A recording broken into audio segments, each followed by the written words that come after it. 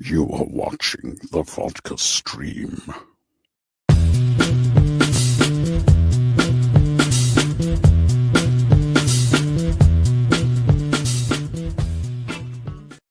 What is happening, everybody? Oh, what's going on? All right. Let's get on and little music right here as the lounge is open. How's everybody doing tonight, huh? Good. Pour yourself a drink. Come on in for some discussions and whatnot. Should be pretty interesting discussions tonight, for sure. Jeez. Some I want to believe type discussions, you know? I got a new toy, guys, so I'm playing with it right now. So leave me alone. Leave me alone. Let me pour my drink here. Getting a little music. Yeah, cheers, guys. Welcome to Friday. Good times. Yeah, I did get a new toy. Sadly, it's not up to not up to par, but it will be soon. What's going on, DC Patriot? It's the weekend. Ready to hear you guys chat it up for sure. I really like Dave. Aside from his winning personality, Zack Snyder might pop in at any given moment just to say hello. Who could beat that? Exactly, right? Who could beat that? Snyder might pop in at any given moment. All right, just checking the audio. Dave, do you personally think David Zaslav read the Batfleck script and was like, why the fuck aren't we doing this? What's that reaction in BVS where he's just like, why haven't I seen this? Why haven't I seen this? That would be pretty sweet. All right, you just use that. Sinfinity, what's going on? Just finished Terrifier. That was a journey.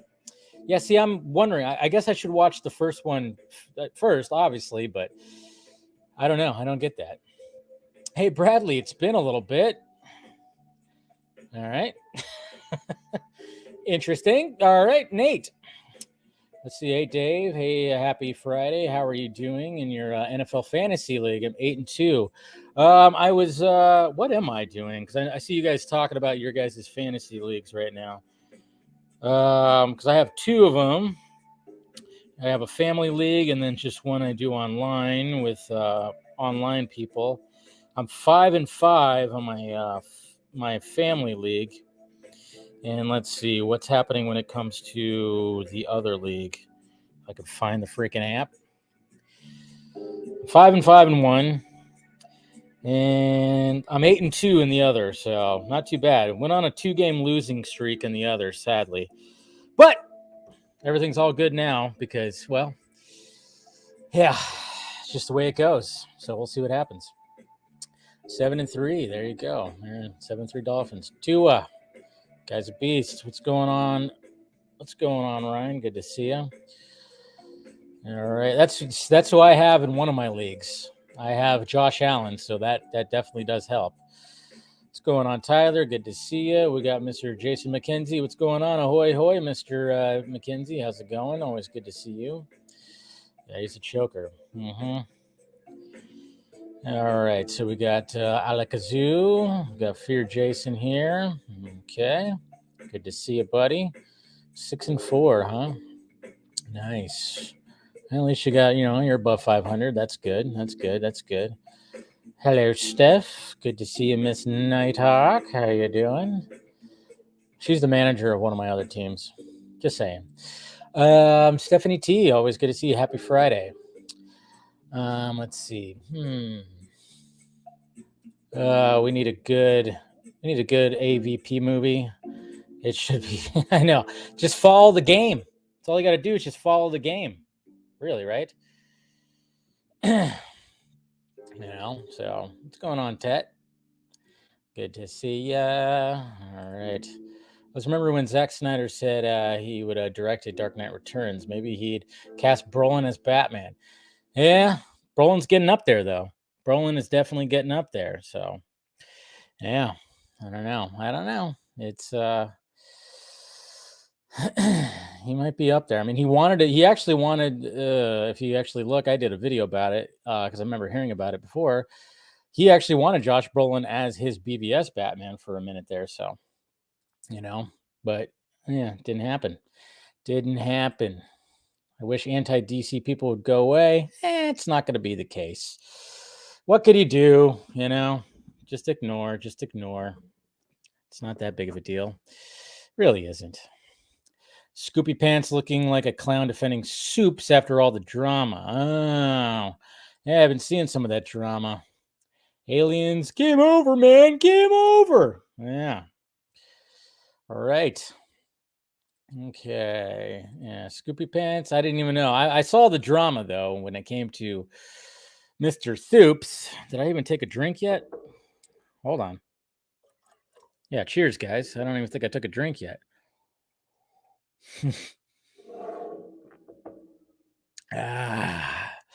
Good times. But I saw the Soups drama. Oh, that kid. Well, I mean, is anybody really shocked that he's secretly a psycho? I mean, is anybody really shocked about that? I'm not. What's funny is when it came to Soups, I actually got him a screener for Zack Snyder's Justice League. He hit me up because apparently I was the guy to come to because I had so many damn DMs. He hit me up to get a screener for Zack Snyder's Justice League. So I naturally thought, all right, well, he's a big personality. He's got a lot of reach. We need as much people to get eyes on this thing as possible. So I got him a screener for Zack Snyder's Justice League. And then I asked if he wanted to come on the stream to, chat it up for a bit. And he ghosted me. Of course he did. Yeah, of course. I mean, yeah, the guy that guy is all about his image and getting all just trying to be as successful as possible and stepping on as many toes as he can. What's going on, Josh Khan? What's up, Dave? I'm a truck driver in Travis Snell's neck of the woods in Vancouver, Canada. That's cool. Vodka stream going to make the rest of my shift very enjoyable. Always appreciate you in the panel. Well, I appreciate it. You're always awesome. You have Josh Allen too. What? Crazy. Danny Dimes. All right. We got Mr. Eric Z here too. Good to see you. TGIF right there. I say, yeah, that would have been a little odd, right? Probably, yeah. If he would have got him, probably wouldn't have guessed. That would have been all weird. That, and he posted a clickbait. Quick bait? Did I just say quick bake? Are we going to have a quick bake right now? Clickbait article about Henry not being signed on for Superman yet. Well, there's some things about that. I mean, yeah. Oh, I didn't know that. But, there's some things about that. There definitely is some things about that. When it comes to this, I think there's a promise. There's a promise there, but is there? I mean, you would think that we would have heard already, oh, he signed up for a multi-picture deal. I think there's a promise, definitely a promise. But I think what the high priority right now is what James Gunn and Peter Safran are trying to do is trying to create this cohesive, this DC Bible. They're trying to do. That's what they're really trying to do.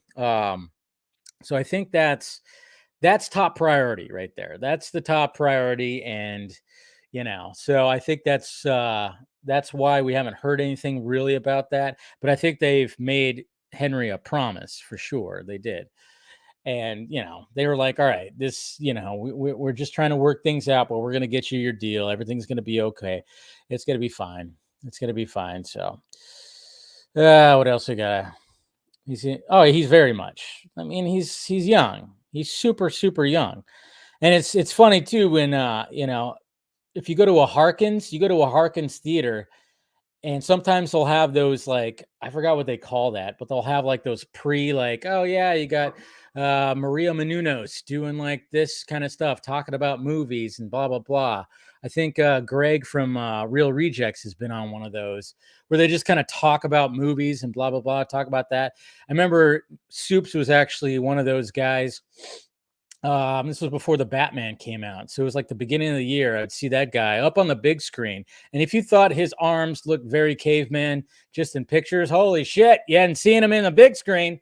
Yeah, dude's got some crazy caveman arms. He does. But that's not his fault. That's nothing he can handle. But it was just kind of funny because they had him like do this, and it was like, dude, they should probably had him put his arms behind his back. Just saying. No, but it was just kind of funny. I'm like, oh yeah, that guy. There he is. He's up on the big screen. Yeah, he ghosted me. So yeah, it's all funny. What's going on, Draga? Good to see you, bud. Good to see you. Dave want drugs? What? You want drugs or I want drugs? No, I don't want drugs. Not right now, at least. No, not right now. Regal Cinemas yeah. Maria Menounos. She's all over the place. She's always all over the place. She's always doing all kinds of stuff. She works big time. So he's a dumbass, plain and simple. Yeah, I know. It's like, I just like to have that kind of personality. I mean, again, I'm not a reaction kind of guy.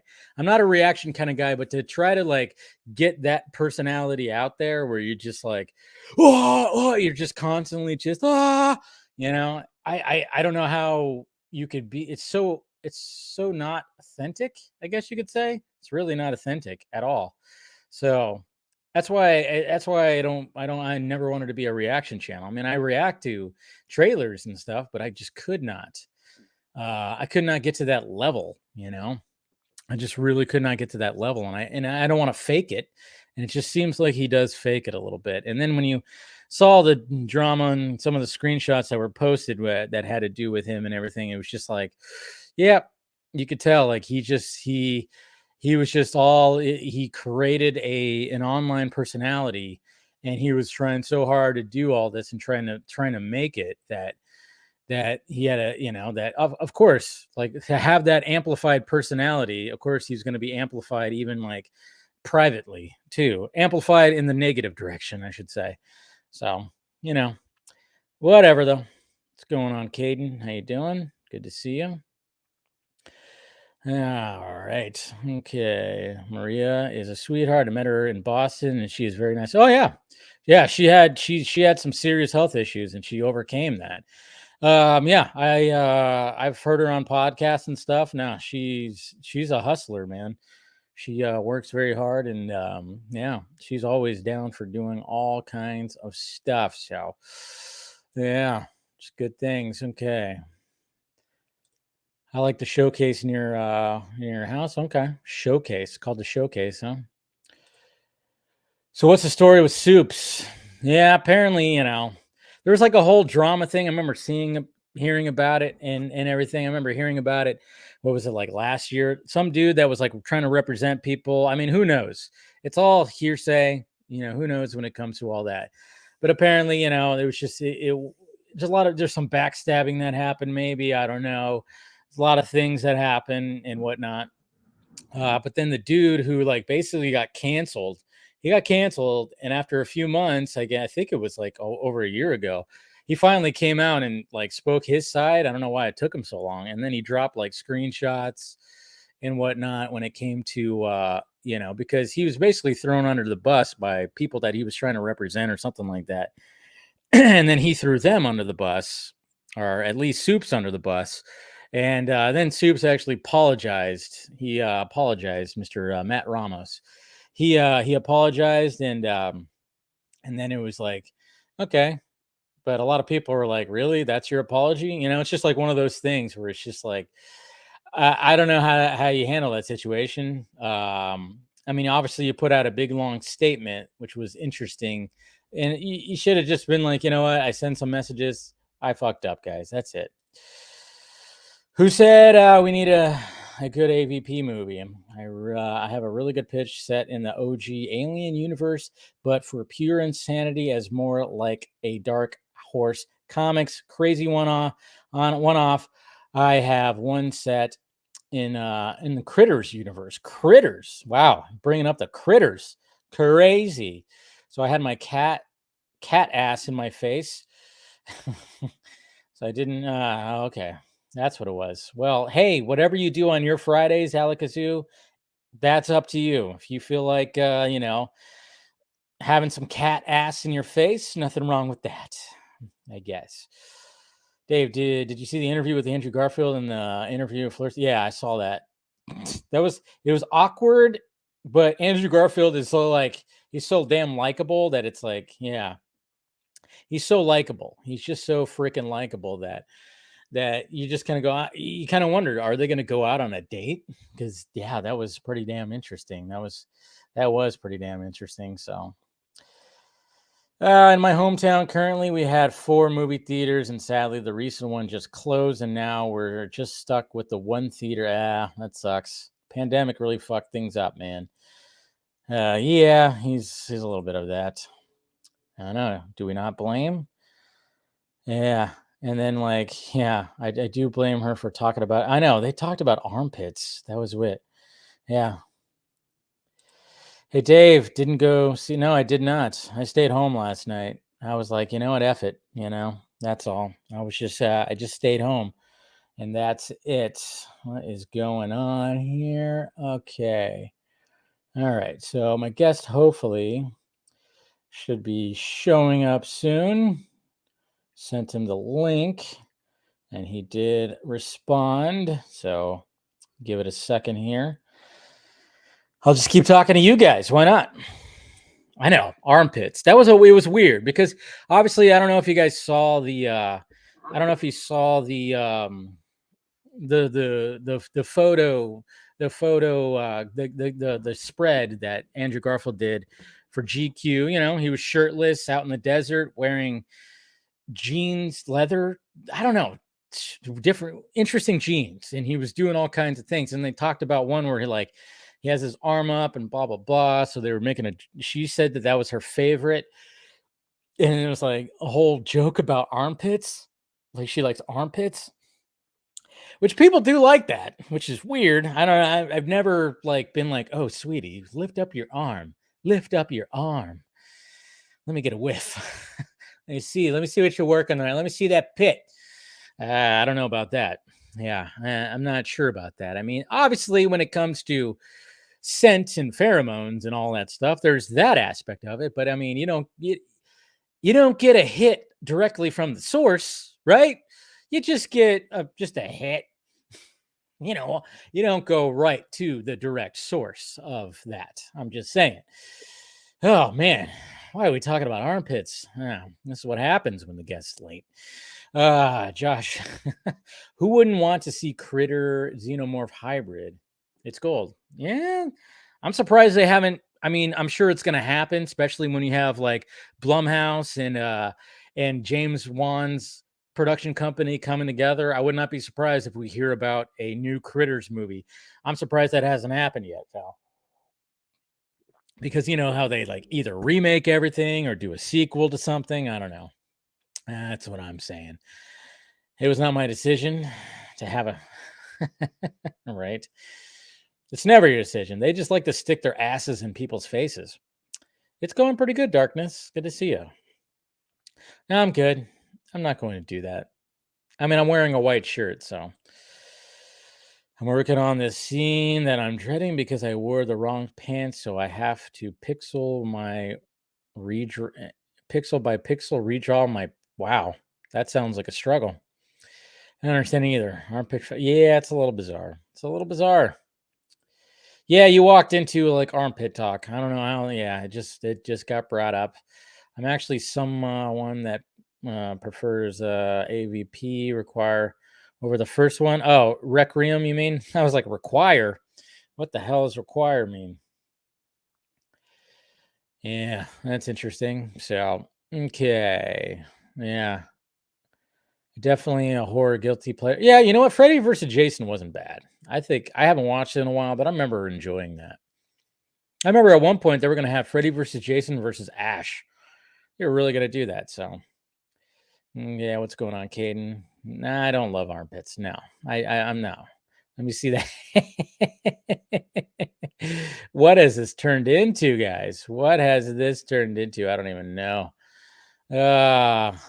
Yeah, feet people are interesting either too. I'm just like, yeah, that I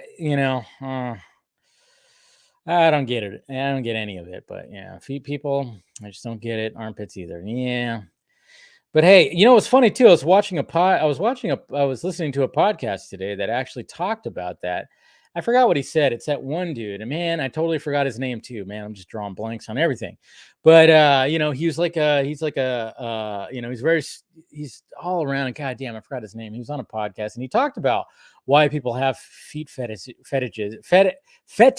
I can't even talk right now, man. I swear, I'm not like drunk already, but I just can't seem to say things. But yeah, he explained why, but I was working, so sometimes I don't process everything. But yeah, he was explaining why some people have that.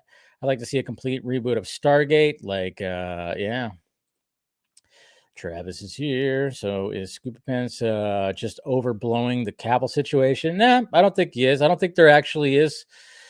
There hasn't been a full on deal that's been made. I think there's a promise of a deal, and there's still. I think the top priority right now, because Gunn even said, confirmed that it was true that they are going to basically in the next couple of months have like their whole little DC Bible ready to go. And you know, they're not going to reveal it to us. You know, they're not going to reveal it to us. It's going to be revealed in house. So that's what he confirmed. He said, yes, it's true that in the next couple of months they're going to be able to have that cohesive DC Bible, but they're going to reveal it to, they're going to basically show like, hey, this is what we got when it comes to that. No deals are going to be made, you know, and again, guys, it's all about where Warner Brothers Discovery is right now. Warner Brothers Discovery is still trying to save money, trying to do all that, save money and you know, trying to try to get that cash flow going and everything like that. So I think like they were like, hey, when it came to Cavill and convincing him, it's like, hey, we want you back as Superman. We're gonna get you a deal. Don't worry, it's gonna be good. It's gonna be great. It's gonna be everything. You know, if you're down for it, but there just hasn't been like the full on deal yet, because I think they just got to figure out exactly where they want to place him. I think that's what it is. It's like how often, because obviously every appearance that he's going to make, cameos and the films that he's actually going to be in, solo films, crossover films, I think they're trying to work that out to try to be like, all right, so then they could work out the deal. So that's what I think it is. I mean, obviously, when it comes to Scoopy Pants or Grace or anything like that, they want to just be like, hey guys, whoa, what's up, Snyder fans? He hasn't been, so they like to like poke the bear like that a little bit. But it's like, you know, let's talk about the logistics of all this thing. It's like, no, it's not like Cavill is just going to go, yeah, it was just a one-off. No, not a one-off. I don't think he would have done it if it was a one-off. I think, you know, it just finally got to a point where we can get him back and there's a promise of a deal. So, excuse me. Oh yeah, everything is just mining old ideas these days. Well, horror is trending. Yeah, true. They definitely are. So, yeah. Let's see. Yeah, I know. Really? Right? Have you ever got that blue light filter in your glasses? I've ever since I know. Oh, really? No, I don't have that. I've heard about that though. I remember the theater was just packed when, yeah, right? It definitely was. Okay, so I don't know where my guest is right now. He did send a like to my message. I was sending him the link. So, didn't they do a Freddy, Jason, Ash as a comic? Did they? Is that what it ended up turning to? Yeah, Flagrant. Yeah, I forgot what that doctor's name. Totally just drawing a blank on him, but yeah, yeah, Flagrant with Andrew Schultz. I love that guy. Butts are great. Butts are great. Love butts. Who doesn't love butts? Come on. We talked about the stream. Yeah, Superman, aliens, and armpits, right? Right. It's not great, but it's fun to watch if you view it as a stand-up slasher movie and can say overall it's better movie than the first one. Yeah, I guess so. We're Scoopy Pants trying to gaslight the fans that we're excited. Lampooning our hopes. I think it's just one of those things where, yeah, he knew that it's all about, they knew about like the engagement. See, that's the thing. That's why I always tell people don't engage when you see that stuff. I saw it come across my feed and I went, okay, well, I'm not going to engage with that because they know exactly that. All right, we have this. Okay, we've confirmed that there hasn't been a deal set for Cavill. So how do we get engagement for this article? Well, let's let's poke the Snyder fandom bear, and they did. So Andrew Huberman, there it is. That's what his name is, Huberman. Yeah, I know, because yeah, exactly. And they started off because Andrew Schultz has a foot fetish, so he was explaining why that is. So, all right, can we get off the whole fetish things? I mean, it is the Vodka stream on a Friday, so I mean, I get it. So, all right, okay, top. Let's see, Devotion looks like yeah, that does look like a pretty good movie. It does. And Top Gun Maverick, you could see it in the. Oh, okay, interesting. What do you think of Wands? I think that's a good idea. That's a good idea. Could it be? I mean, I wouldn't be surprised if Juan was actually friends with Hamada because they work together, conjuring stuff like that. So, I mean, I don't doubt that they're buddies. I will say, even though I'm not the biggest Gunn fan, I appreciate him. Yeah, I know, right? That's what he's been doing. That's really what he's been doing. Anyways, all right. Well, I'm gonna start inviting some other people on here then. Let's see.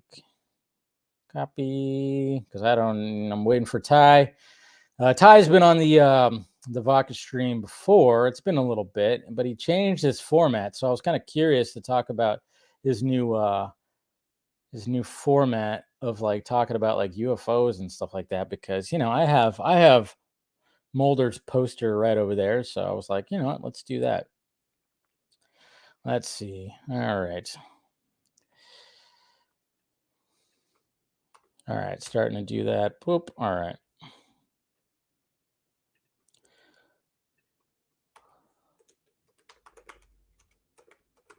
And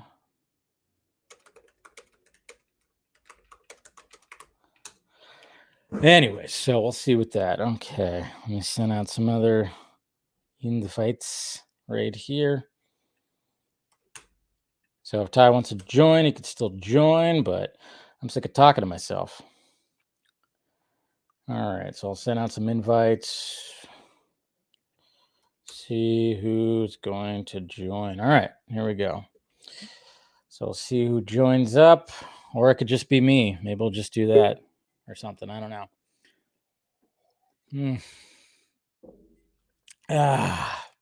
Good times. All right. Take a little drink.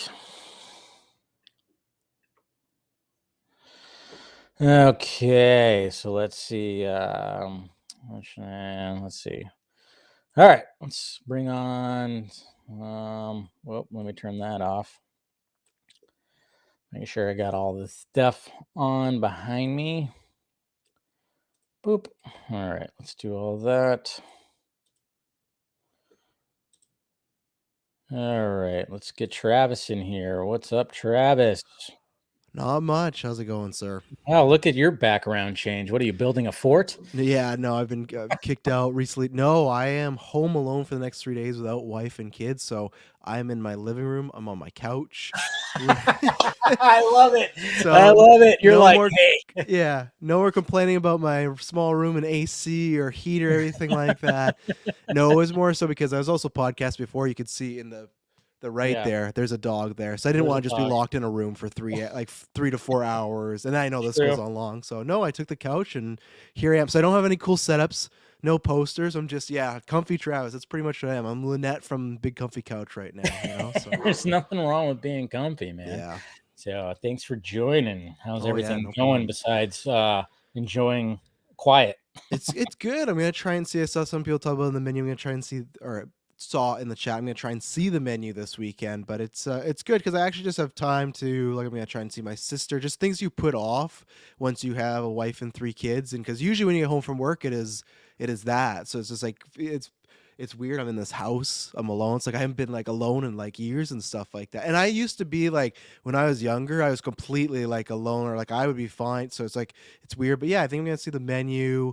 Got some rest and stuff. Gonna try and hit the gym a couple times. So yeah, I'm honestly not gonna be lazy. I'm gonna do as much things as possible and order a pizza tomorrow. So look at you. I got it all planned out. Yeah, I'm solo single Travis right now. So yeah, that's about it. So when it comes to pizza, what do you have a spot up there in Kenyatta? So like there is this place called the Red Swan, and it's really good because it's an East Indian family. And the thing is, I love butter chicken. That's probably my favorite dish. And I've always tried the different butter chicken pizzas that have been up through the world, but they never can get a good consistency between the butter chicken sauce and like pizza sauce. They always fight each other. But this family is great. The crust has sesame seeds on it, so if you like that, you'd be all for it. But it's really good. So I'm just gonna order a couple. But it's one of those where it's like gourmet pizza, and I don't want to ever order it with the kids because it's just a waste of money because they're gonna take a couple bites and it's blah, or they're not gonna eat the crust. It's like no, when I get this gourmet pizza, it's just gonna be for me. But yeah, the Red Swan, that's like the geek first place. We found it. It's close to where we live, and it's really good. But yeah, they make a banger butter chicken pizza. Really good. Damn, that sounds delicious. Good thing I ate before started streaming right now, but goddamn, yeah. now pizza sounds good. This No, is I'm gonna shows I'm a single guy right now. This was my dinner. I just ate chips. That's all I Oh, ate. I just man. like took that, ate that podcast, got some eggnog in a bit, you know. Oh, you got some eggnog Oh, I going on love it. Are you too. team eggnog? I'm a team eggnog. You know what? I mean, obviously I have a little rum in mine, but Yeah. but I it's funny because growing up, just the time just hearing eggnog sounded just disgusting. Because you hear that eggnog and it's Yeah. like, what is that? And it's like, and I just always ignored it. But then like I got older, and then I was probably like a few years ago at my cousin's, and they had eggnog, and I had some. I was like, oh wow, so this is actually very good. How about that? I was Mhm. totally wrong, just because it's called eggnog, and it just Yeah. does not Why you want sound. egg in your Yeah. mouth? Yeah. I mean, I like eggs in the morning, but But not does it? like it's a liquid, right? Like that's not Yeah. you're not Rocky, you know. So no, I was in the case where my entire family loves eggnog, and then when I grew up, I found so many people that think eggnog is just disgusting. Same thing. Look at Nighthawk in the chat says as cilantro. Same as my wife. She hates cilantro. Cilantro's fantastic. It doesn't taste like Okay, soap. I'm What's with her going with on? cilantro. We What? agree on cilantro. I can't. I'm half Mexican too. That's what's sad. You need I on that? can't. You need on pasta? Come on. Yeah, on pasta. On Oh, pasta, what are you yeah, 100%. doing, Some dude? Don't. basil, some No, I get the basil. You're gonna throw cilantro on your Oh pasta? yeah, as What are you much doing? spices as possible, or just like Ugh. herbs and everything. It's good stuff. No, no, no, no. It's not. That's not good. That's Oh. not good. But I realized, I think my guest, the reason why he's late, I think he thinks it was supposed to start at 9. Now, if I remember his tweet correctly, I think he thought that it was because he said something about midnight his time, and he's on the East Coast. Oh, there you And go. I was like, oop, no, it's actually 11. He's just sitting there Yeah. waiting and stuff like that. But yeah, no, cilantro's great. Eggnog, it's just, but it's the time. I'm an eggnog fiend. I probably put on 5 pounds of eggnog around this season because I Oh yeah. usually, when I go shopping, I'll buy 2 quarts of it. I'm not just buying one because I know I'm going through that in 2 days. So buying two, it's good stuff. It's good. It's good. I know. We're finally reaching that time of the year where we're just going to start stuffing our faces. I mean, it's starting for me tomorrow because my nana, it's her 90th birthday tomorrow. So wow. we're all going to a place, a Mexican restaurant, higher class kind of thing. So we got to dress up, and then we're going to be doing all that. And then of course Thanksgiving for us, because you guys Yeah. already had your Thanksgiving. Yeah, where's in Right? October? We got the Yeah, better that's version. so interesting. The better Mhm. version. Well, I feel like it's a good space. I feel like because people always talk about this, how people, I feel like in America just skip over Thanksgiving because they're all focused on Christmas right now already, right? Where us having in October, there's like a good space between Thanksgiving and You're correct. Christmas to have its own time. Where Mariah Carey, the day after Halloween, she's Fuck. tweeting out Christmas stuff. And I Yeah. love that song. Don't get me wrong, but I feel like Thanksgiving for you guys doesn't get to do it should, It's just skipped over, but stuffing, Stuffing's great. Yeah. That was another thing when growing up. I was like, "What is that? Gross!" And then all of a sudden, it was like, you get older and you go, "Oh wow, this is actually really good." Put some gravy on it. You mix it in with all Mhm. the other stuff. It's great. But yeah, I think you know what. I actually would agree with you on that. To be honest, maybe we should. But it's like obviously we've been doing Thanksgiving and the last week of November for so long, it would be hard to break that. But Oh yeah, never. because I get, fuck. I mean, when I went to the store before, like an hour before we went live right now, it's like, Mhm. I pulled out of my apartment complex, and there's a house like right over there, just decked to the nines of Christmas. I'm like, Oh, yeah. Jesus Christ, guys, it's not even Thanksgiving yet. I'm like, Yeah. let's hold back a little bit. And I see people already in, there's commercials already for Christmas. It's like, yeah, maybe there should be like a little bit of a buffer, more of a buffer between Thanksgiving and Christmas. But then at the same time, it's like, well, you got a month of just like stuffing your face. Mhm. So then you can make that resolution of like, I'm going to lose weight. And you don't. Nobody does. No, you don't. And it's just the worst because I'm like, oh, yeah, I'll get to the gym, do all this stuff. But it's like November, December. It's not even that you're eating more like warmer stuff and baked goods. Like that's time where like, oh, I want to get some cookies. Like even the eggnog. How many calories are probably in that eggnog I'm consuming every week? Oh, But I don't Jesus look. Christ. I'm just a fiend. I just drink, Come just down it, go to the next glass, just down it. Like, no, but it's all right. We're cooped up. No one's seeing our bodies, stuff like that. And it doesn't matter. Let's If you want to eat as much as you want, eat as much as you want. Be happy. Nah, yeah. When it comes to winter time, I mean, it gets colder. I mean, especially up there with you, Yeah. and it's like, yeah, you got to put on that extra little, insulation. That's all. Exactly. You got to put on that, and then when it comes to, into next year, you start trying to cut a little bit. But yeah, no counting calories around this time. That's for damn sure. So No, it's all yeah. good stuff, But anyways, so what's going on in the Geekverse? First off, I think that you haven't been on since your charity stream. No, I wanted to last week, but it didn't line up because I had an in-laws like anniversary sort of thing. I don't know. But anyways, it was just a get together. But no, again, a big thank you to yourself who hosted that. Fucking Wildcats. Wildcats cost my team the win right there. I would have never got it, but no, we got some rest. It was good because the last weekend after that, I didn't do anything. There's a lot of prep. Like you've done like charity streams and streams with guests. Like the amount of times when you have like 10 plus people, it's the DMing and it's just like, and I felt so bad. There's times where I forgot to, and I should tell this story. So right before, so I do with Zoom because StreamYards, if people the fourth wall, you can only have 10 people on StreamYards. So we did Zoom because that we know we're gonna have 20 plus. So right before Roka was supposed to host the Marvel thing, and I've DM talked with Roka and we talked on this when he was on here. Great guy, and it's fun having him on. But this is the first time he's on the show, so I want things to run smoothly. We're getting everybody in and stuff like that. They're giving their handles, and right before he's about to ask his first question on the Zoom call, I get this meeting will end in 10 minutes. Because what happens is we have a Geek First business one, but I logged into my personal accidentally. Yeah.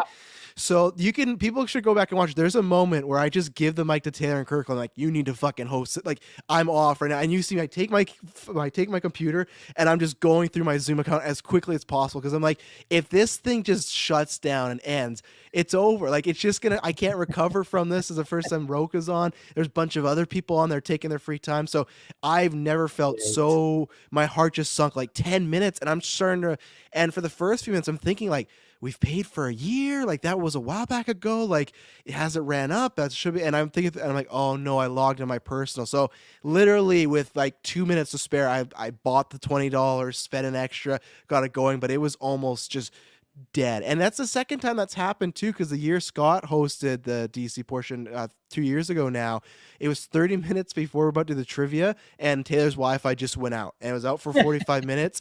And I just remember, and I don't, no offense to everybody, but they kept messaging me like, is it still on? Is it still going? I'm freaking out. We're on the phone with the internet people and I'm just getting DMs like, is it still on? Is it? And I'm like, I hope so. So like the trivia thing's cursed, but no, it's after that week, I think I only did like a couple podcasts. I was dead. I was done. There's a famous photo of me just sleeping on the floor somewhere. I've never crashed like on the floor. I was just beat that day. So it was, oh yeah. I'm sure. I mean, the fact that you do all that, it's just like, it's crazy, but it was a lot of fun. But man, I didn't expect it to be so quick. It went quick, like for me. Like I'm obviously you had the difficulties with Rokon, and I was like, I remember you were DMing me too, like, hey, it's gonna be first video like this, and then I was like, it might be late. Oh no, it's good, because it's just you just never know, because you never want to be rude, but there will be in between a question and then everyone's chatting, and you don't want to cut them off. You don't want, hey, stop fucking like being people. But you're like, hey, I am on a like I'm sitting here like I like your car story, but I got a guest waiting here. Like I gotta get this going and stuff like that. And yeah, this year we put the time limit because last year we didn't have a time limit, and it went. People took their sweet ass time to think of the answers to that question. We're like, no, we're giving everyone 45 seconds, get it done and stuff. So, but no, it was a good time. So no, it was a good time, and it was funny too because like pretty much like I'm one of those people that I did wait till the last minute. I waited till Saturday after having a vodka stream. I could tell Friday you're like, so many questions. Yeah, I was like, wait a minute. It was like, oh yeah, 20. Oh, okay, cool. Yeah. But you know what? But then I was like, because during the week I'm busy as all hell. Oh yeah. So like, it was funny though because I did have questions that I was thinking about. So I had some in my brain, like maybe like 4 or 5. Yeah. But I was like, all right, Saturday, I'm gonna wake up. Just obviously and then that's what I did. And then it was funny too because I even started like, oh man, when I was thinking about Watchmen, I was like, I haven't watched Watchmen in a while. I put it on, And so it ended up being cool because it was, I just did it all that day and I was like, all right. And my whole goal was to stump Scott. And you did it. Yeah, you did. And I did. And I knew which ones. I was like, all right, I think Scott would stump that. But it was funny though, when it came to that, like you said, the Gotham Wildcats, which was because nobody expects that because it was funny. I think there's been times where it's been called the Gotham Knights, like and I think I was confusing with Dark Knight Rises. It's a Gotham something too. I can't remember what it is. Someone in the chat let us know, but it's something not Knights, but something like almost Batman or Gotham Dark related or something.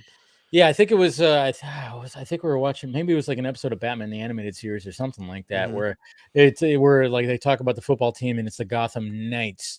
Which that's the obvious answer. And I was even stumped on that too. And I was like, for some reason that was one of the questions that I thought about. I'm like, maybe I should think about like something about those 2 football teams in BVS because they show it briefly in the Ultimate Edition, but then they didn't show like the actual names. So then I was like, okay, but then obviously Vic Stone plays for, and I'm like, what? And I even was like, is it Gotham Knight? And I typed it in, and I was like, what? It's Wildcats? So it's so funny before the questions too, because I said, just keep it live action theatrical. He said just theatrical about the Snarka and everything. I'm like, oh yeah, of course. Those are like bigger releases and stuff like that. Lo and behold, that would be the question that took my team down. I should have said nope, just theatrical. No, but no, we always keep it that because it's just with the shows for even Marvel and like Marvel stars, it that's too much of stuff. It's same thing with comics because at that point, like we want it to be tough, but we also still want to give people a chance. And most people have seen most DC movies once, except for my guys in the Geekverse. They've seen like I said, they haven't seen nothing. Dylan hasn't even seen one Keaton movie. There's some movies that just pass them by as a kid. But at least with even you waiting the day of, it's like if you've seen a lot of these movies, you like got ideas like, oh, I could ask about this and ask about this and stuff like that. So that's why I remember when I was when you said like, oh, okay, it doesn't, because I was thinking, I'm like, oh, is it spread? It's not spread around comic books, I don't think, but is it shows?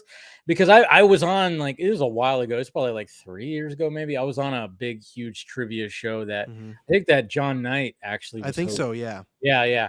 And I kept getting the fucking CW. Questions. I'm not answering. In the Flash season 8, episode 6, what happened to Iris? It's like, no, I'm gonna just wave the white flag right there. I'm not. I didn't have jack shit. So when you said just strictly movies, like, thank God, because I don't have to like have to research like that kind of stuff. So it was just kind of like it was like, oh man. So but when it was movies, I was like, cool. And then I was like, all right. When I came up with that one that stumped Scott first which was the Superman 2 question. And it was like, okay, who's the dude that beats up Clark in that diner? I was like, I wonder if and it was funny because Ray goes, I actually know this. Yeah, he was like, freaking out in the back. So good. I was like, that's so great. But let's go ahead and bring my guest in here who was supposed to be in here, but I think we had a little snafu when it came to the time, but it's okay. But we're gonna get him in here right now. Mr. Ty, what is happening, sir?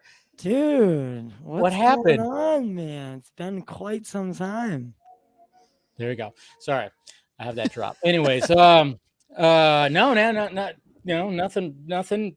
Just chilling right here. I think we got a little confused with like which time. I think I fucked that up. So shit. No, Sorry, can I swear? No, of course you can. That's how long it's been, man. I know. No, you can swear all you want. It's fine. It's fine, man. No. I remember because I saw your tweet and you go like, "Hey, midnight Eastern time." I'm like, yeah, I think wait I a minute. fucked that I up. think you got your time a little bit off, and I was like, "Uh-oh." So I gotta go back to school. So when you weren't showing up, I was like, "Oh shit!" I think he might think it's actually at midnight his time. Yeah. So we're good. We're For good. some reason, I always associated the vodka stream with midnight, and I think I never got that out of my head.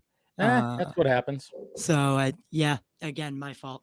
No, but thank you for having me, and I got some things to say. Definitely things I've been, when you asked me to do it last week. By the way, Kevin Conroy, man. What a beat.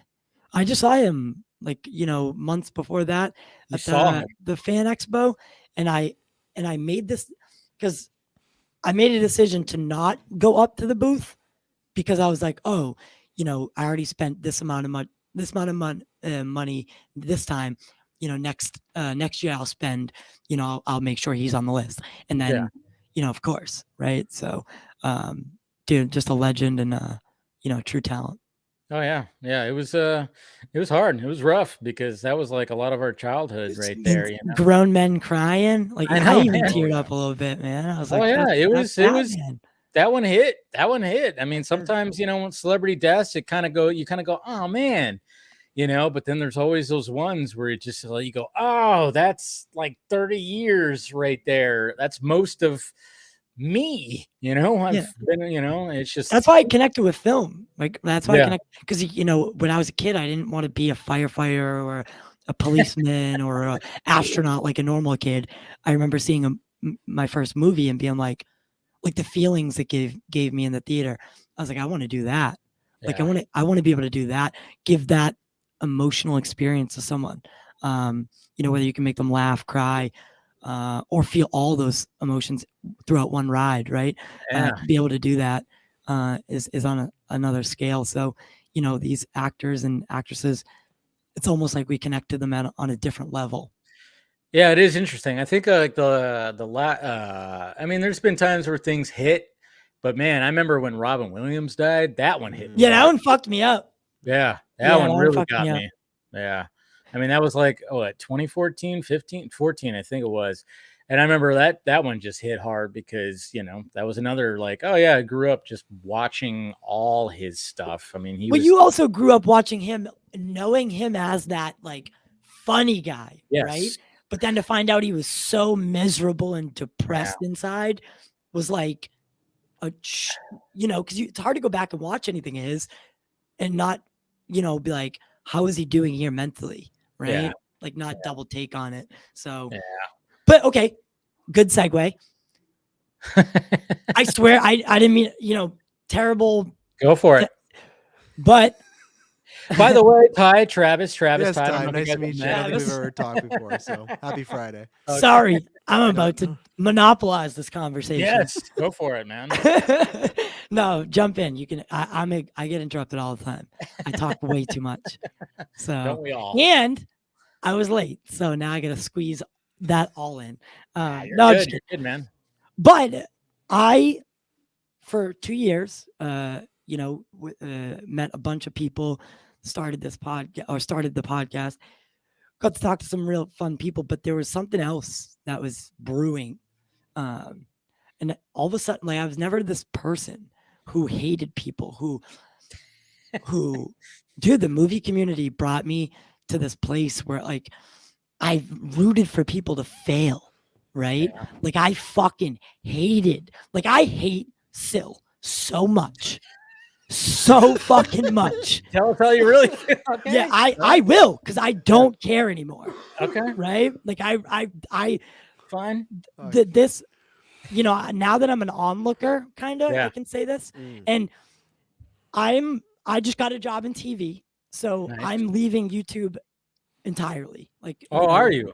Yeah. So I can't say what it is, what's like we have a date of I think January that I can actually like talk about more in detail because like the NDAs and stuff. But I actually met some really great people, and I mean it's not movie based. It's the other thing, but I mean this is the door that I've been looking for. And I've just gotten so much, like it's just been a crazy ride. But congrats, the movie community, yeah, thanks. The movie community, I feel like I was punching up a lot, and it was turning me into someone I wasn't, or I didn't want to be. So I want to look onward. I still have Captain America tattoos; those aren't going away, right? Nothing, no passion's gone away.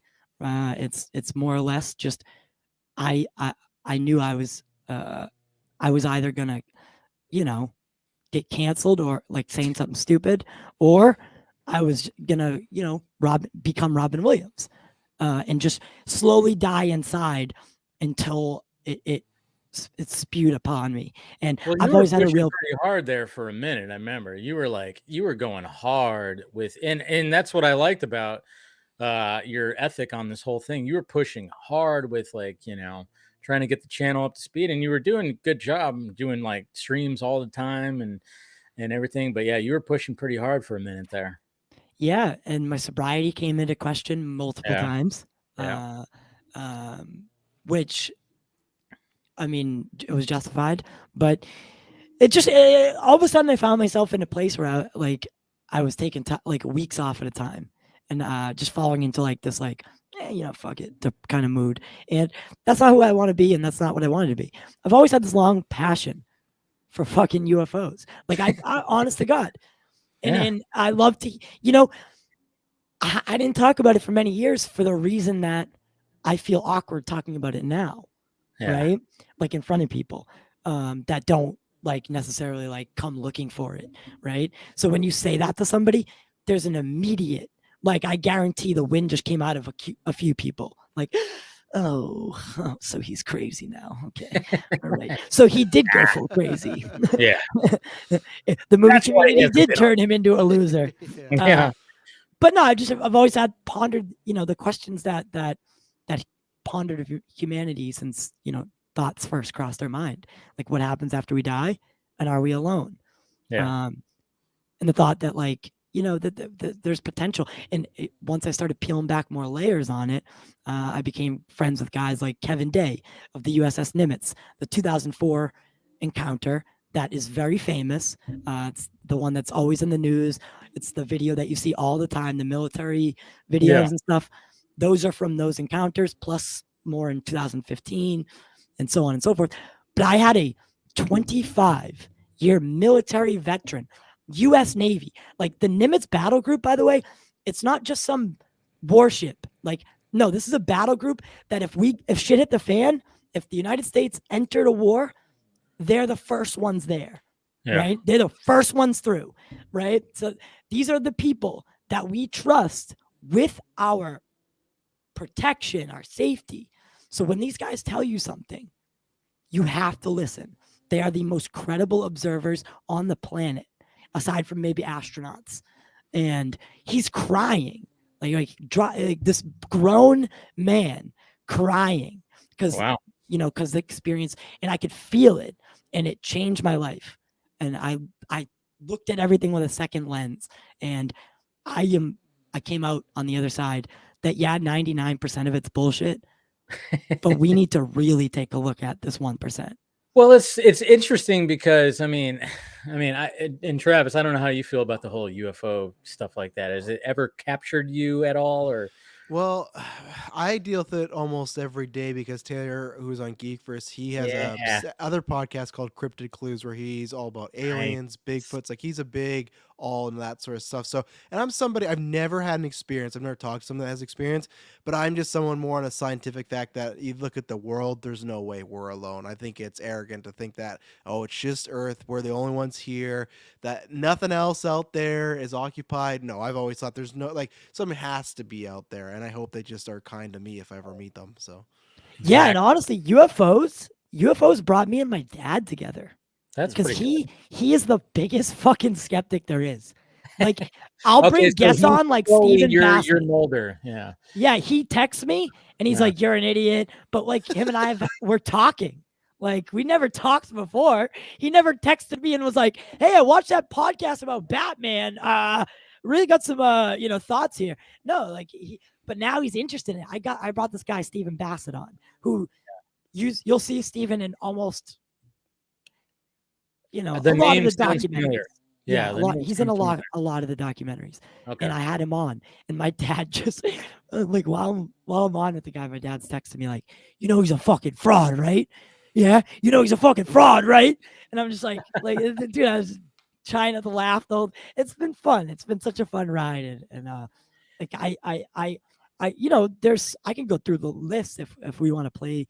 If you got some time, but of course, I mean, there's some cases all the time, but no, I mean, like one of the things that's why I reached out, because I was noticing that, you took a little, a left turn, and you're like, all right, you're not talking about movie stuff and cultured stuff anymore. It's like, it was strictly talking about UFOs and everything like that. I mean, and when I hit you up, I mean, I even took a picture. I'm like, oh, I have Mulder's poster right there on my, I didn't believe it.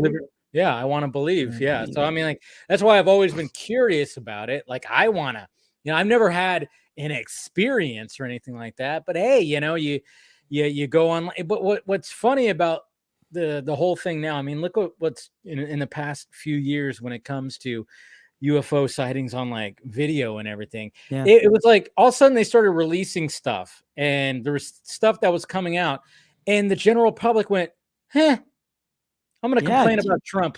I'm going to complain about this. I'm going to be political and blah, blah, blah. And I'm like, do you guys realize that there's some like videos out there of like these pilots that have seen all this stuff? And it's just like, I'm like, how are we not freaking out about this? Because now all of a sudden this shit's happening, more. As a podcaster, as a journalist, as all these things, this is the biggest fucking story of human history, not just a decade.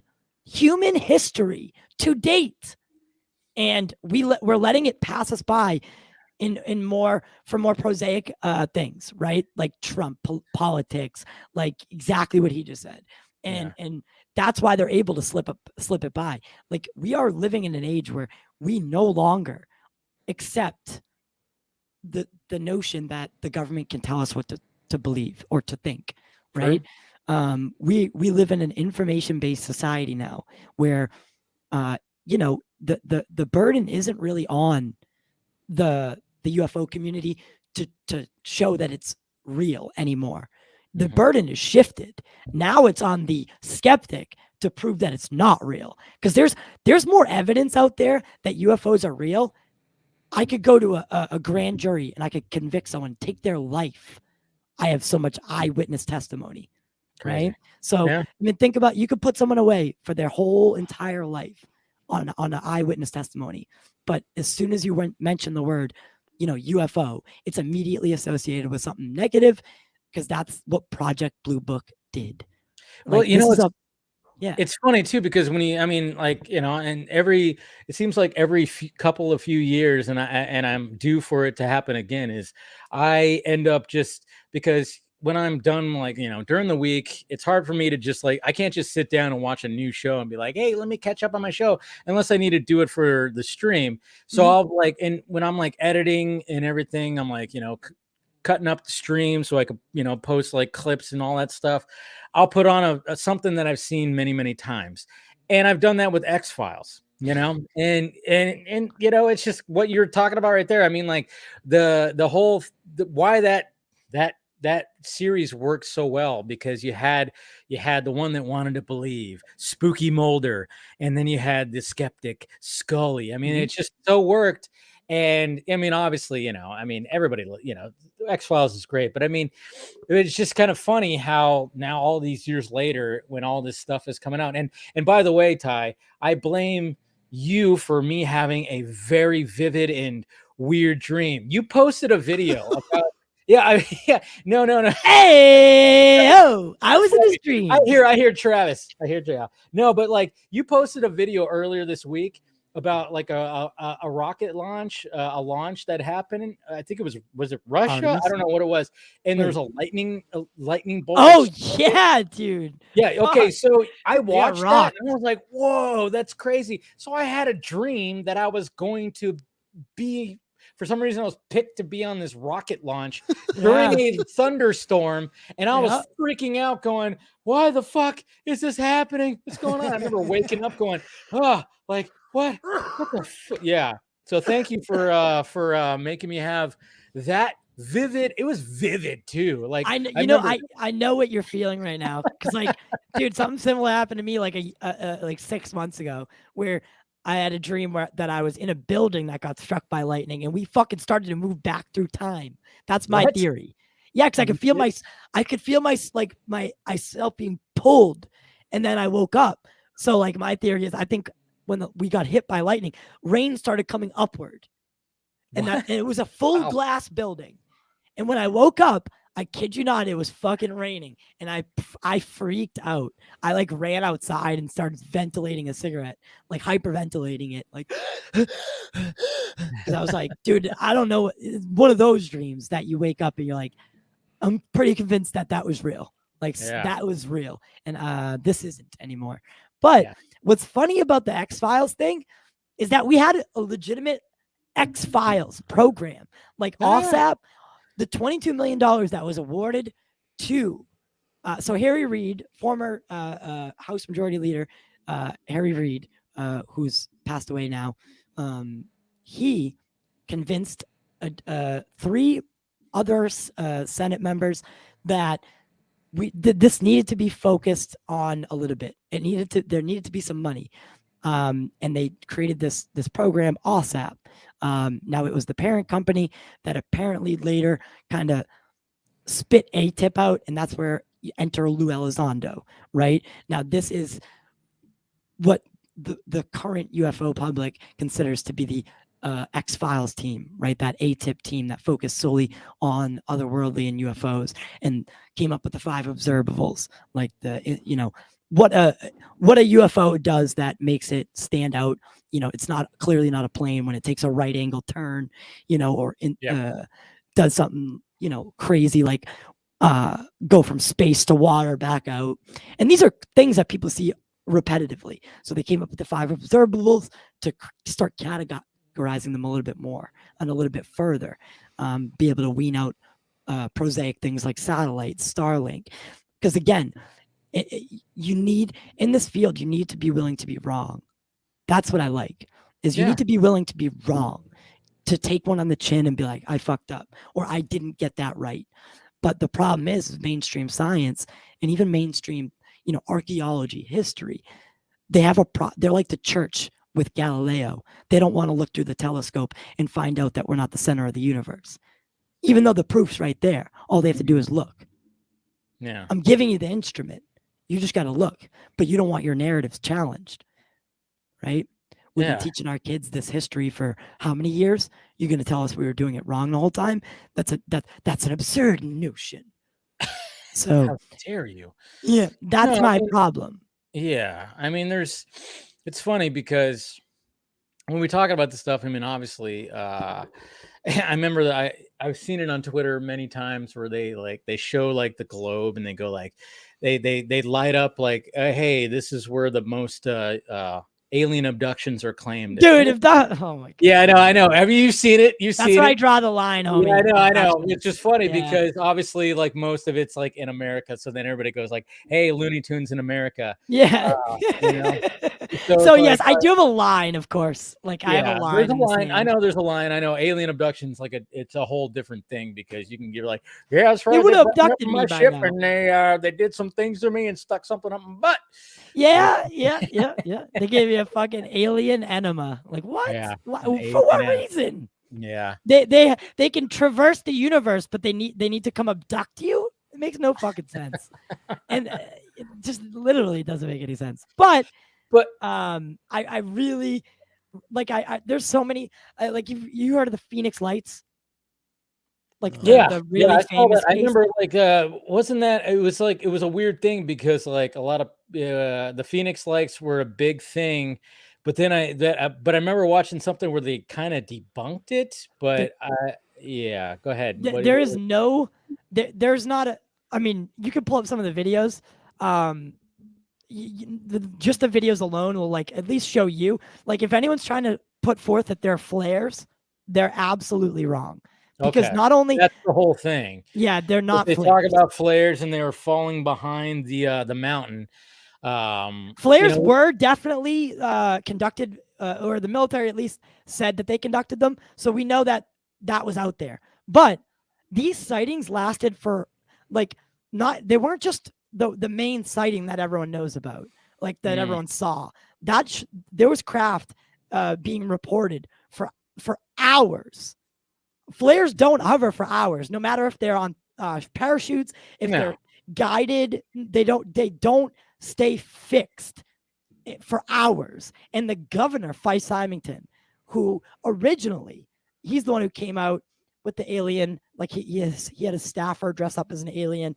And, he later on said, like, there was actual panic building and I needed to relieve the tension.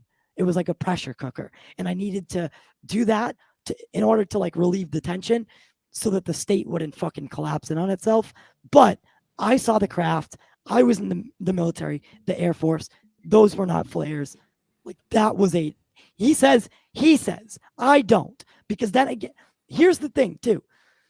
UFO does not mean alien. No. I've never said that. Flying object, right? Yes. Whether could be interdimensional, ultra terrestrial, like if it's any of it's true, it's all fucking true. Right? That's the way I look at it. I don't know what the hell it is. If I could tell you that, then we wouldn't be having this conversation.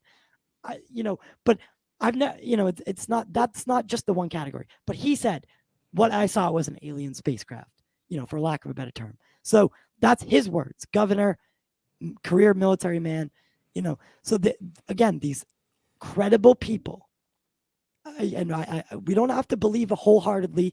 If you haven't seen it with your own eyes, I would always have some reservations and some trepidation, always. Yeah, it's always it's always a touchy subject because we got the claims from the crazies out there that say, I was brought to this and brought to that.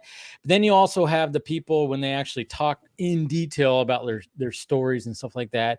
I mean, the person that I always think about when they talk about at least having that, I guess you could say, what do they call it? They call it like you got a close encounter. You got the first kind, the second kind, the third kind, and the fourth kind. Yeah. So there's CE 1 through 5. 5 is CE 1, 2, and 3 were created by J. Allen Hynek, right? That was the original Blue Book scientists. Then 4 and 5 were added later because he didn't necessarily believe that it went past like a sighting. Right. So he didn't categorize those, but 4 and 5 came later. 5 is human initiated contact. That's a whole different thing, right? There are grifters in the UFO world. Let's just put it that way. Yeah. Let's just put it that way.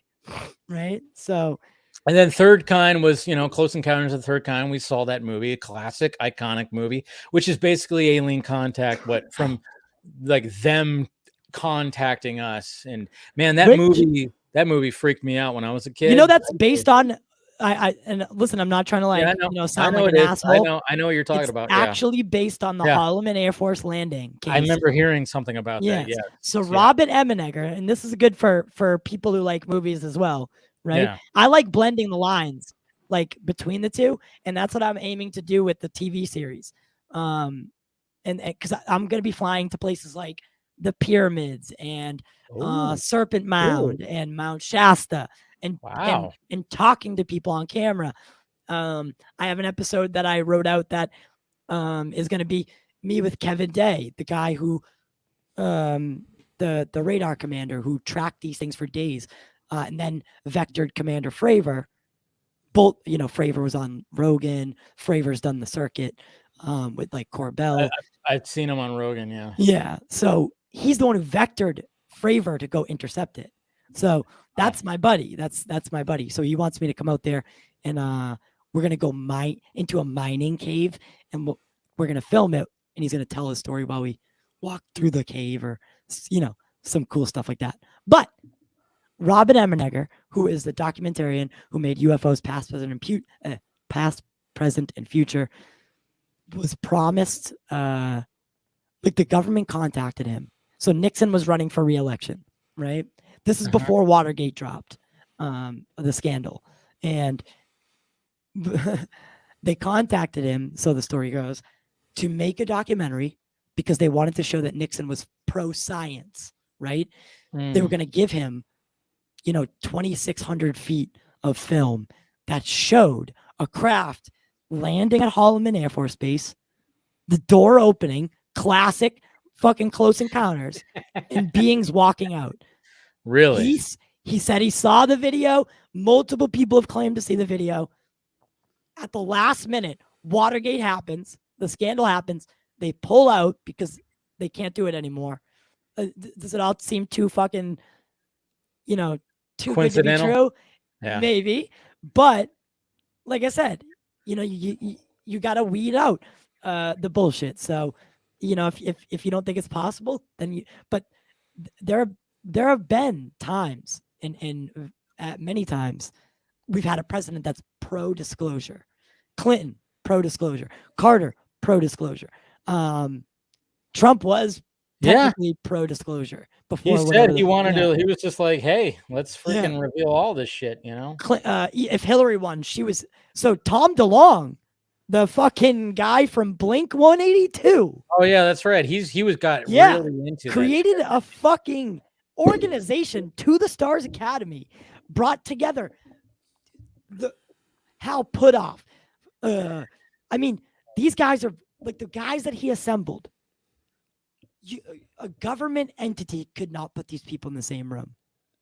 It was remarkable. Chris Mellon of the Mellon bureaucratic dynasty, right? The guy, it's people from Lockheed Skunk Works, like heads of Lockheed Skunk Works, which develop our secret technology, like our secret aviation technology for the government. Put these guys all together. Lou Elizondo from the ATIP program, and they created To the Stars. And they were working with Hillary Clinton and John Podesta to formally disclose the truth. And then Trump won the presidency. Yeah. Remember the hacks, the DNC hacks? Yeah. John Podesta's emails got hacked. That was the big one. And all the emails, people were like, okay, there's some weird shit here. Alex Jones tried saying that like Hillary Clinton ate fucking kids or something, because of some emails. But Pizzagate. Yeah. Pizzagate. That guy's a Looney Tune. Oh, of course he is. But in those same bunches of emails, there was also the Tom DeLonge email. So they were like, wait, why is the guy from Blink 182 talking to John Podesta about UFOs? What the fuck? It that's was very random. Email to come across. Yeah, when I found out that Tom was all into that stuff, I'm like, is that why he's not in Blink 182 anymore? And then he showed up on Rogan too, and I watched that, and it was interesting. It was interesting to see that. But and then they just announced the tour. Oh yeah, I know. Now they're back together. So we got somebody else that's going to be joining right now. What's up, Casey? I gave you a different drop that time. Hey. What's going on, dude? How you doing? Hey, Casey. I'm doing good. How are you? We're good. We're doing good. We got Travis. He just got some more eggnog, it looks like.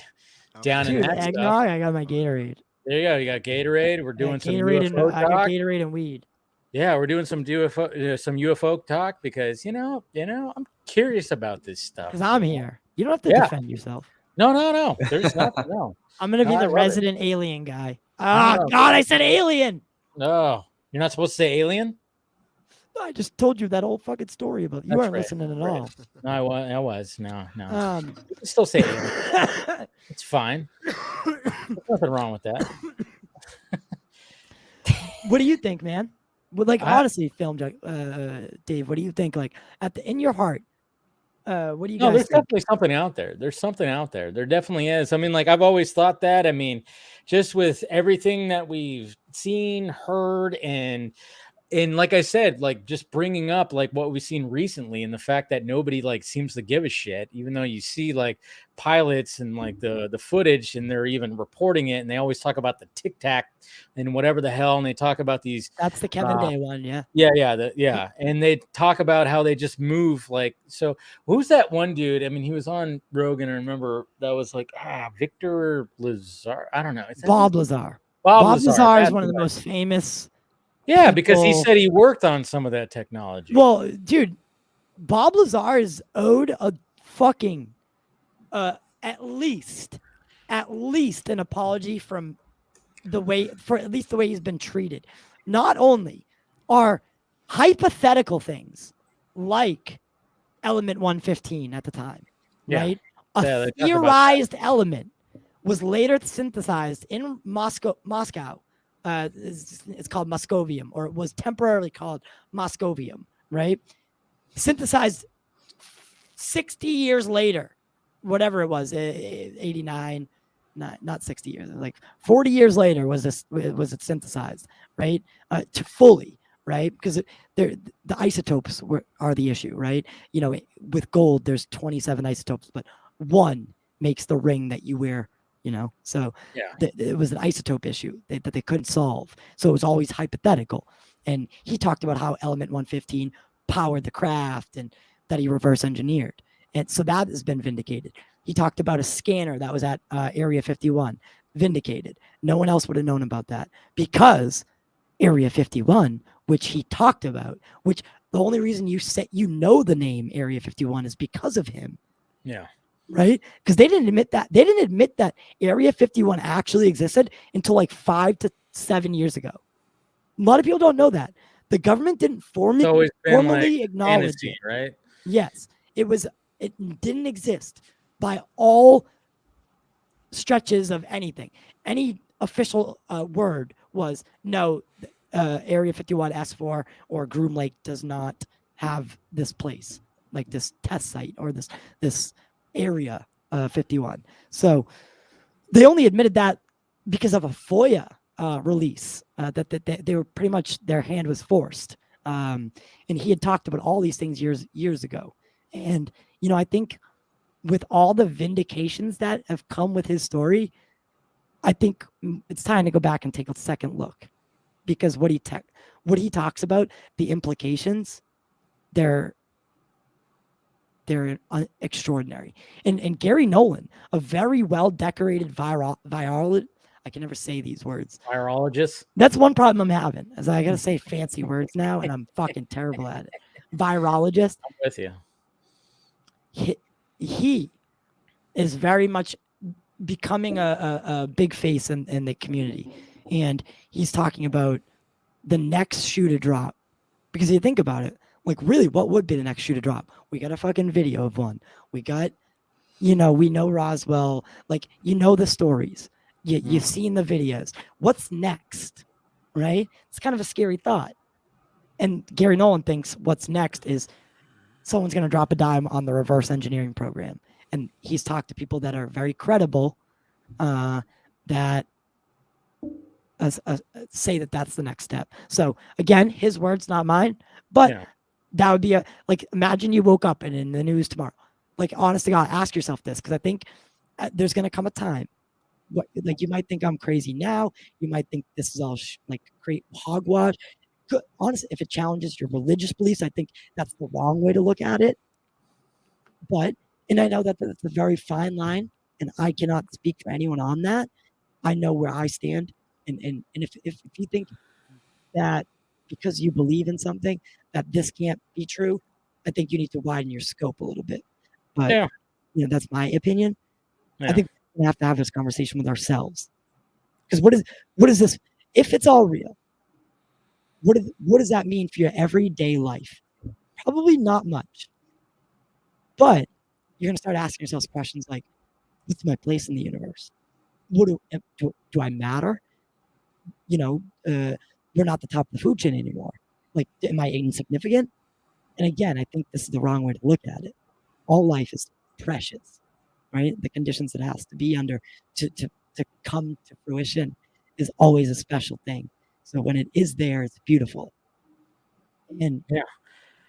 No, it's very interesting. I mean, like, that's why, I mean, when it comes to the subject, and it can be a touchy subject because, like you said, people just look, oh, yeah, you're just crazy talking about all this and all that. But how many times did we watch like movies about all this stuff? And it's yet just, they'll cry yeah, when when an actor dies who yeah, played Batman. yeah. I mean, you have all that stuff, and then and then you have like even just going to because we always have this perception of what would if these beings showed up, and like you said, like there was like somebody that saw the footage, and then like a door opened and beings came out and all this stuff like that. It's like, okay, so would it be like that? Would it be like that, or would it be like Arrival? Like, would it be like Dude, it's one of my favorite movies. yeah, when these ships, which are not just saucer-like, and they just like, and then they just come walking out. It was like these crazy ships. They went inside, reverse gravity shit. I mean, they were like, hey, you know what? Let's take it as far as we can. And then it would be like these crazy squid-like creatures that we could not communicate with. So we need somebody to try to break down their language. And that's where Amy Adams comes in and breaks down the language and then talks about time being, perception of time that we think is different and all this stuff. Denis nailed that fucking movie. That's why that movie's so goddamn I good. can't believe that, dude. That, honest to God, in 2016 when that movie came out, I'd been a hardcore UFO guy. I grew up next to an Air Force base in the area, and I seen one thing. I think Travis said earlier, I'd never talked to someone with an experience. Well, now you might have, because I've seen some things that came out of there or that flew that direction that at least started my this. I didn't just wake up one day and was started like, your fascination. Oh, yeah, they're real. Like I didn't start from that conclusion. I saw some things that made me question. I was like, that's not a fucking plane. I was like, I'm like 9, and even I know that's not a plane, right? This is back in the day when you had to go to libraries and looking through encyclopedias for information, right? You didn't have the internet here. So that's how it began. So I had to go look for books, and I started reading books about it. And I was like, wait a second. I thought it was all I thought this was all bullshit. Like they're talking about this stuff as if it's real. Yeah. And then slowly and surely I'm like, holy fuck, these guys really do think this is real. And then you start, the racks start coming in, right? Like different things that rack your mind. And I've been through my 29 years of life, I've been led to a point where I do believe that there is something that is flying through our skies with impunity, by the way. So we can't do anything about it. And literally these things, there's cases like the Robert Salas case. This guy, he's in charge of our nuclear weaponry, right? I've heard about Not just one missile, but 10, 12, 14 missiles at a time. Now, these missiles aren't interconnected. So if one goes down, they don't all go down because, the president needs to be able to end the world at any time because that's what humans do. Now, I think that there's a clear correlation between the advent of the nuclear bomb and the spike in UFO sightings. So a lot of people don't know that Roswell was home to the first and only atomic bomb squadron at the time. And where does the first UFO sighting that you know of happen? In Roswell? In Roswell. Why is that? Why did it crash? If this thing could say it was a craft that flew here from a different galaxy or even a different planet. If it could get here from there, how the fuck did it crash when it got here? Well, what's going on out there at the Nevada test site is the real question. So I think those are the questions we need to start asking our government, because they do not have a right to keep this information from us. And that's where I got spiteful about it, because they are in fact hiding something. They're at least hiding some aspect of this. They have 4 different reasonings and official stories for Roswell that ultimately came down to the weather balloon, but they changed it 4 different times. How can you not look at that and be like, huh? Yeah, kind of thing. Come on. if it was as fucking simple as an air balloon or a weather balloon, Weather balloon, they always call it, right? then why all the fucking secrecy around it? How did a military veteran, career military guy, mistake a fucking flying disc with a weather balloon? Yeah. It's not. Sometimes, like these guys like Mick West, who are like skeptics and they try to debunk everything. Some of the shit that they put forward is more laughable than the original story. I've always wondered what was the whole, like, why weather balloons? What was that trying to do? Like, you always hear about weather balloons. Does like anybody know what a weather balloon was actually like? What was the so job it was of a used weather for balloon? so they were used for different things. Of course, Yeah. the weather is one of them, Yeah, but they were yeah. also used in a secret program this is true. Like this is Project Mogul was a legitimate thing where they Okay. used weather balloons, put them in low Earth or wherever. I can't exactly say where, to detect Russian nuclear tests, right? Because the atmosphere would. Again, I'm not a fucking scientist. Can't tell you how the science works, but that's what they were doing. That was a correlation. So that made the project top secret. And that's the new story. So this is the new story. The official Air Force story around Roswell is we couldn't tell you any more about it than it was a weather balloon after the fact, because we needed to tell you something. But we couldn't tell you all the top secret stuff, like we were trying to detect Russian Soviet nuclear tests, so that we knew that they were ready. Because again, think about the time, 1940s. They didn't have cameras and satellites to spy, so they had to detect these things in a different means. The Cold War was happening, right? We were plummeted into this arms race with the Soviets. And who's to say that arms race didn't begin with a little bit of information? A lot of people theorize that the government made contact before Roswell with a radio signal. That this is, again, speculation. I was not there. I can only tell you the stories, and you come to your own apprehension. But there's a very old story about how that potentially there was contact made, and that's why the surges began in that period, and why the modern UFO mythology came. But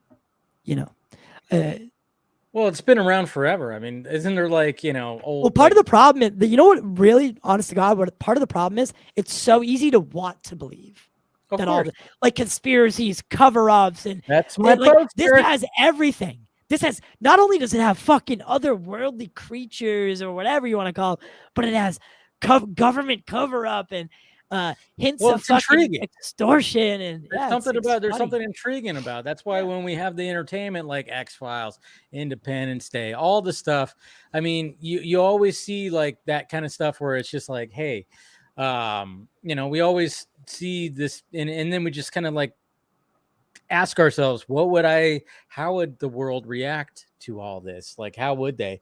And then when like I said, in the past couple of years, when they were releasing stuff, and even Trump was like, yes, that's right, we're gonna release all the UFO and do all that, and he was like, we're gonna and then nobody gave a shit because everybody's so just involved with what's happening in their own lives and politics and all this stuff.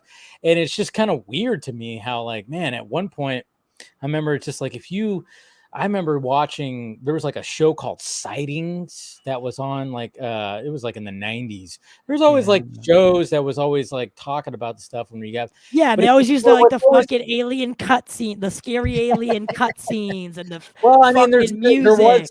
I still remember that they showed the alien autopsy for one of the Roswell. Yeah, remember that? I mean, they just, when they showed that on TV, I was like, well, if it's on TV, why are that's not real? That was all theatrics. But then I remember seeing videos where like they were talking to one of the aliens and all that stuff.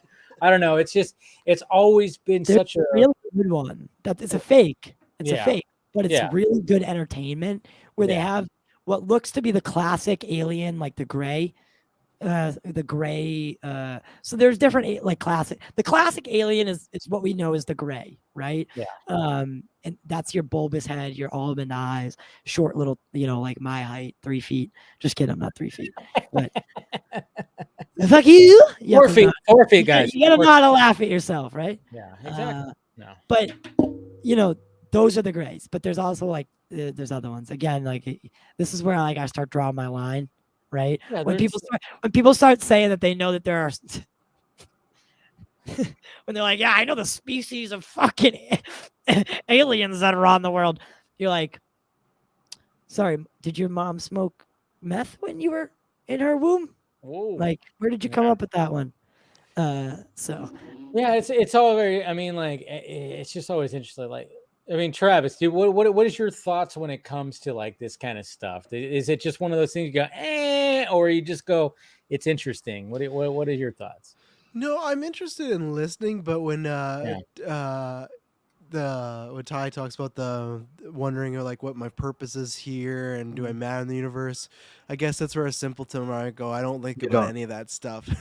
I'm just like, I got maybe about another 30 to 40 years. Hopefully I'm healthy and I get to see my kids grow up, and that's really all that matters, as long as I'm supporting for them and the life's good. But like this stuff is all because Taylor's the same way. He'll talk about all this stuff and this everything like that. And we should have invited him tonight. I think different people have different levels of what satisfies them.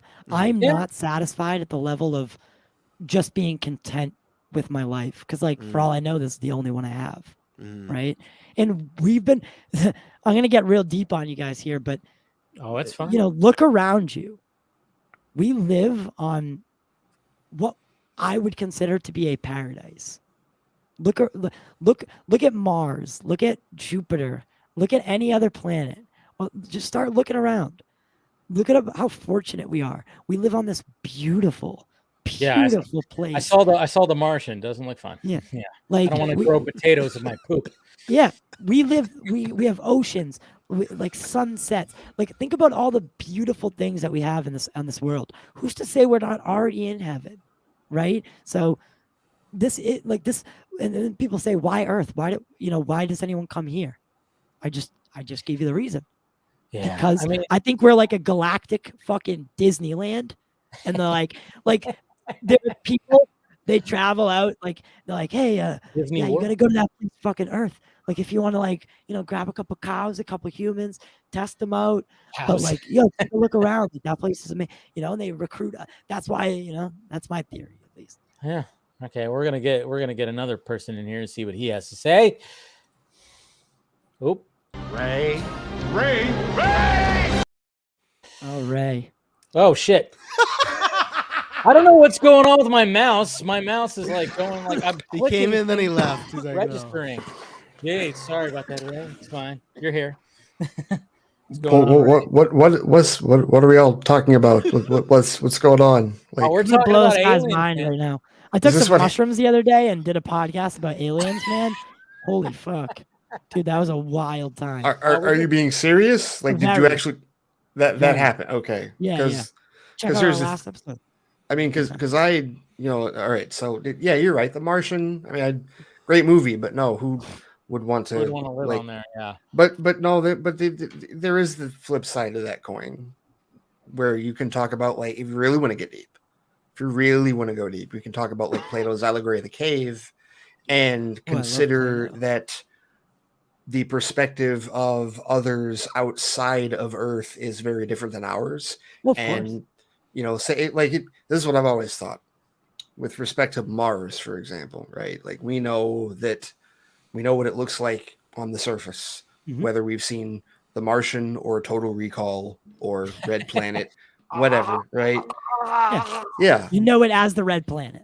But I've always considered the possibility, because like and we send the Mars lander, Pathfinder, satellites, and all that shit out there, and it's like, oh, one of these days we could totally colonize Mars. And I'm the person sitting here going, how come y'all haven't gone underground yet?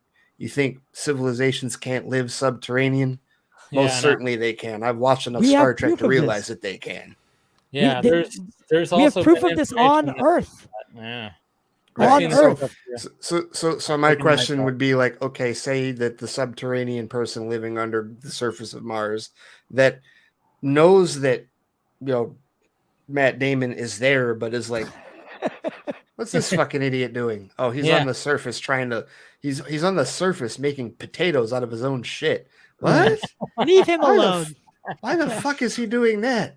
Oh, wait a minute. But they're probably fascinated, like, hey, he's living this whole time. There is a theory, right? That we make up, like, humans might actually be. So for the same reason that I say, and I definitely want to jump back to what he's just saying, but like, especially with Plato. Plato's such a unique character. Like, the way ahead of the time. There's a lot of people that were. And shit, where was I going with that? I don't know. Forgot. You said Plato and underground. No, I was going away from it for a sec because I wanted to come right back hard to it. It's all right. You'll God damn it. Don't you hate it when that happens? No. I mean, like, that's what's so funny. I mean, everybody's always had the theories of, like, well, movies will show aliens and talk aliens, and then, just to kind of distract us, because it's like, well, if it ends up happening, we'd all just kind of go, oh, hey, remember what I saw in Independence Day or something like that? I mean, obviously, there's always that worry. It's like, are they going to be hostile? Or are they going to be nice? It's like, you have the two different kind of movies. You have your Independence Days, your Mars attacks. We're talking about Arrival. And then you got Arrival, who was just trying to, they're trying to communicate. I got it real quick. Okay. Right.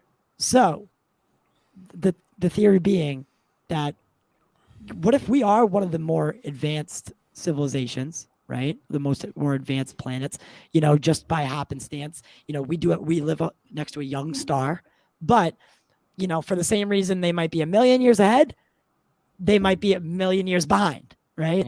For that same conclusion. Possibly. Right? So what if there's a world or a chance that we are just building ourselves to become the alien?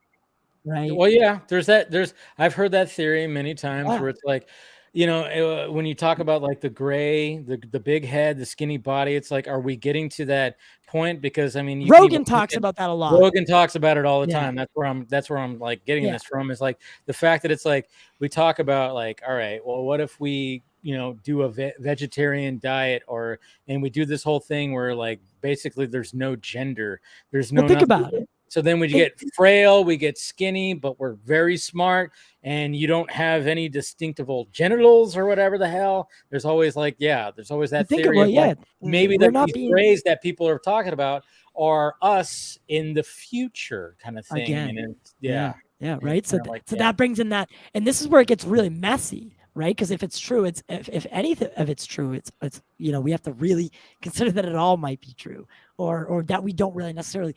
Maybe we just can't perceive it yet. So what if it's like if you ask a dog, like, can you perceive Wi-Fi? Of course, they just look at you like, it's like, right. Exactly. 100%. Perceive Wi-Fi, 100%. And there's so much that we still don't even know about ourselves, right? We don't even know. We're still wondering a lot of our own human history. There's a lot of debate about that as well. But the UFO kind of thing bleeds into there as well, because a lot of people think that they're here because they have a vested interest in us. Maybe they mixed us up. And if that's not an origin story that you're willing to hear, then you're not willing to be a scientist. Like, we need to look at all the scientific process. Isn't just about what we like and what we don't like. You're supposed to be open to peer review. You're supposed to be able to put through alternative theories, and it's supposed to be a discussion. We shouldn't just label someone crazy because they put an idea forward, right? That maybe you don't like. Maybe it challenges a little bit of your belief. But again, what makes us unique as human beings, in my opinion, is the ability to perceive, to show empathy, right? To we care, like we're a little bit selfish, right? All these things, these make us that unique human. And part of that is being willing to get your ass kicked or to fall over and get back up and keep moving. Part of that is that struggle, right? So to give that up to say this isn't true because I don't think it's possible. Well, then move out of the way. Let the people who are willing to have the conversation at least have the conversation. It's interesting. Casey, you've been kind of quiet about this. So like, what have been your thoughts about like kind of this subject? Well, I have, researched about this before, like in and out. Like, I don't consider myself an enthusiast, but I have, looked at stuff and some of the Rogan interviews, the Roswell incident and some other stuff like that. And I used to follow a channel, called Secure Team 10. Ooh, And they kind of, stopped at a certain point. So I fell off from that, but I used to follow that a lot. So I was updated, a few years ago, I was updated on every new incident and stuff like that. But again, I feel like there are a lot of stuff that can easily be debunked, but they're like, like Ty, you're saying, the 1% is really compelling and you cannot, argue against that. Like the high speed, the high speed vehicles that suddenly stop and make 180-degree turns and stuff like that. That's just not possible. Inertial someone effect can would make kill a human pilot. right. So stuff like that is pretty compelling, but and unexplainable based on current technology at least. So, and I do feel that a lot of the UFOs that are seen on Earth that can easily be made, with the technology we have, but not those fast ones. So there are some of them that you cannot just reverse engineer, and I do think that they are currently reverse engineering as well, and testing stuff like that. That's to add to that's what a lot of like Dr. Greer, his point of view is that there are UFOs that are not human, but most of them are human nowadays. Yeah, like they're reverse Well, engineered. they talk about how like sometimes the government is like 40 years ahead of like technology that we know about, kind of thing. So there's always like that aspect I think to it. the Tic Tac is a skunkworks thing, like a skunkworks project. But then, the U.S. government just came out and said it was a Chinese surveillance drone. So it's like, okay, you're telling me that someone has a 40 to 60 foot fucking propane tank flying around with no means of normal, like conventional propulsion, no windows, no surface, no rivets, no nothing. I don't buy it. One thing for sure is that they gotta start thinking of their excuses better because swamp gas doesn't really work anymore. I mean, but why though? How many people are paying attention? How many people even give a shit?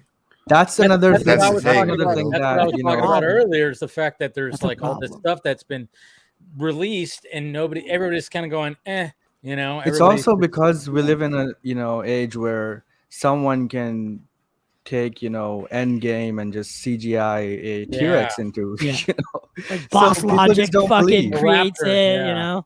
See, that's the so thing. People like just don't believe what they're seeing because it's gotten so good that you can easily fake stuff like that. My surface level question with respect to all of this is, okay, let's say that the first contact is inevitable. Pick the movie that you would want it to be. Star Trek. Arrival. That is one of the best Star Trek films. No, the First Contact. It's not the scenario that I would choose by any stretch of the imagination. But yes, it is very. But isn't there also a theory that Star Trek was basically based on real stuff at that time? And the roots of, it's weird. Like the roots of what Star Trek is based out of. There were theories, but it also was like ahead of its time because literally the show built things that exist in regular life today. Like it's the craziest thing. Like you watch an episode, like one of the earliest episodes of the original series, and you see Dr. McCoy in sick bay and he's examining Kirk or a patient, and you hear this monitor going beep, beep, Beep. At that time, heart rate monitors did not exist. Yeah, EKGs didn't exist at the time. Not in hospitals. Yep. And yet they're like, oh, what a great idea. Cell phones, communicators are flip phones. Yeah, they've Right, had so- that. Yeah, they were. Yeah, they've had a lot of things, you know? and even the military has adapted the design of the bridge, like with the captain's chair and ops and helm and all that stuff, for like their designs of like aircraft carriers and like battleships, Yeah. like as far as like operational command. So He's- like By the the show way, 100% absolutely, true.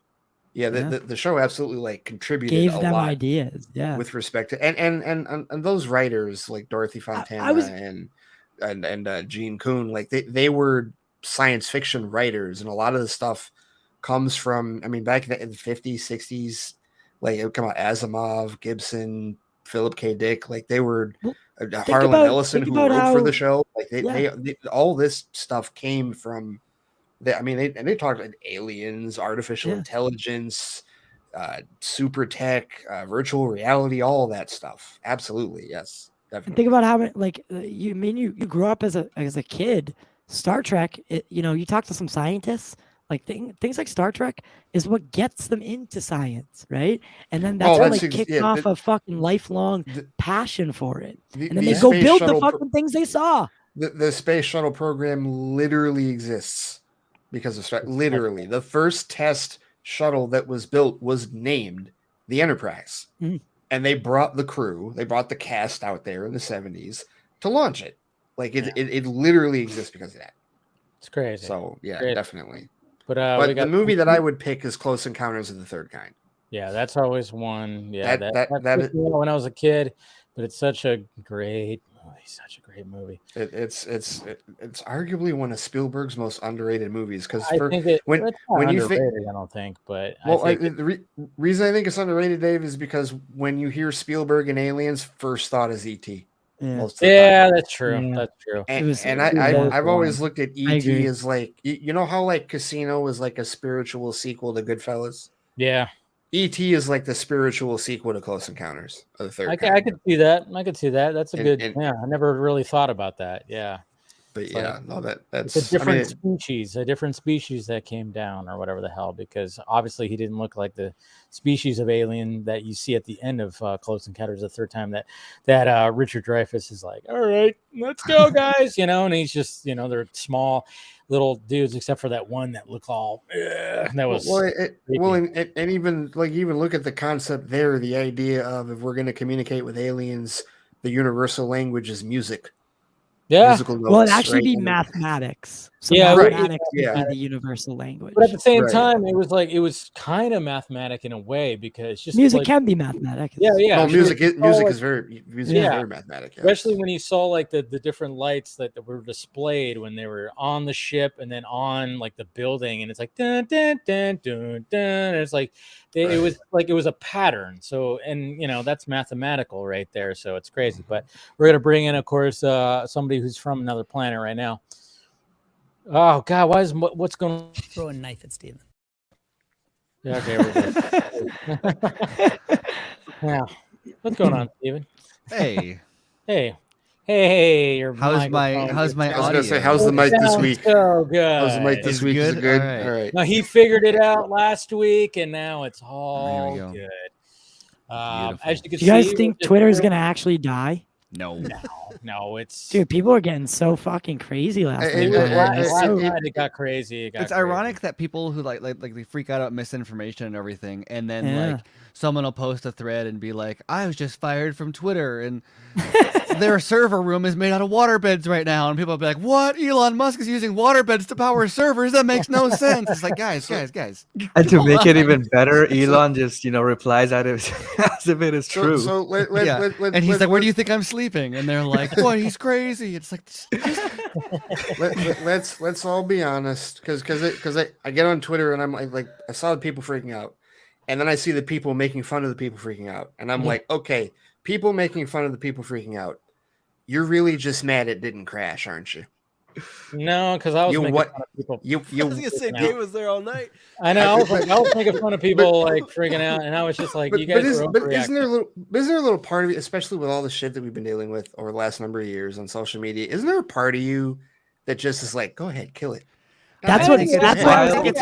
I personally think the funniest. The brand, no. As could someone say who is that a little constantly bit. in support Yeah. of whatever the funniest and like most chaotic outcome is, that's just like the most Yeah. interesting thing to me, and like let's go for it. Twitter, Musk running Twitter by himself in that office with not a single soul in the company, and the site staying up Yes. is probably the not that I'm not like I don't he couldn't do that, but like No way. as a hypothetical situation of him like let's say it's like the fucking Dharma Initiative, and he's got to go down and flip a switch every like Dharma. like that is my ideal. That is my ideal future for Twitter Oh right my now. god, he Like, brought the fucking Lost reference in for the win. The Dharma Oh Initiative. Man, my! Dude, I just got this I took picture a breath. of I had one of those moments Elon. where I took a breath, and I'm like, all right, I have until I exhale to remember the name of the fucking. And then I was like, Dharma. There we go. Keep going. Yeah. Wow, that was a. I'm gonna because I just got a vivid picture of Elon like running around to flip that switch, like that. Yeah, with what is it? Downtown, is that the song that plays? Like just like Damon just absolutely fucking losing his mind. starts Like, just- speaking in an Australian accent for. I want to watch Lost. I know. Oh, I mean, God. hey, I mean, sometimes when you listen to Elon talk, you go like, And "Are then you meanwhile, from everyone on another Twitter is John Locke banging on the outside of the door, like, why won't you come out? Oh my god. I mean, Also, what's funny was while people were freaking out, he was just posting memes. Yeah, Yeah. he He trolls. posted one That's the He meme. does. problem. He's a Someone shit replied poster. with Well, another meme 'cause- in the 'cause comments. he's He not took gonna that and validate posted it. that as well. Right, I Well, know. because he's not going to validate it. He's gonna literally There like is even no if it validation actually to that. Well, Like I think you think, my favorite you thing think is that someone buys a even social if media it is platform for, crumbling, like, even if it is crumbling though, Casey, he's never going to admit it. He's going to be the dog sitting in the cafe he with the wants fire them going. to This think is it's fine. crumbling. he's enjoying the overreaction. wants- Like, why would people think that someone is buying a $40 billion company just to tank it in 1 month? I don't get it, seriously. Like, how No, can I think- people I think- overreact that much? But I think Because he's you've got he you've got honestly, on one I hand don't you've got think the he people knows. who think he has People no idea what think- he's doing. You've yeah, got people who think that's the that he's thing. like running it with a crank generator. And firing people for no Oh. reason. And then on the other hand, you've got people who think that it's like 4D chess and he's like going Right, to expose the right. Illuminati or something. So I've always said this. and like you can go in back- reality, he's playing Or alien. checkers and trolling the people who think he doesn't know what he's doing. Yeah. Like it's not 4D chess, but also it's like 4D he's just, No, it's checkers. He's just playing checkers. right. He's Like, basic. This is nothing. Right. Exactly. It's in the middle. It's never one And sided. I Yeah. think a thing that a lot of people don't get also about like firing all the employees and stuff like that. Like it's sad that all these people lose their jobs. So I don't mean to dismiss that as like not necessary or whatever. But like A, we're in a recession, so everybody's firing. But B, No shit. with a company like Twitter, it's a bloated company, but you can. You do lose services and functionality and oversight, but like in order to like keep the site operating in a way that like to not crash, you do not need many people. I mean, you look at like Twitter was running just fine with with 12 people back People in were 2008, and sure, it's a thinking lot more like they were- complicated than it is now, but it's not like every time you spin up a server you need 1,000 new people. You know, we're talking about Right. like thousands and thousands of people who were like I don't know, doing a lot of things that weren't 100% necessary for the functioning of the site. I'm not saying their jobs were pointless, but like you can get rid of them and the company would He came in to would- trim the As fat. soon as what he that employee's tweet, went out, people were thinking thousands of people were sitting on, individual cycles and just manually powering the website, and as soon as they leave, it's just gonna shut down. Oh wait, Like- what? Like Black They're Mirror? all the Twitter employees were Really? on hamster Black Mirror. wheels, and the only reason it was Yeah. running is because they all Yeah. were They thought everybody at Twitter was Daniel Kaluuya in Black Mirror. Seriously? Yeah. No, it's Like, the that's- Dharma Initiative. And who's going to Yeah. flip the button if there's not Who's gonna flip the 10,000 button? Twitter employees in the Yeah. office? Yeah, yeah. Uh, I always said you can trace this back to like one of my early shows. Elon came up in passing that he's either the hero of the story or the villain, and we're just waiting to kind of find out. But he's just, in reality, but you he's either sound die a good. hero or you live long enough to see yourself become the villain. Well, that's what people want Elon to be. Is the Well, like Yeah. look at Lex Luthor. Neuralink, right? Tesla. These companies that have chances, SpaceX. These companies have chances of really changing the world for the better. But then you have things like his social, what he does on Twitter. Like he likes to poke the bear. He likes to shit post. He likes to Yeah, shit he likes post. to troll. I think he honestly, in my opinion, I think he needs a social media manager because I think he needs to be vetted a little bit more. Yes. I mean, That that's would just take me. away the fun, though. He is hardly the only person that needs a social media manager in his position. Yeah. It reminds me. It's very different, but in a lot of ways, it reminds me of like being a Snyder fan. Yeah, Because yeah, you've got I agree. you've got like all these Snyder fans who you're like you almost don't want to be like, hey, look, I like Zack Snyder, because you're like, but I'm not one of those. Yeah. Oh Yeah, yeah, because Oh, you yeah. What have I the say people with that UFOs, worship dude. that Yes. worship. They're just like, oh my Oh god. yeah. Yeah. Like, whoa, But whoa. I Like, think a don't- good example, a really good example, and this is I was probably going to be polarizing even on the panel, but is like with the tunnels, because you guys were talking about that with Mars earlier. And I think it was with Mars. Yeah. But you were talking about like Yeah. if you think about the way we've built our civilization, it's kind of like we took a left turn at one point in the way that we approach engineering and everything, and like never really second guessed it. Because like you look at our cities, we build our cities up, and then we build roads into the cities, so it's like an inherent bottleneck. Everyone goes up into the buildings, bring 1 million people into the city, and then they all leave on the same road every day. The Yep. buildings, you're fighting gravity going up. You need all this energy. Meanwhile, like you think about it, you go down. Yeah. Yeah, there's other engineering complications with that, but there's geothermal, like you have built-in geothermal energy if you go down. You have navigation is way easier because you don't have to worry about gravity or this, the sky and etc. Apparently, earthquakes aren't actually a big deal once you're below a pretty low threshold. Really? And then other weather stuff is out of the Out of the picture also. question. Like you think about like the amount of infrastructure that we spend building vertically on cities and spending the same amount of infrastructure building down into the ground, it would actually be, there's other problems that I'm sure I'm too ignorant to understand, and so I'm not saying like this is like secretly a brilliant idea, but it's one of those things where you start thinking about it and you're like, oh wow, I think the only reason we build buildings the way we do is because that's just the way it's been done and the way we designed all of our tools and the way we've always done it. But if you really like, for example, if and when we go to Mars, you look at the Boring Company, you look at the robots that Tesla's doing, you look at Tesla itself and SpaceX. He's got all of the components he needs to build the tunnels, have the workforce to do it. And that's totally like, you're not going to be on Mars unless you build you're not going to build a dome. You're going to tunnel. You're gonna go in. And so who knows if that works or whatever, but like, if you're going to talk about it, if you're going to theorize about can it be done? Should it be done? Who will do it? Like, to me, that is like, well, yeah, I guess you're not going to build like there. You're gonna build underground, and like that's so. And I don't know if that's how he reached the tunnel idea, or I've never even heard him talk about tunneling on Mars. But like watching him talk about the Boring Company and the tunnels, and then watching him talk about going to Mars, I'm like, you've got. Like You you got got a way deck too of, right much there. on your plate, kid. yeah, way you too got much. all But this stuff to do that. You know And what's so, interesting Yeah. about that?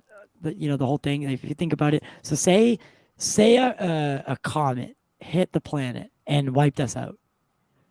Like actually like an extinction level event. Not hoping would- for that, but okay. Nope. Again, not hoping for that. Bruce Willis What would would be- save us.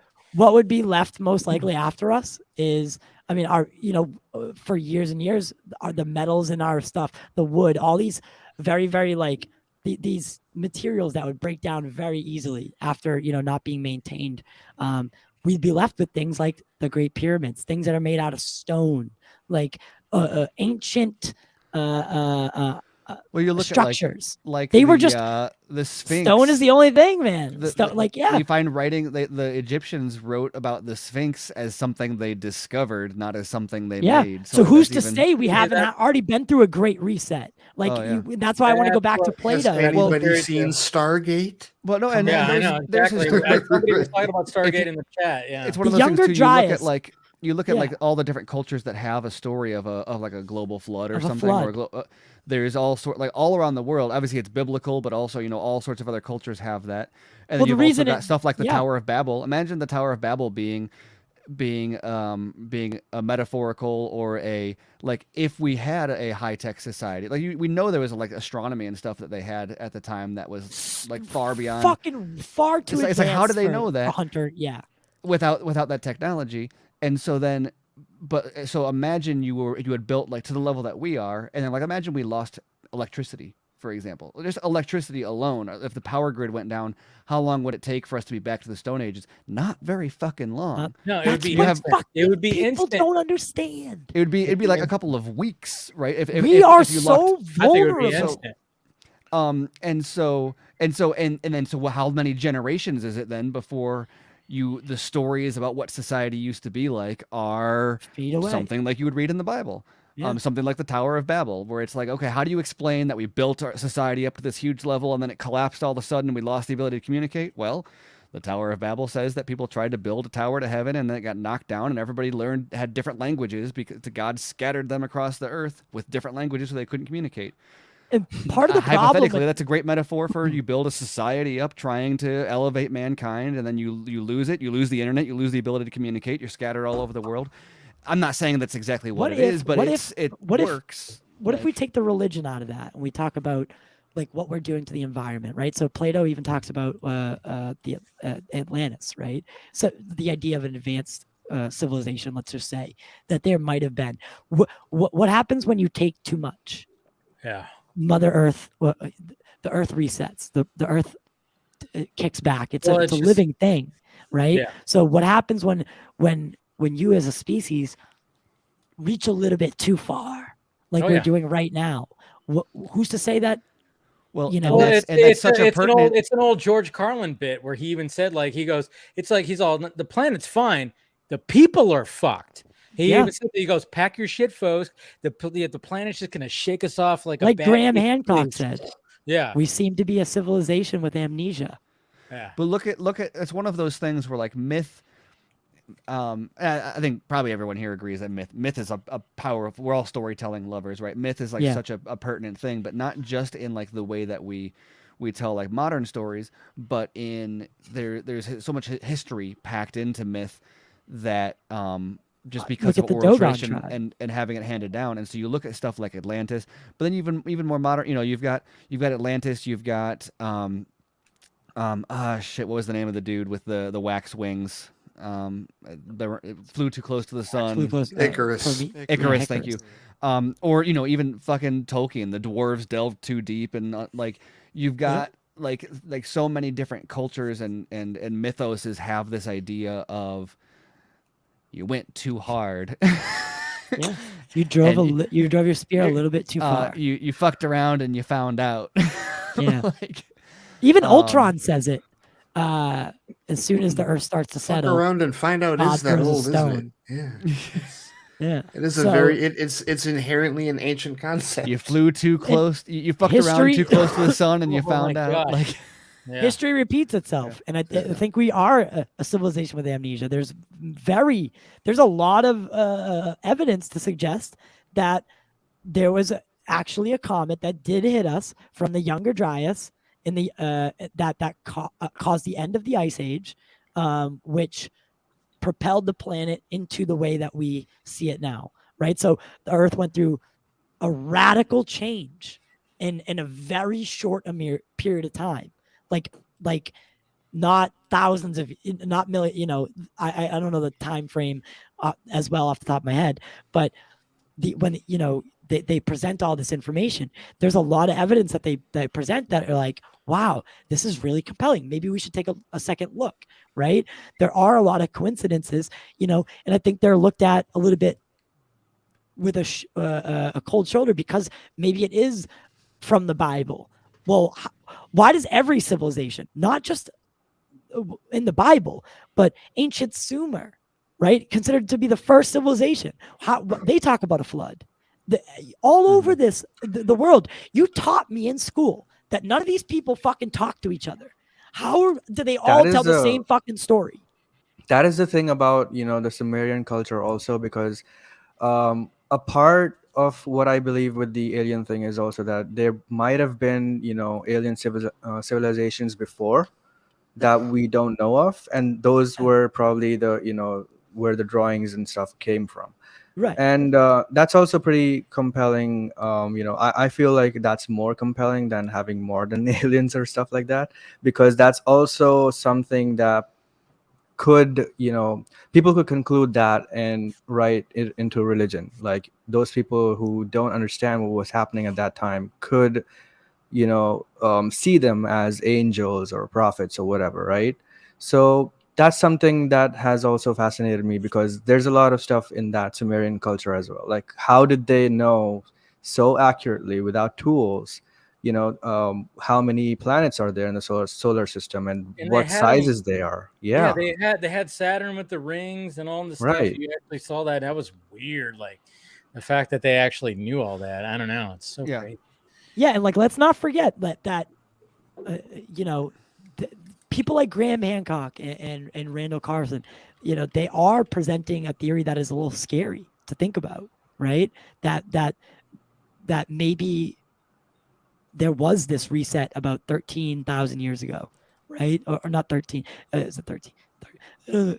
Don't quote me on that number specifically, but Too late. that an impact like that could cause a radical change, because history likes to think that it's a long, gradual progression, right? That's how it works. It's gradual over millions of years. But these people are putting a different theory forward. So again, not to say that they're right, but I think we need to look at the evidence, and we need to be open to peer review, and we need to be open to being wrong. Like I think that's the moral of the story, is just be open to being wrong. Be willing to be like, you know what, I didn't have it right. This is far more compelling and likely than the alternative. Nothing Well, wrong it's with just that. like, Well, and it's just like organized religion, right? How many organized religions are there like in existence? And Too many. if there is an Does anyone afterlife, actually know the number? oh, I if bet there is it's an not countable. And then even right, if you could count how many, you couldn't even track the number of sections within each one, because So- they're all Right. splitting on the daily. Like it's So- growing so faster if- than you could even count. so if there is an afterlife that we're all going to, that's a shitload of wrong people. That is a lot of wrong people. Yeah. So, Yeah. I don't want to sound like a fucking schmuck, but to keep it interesting, my one of the cool things about it is, like, what if by answering one of these questions, the couple that really ponder humans, is are we alone? What happens after we die? What if by answering one of them, we answer both? What if they have more? Like, what are the implications for making contact with an advanced civilization?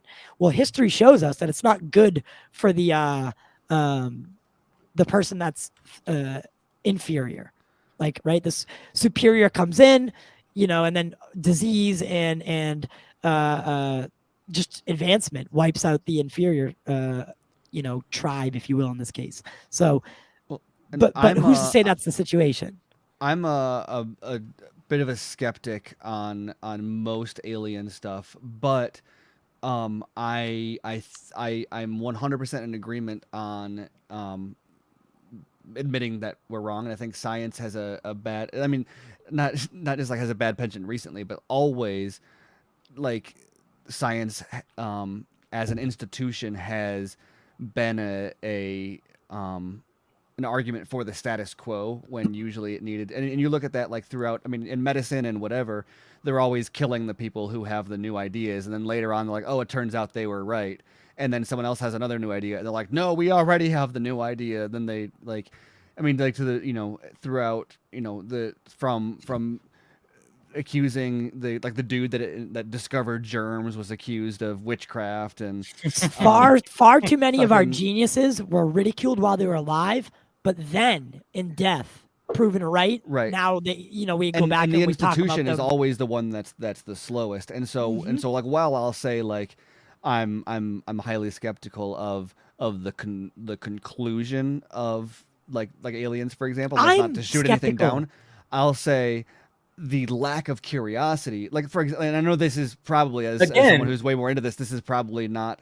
I wouldn't say this is an accurate representation of the community or whatever, but like you watch Ancient Aliens, and I watch it and it's hilarious because I'm like, oh, this is all fascinating stuff. I'd love to know the answers on this. And they're like, aliens. And I'm like, okay, Every maybe. time. What else could it be? And they're like, aliens. I'm like, let's really dig in. You brought up, you told there's so many fascinating things. I would love it. Why do all these cultures have these same stories? And they're like, aliens. That's one idea. What's another one? Like, no, it ends there. That has been my breaking point for that show, because I used to just watch YouTube videos for that. I didn't know it was a show. So I used to watch videos of that, and I just kept watching a few, and I was like, I just kept watching a few, and then it was like, the alien answer is fascinating, but like there's a lot of other fascinating answers also. But that's the thing. That's the thing. In the same way that science is like, no, we're not going to talk about those things. You have like that show specifically with like, well, it's this one track mind. It's like, well, maybe we can. And that's why I think going back like to Elon Musk, whether or not he's crazy and stupid and doomed to destroy everything or not, at least he's like, hey, let's try some stupid shit. Like, he's willing to fall on his ass. That's what happened to me as well, because I was watching those videos and I was like you, I was fascinated by it. But then they concluded each time that was aliens without any physical evidence of it. And I was like, wait a minute, what's happening here? And then I, researched it and I found out that it's a show going on for multiple seasons. And then I was like, oh, I'll tell you this about Ancient Aliens. Keep the audience going. I'll tell you this about Ancient Aliens. The first 2 seasons really are the only thing that you should watch, because those are the fundamentals of like the ancient alien theory, if you will. But it goes back further than that. The ancient alien theory is adopted from something that Russians look at as religion, the cosmology. A lot of religions actually have that. Like even Hinduism, it's very Sanskrit and Hinduism. That they are also very old cultures, and they have one of the oldest books that that have all this information of. They legit have UFOs in those books. Yep. So their religion, they don't look at it as they don't look at it as like same thing with Native Americans, right? They don't look at these things as they don't look at them as a mystery. They look at them and say, we understand. Divine. And that's the same thing that's funny about like most talk about like religion and stuff also, in like both from inside and outside religious institutions, is that foundationally, like back up and look at what we're actually talking about. I mean, if you're talking about like a spiritual realm, you're talking about aliens, you're talking about any of this stuff, you're talking about different like we know there are dimensions that we don't fully comprehend yet. Yes. And so of course, in the same way that we don't know, are there aliens or not, that doesn't mean, oh, therefore there are, but we do know that there is things that we don't understand about that. And so it's funny when, like, for example, when someone mocks religion as like, oh, well, it's the big bearded man in the sky. And it's like, well, no, but I mean, what if, there's something like, for example, like let's look at simulation theory. I also don't buy simulation theory, but it's let's fucking say we are in a interesting to simulation. think about. Then therefore, like if you're to establish like a religion, the person who built and runs the simulation would then be God, right? Right. Yeah. How is that any different than the biblical God or the God of any other religion? One thing the simulation solves within the religion thing that people question about is people always ask about, why is there an omnipotent, all-powerful God, and there being so much destruction and innocents dying and stuff like that? If it's a simulation, it won't be real, right? Oh, fuck, they got him. Yeah, He's talking too much. He said too much. He said too much. Yeah, we're not seeing those interviews. Travis hasn't spoken in a half hour. He chimes in at the perfect time.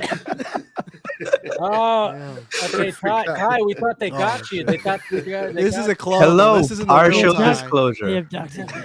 Ty was Oh, God. replaced. Yeah, They 100%. This is swapped him simulation. for body double. Wow. Yeah. Oh, new code in there. Yeah. It's like, I changed my mind, guys. There is Invasion of the nothing body abnormal. snatchers. No, I fucking hit the X in the corner by accident. Is what happened. Careful, this Yeah, stream's gonna alright. get wiped out. We know what the government wants us to think. I was actually no, because I was trying to bring Twitter up, and I was gonna be like, you know what? I'm actually having a really fun time tonight.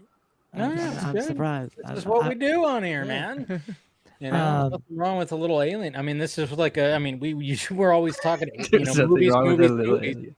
That's why I was like, hey, let's talk about this stuff. This is what's fun. Well, and that's why I was saying that I appreciate even when it's stuff that I'm not fully on board with, that when there's a curiosity there about what is this and why is this, because even like I said, there's things that we can't explain.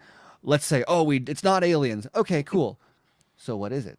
Yeah. That's still an interesting question. And to say like it's not aliens, done deal, nothing else to talk about. It's like, well, no, we still don't know what it is or why or like. Yeah. Probably And again, some that's why I sciencey hate when stuff. people say, like, when you say, oh, I'm interested in UFOs, right? Because you want to like you want to get to the point. You want to. That's the easiest way to get to the point. A UFO, because that's generally known. But it's also got this stigma attached to it, where people look at you sideways, out of the side of their neck. They're like, That's why they changed the name to UAPs. UAP, yeah. But I mean, they keep I hate changing. that. I hate that. Well, I didn't even know that's about that until I watched Nope. But here's the thing: it's like you're right. People do look at others sideways for positing the theory. But any of us, like anyone in our circles that has read enough stuff, like fiction, like watched enough things, the ideas, like we were talking earlier, the ideas come from somewhere, and on some level, all of us, I think, a lot of us, maybe not all of us, but a lot of us look at these stories, these myths, if you will, and in our minds we're like, okay, this isn't real, but I could see a path, right? To I think even look at the fictional history of Star Trek. The fictional history of Star Trek is World War III happens, cripples the planet badly enough to a point where aliens have to assist us, and those aliens are the Vulcans. Like that's literally what happened. That's literally like how it goes, and then that's how mankind ascends. And the whole tale is basically it's centered around the idea of, okay, we screwed up, we flew too close to the sun, and now we need help to finally get to where we've never been before. And then, of course, once they get to space, they find out, there's all other civilizations that are making the same mistakes they made, that we made for hundreds of years. And then every week is like, okay, we're going to help you. We are literally, the Enterprise is a ship full of don't let this happen to you, as far as history. Right. No, you're absolutely correct. History of everybody on the of the whole crew. That's part of why it's great that the crew is as diverse as it is, because you've got Russians, you've got Japanese, you've got Uhura's African. Like there are so many perspectives. Is like, yeah, we know you shouldn't be doing it. Don't build those doomsday machines. Mm-hmm. Don't fly. Don't create these experiments. Don't do that. Like that's what every episode essentially was just like, yeah, we tried that and we failed. Don't do that. Don't do that like again. the older brother, it's an older brother bringing the younger brother through the world. Totally. Right. And I think that there's a story and what always made folklore, what made it so popular was there's always a little bit of truth to it, right? That's what made it a little bit intriguing. And I think there's something to that. Like maybe you look at the Dogon tribe, which Ancient Aliens always talks about, but they don't have a written language. They tell all of their history orally. So it's passed down one to the next, right? And that's how they pass their history. They don't write it down. They just tell it. So again, we need to be open to see it from not a perspective that we know.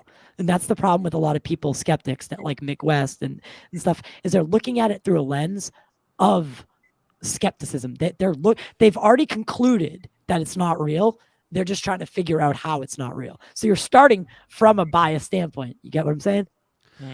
Well, there, like for example, there's there's like organizations, like there's a missionary organization that goes around the world to like these tribes that don't have a written language, and so they're like, well, I want to teach you about God, but I can't give you a Bible, so let's make a language for you and then teach it to you and then give you a Bible to read. And whether or not that's, you know, the Bible stuff aside, what some of the stuff that they've come across that's fascinating that I was reading about was they'll have certain places where their cultures don't have words for like the way they talk about time, for example, is totally different. Like they don't have words to talk about like more than a certain time in the past, or like they don't have a word for tomorrow or whatever. Right. And so as a result, your language kind of defines your perception. Like if you don't have a word for tomorrow, you don't talk about tomorrow, you don't plan for the future, and so therefore, you know, your culture is stagnant or I don't want to say stagnant because maybe that's, you know, arguably some of these people are happier than we are, but your culture doesn't advance like technologically or whatever in the same way. And so how does that change once you you have to, in order to like introduce them to writing, you have to introduce them to concepts, you know, like perceiving time differently, like changing all these things. And so as a result, when you're going to talk about, you know, something like oral tradition, that is inherently fixated in, well, how does that culture evolve over time? And so therefore, if you're going to tell that story to someone, you know, like if you're telling, like even if you look at someone you're going to talk to someone from a country that doesn't, like baseball metaphors, for example, is common. If you're talking to someone in Europe who's not as familiar, and you'll be like, oh, first base or home run or whatever, they'll know it because of movies and stuff. But really, there's a lot of people who if they aren't as familiar with the jargon, I think Dice is almost there. Dice is almost there, Steven. Keep talking. There's I don't even where do they start? Missionaries.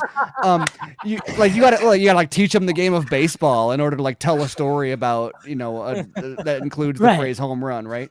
Right. And just to so, include the phrase home run. Yeah, and so about baseball. So yeah, so it's hilarious for anybody to say to make any declarative statements about any of this when the way the information is even exchanged is fundamentally altered simply based on something as simple as language. Right. And we look at like light speed travel, right? Theory of relativity. The closer we get, so there's all these openings to leave for, you know, the Rosen Bridge, right? So, but those aren't talked about in a sense. Like with the skeptics, they want to say, well, they can't get here for the same reason we can't get there. It's a time issue. Well, it's like, well, I think we're looking at that from the wrong standpoint. Like, again, time, we already know is a construct. Like, we perceive it in a linear way. You know, that's just how our society has done it. We broke it down, you know, seconds, and that's how that's where we went with it. That's our realm. That's how we perceive it. Well, but who's to say? That's the limits of our perception. Yes. So we can't go any further. Exactly. So we can't can't look at this from the lens in a lot of ways, but also also what we can do. It's the limits of our perception, but also our perception is in many ways defined by our experience. Our reality. And so, yes. Well, you know, I'm not saying that you can change your perception in order to like traverse differently in time, but you can perceive your passage through time differently. You know, like if you get people talk about getting in a car accident and time slowing down, or you talk about I don't know, all sorts of different ways that you perceive it, that also changes the way you experience it at the same time. And so much of that is rooted in like the now. I don't necessarily believe this, but how are we to know then that if that evolution of the way we perceive time doesn't continue to evolve, that like many generations from now we'll legitimately be able to mentally stop it? Not that, well, like, I don't know, it's crazy, but there is flexibility there. One of the most basic examples that I can think of time distortion with our perception is when you take a nap or accidentally fall asleep for what feels like a half hour and it was 3 minutes. Yeah. Right. Yeah. Or when you take a nap and you wake up and you go like, and you're like, wait, is it morning? Is it night? Right. Like, how many times you see the clock and it says, you're like, oh my God, I got to get up for work. And it's fucking, you know, and it's, you know, it's 6 PM, not 6 AM. Well, I've done that like a couple times, and it fucked me up. I was like, because after you get, you're rushing, and then you're like, Well, what's Wait, fascinating about the human body and brain also is that optical illusions for the we're mind. so adaptable to like psychotechnology, like the existence of writing, for example. Think about how naturally you write and read. Assuming I think we all write and read. Yeah, but safe to say, right? We're not everyone in this offending chat, anybody. I don't know how good I do it, but yeah. No, but I mean, like you don't consciously do it, yet it's not something you're born with, yet your brain does it as if you were, and so we adapt to these things in more ways than one. And so you start talking about something like the metaverse, for example. I don't know, that there's issues with that, but you talk about like the way we perceive these things. So who's to say that our bodies can't also adapt to like you talk about Neuralink, you talk about metaverse. When we get to the place, which I imagine we will, where we can communicate without words, we can share experiences without think about how primitive. You can travel a couple hundred years down the line and look back at this conversation that we're having now and how primitive it is that we're doing it with cameras. Like, if we were to bring someone from 100 years ago to this conversation right now, they would fucking look at us like we were wizards. But 100 years in the future and bring them back, and they might be like, "This is so." We don't even need to go that far back. Go back 20 years. Yeah. But you guys are fucking wizards, and they'd burn us. But so you look at that time, and so you talk about like if we're having this in a virtual. If we're having this experience in a virtual environment and we didn't require actual language, which is a time constraint to share with each other, if you could share experiences or thoughts with a thought or with digital coding, then all of a sudden time dilation is like a real thing.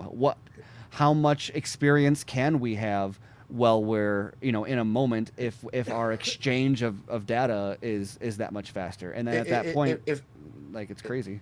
If I go back to 1995, which is, I think that's when our family first got like internet, like computer with internet, America Online, dial-up, baby, that dial-up, baby.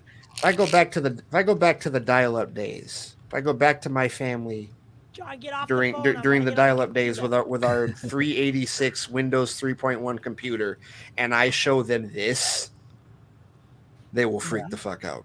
Yeah. They will act as though they will treat this like a magic wand from Harry Potter. Right. Seriously. Yeah. Well, and going back to language also, like you look at the way that the words that we use and the metaphors that we use in our conversation. You bring someone from a couple hundred years ago into today, even though they speak English, it'd be hard to talk to them, ability to communicate with them would be near impossible, just because the context and the slang, metaphors that we all use that stuff. Yeah. There's a really good Star Trek episode about this called Who Watches the Watchers. It's the third season of Next Generation, and one of the Starfleet principles is the Prime Directive: we will not interfere in another society that does not have warp capabilities, right? But we will observe, we will hide in rocks, and we will watch them for scientific. Of the opening of Star Trek Into the Darkness, or don't interfere. Wasn't that part of that? That is yes, it was. Yeah. Totally, yeah. Oh, dude, they have violated the Prime Directive so many times. But in this particular, and Kirk was notorious for it. But of course, in this particular episode, they're observing a culture called the Mintakans that, I guess the best way that I could just approximate them is they were very tribal, like Native American, if you will, right? Yep. No technology, nothing, and they were still hunter gatherers. Exactly. And so they accidentally, the duck blind that the scientists were hiding in failed. There was an explosion, the shield went down, and they see it, and they treat it like it's magic. And they eventually get to this point where they start worshiping Jean-Luc Picard as a god. And literally when his whole point is he is a man of science, and Starfleet, we're people of science.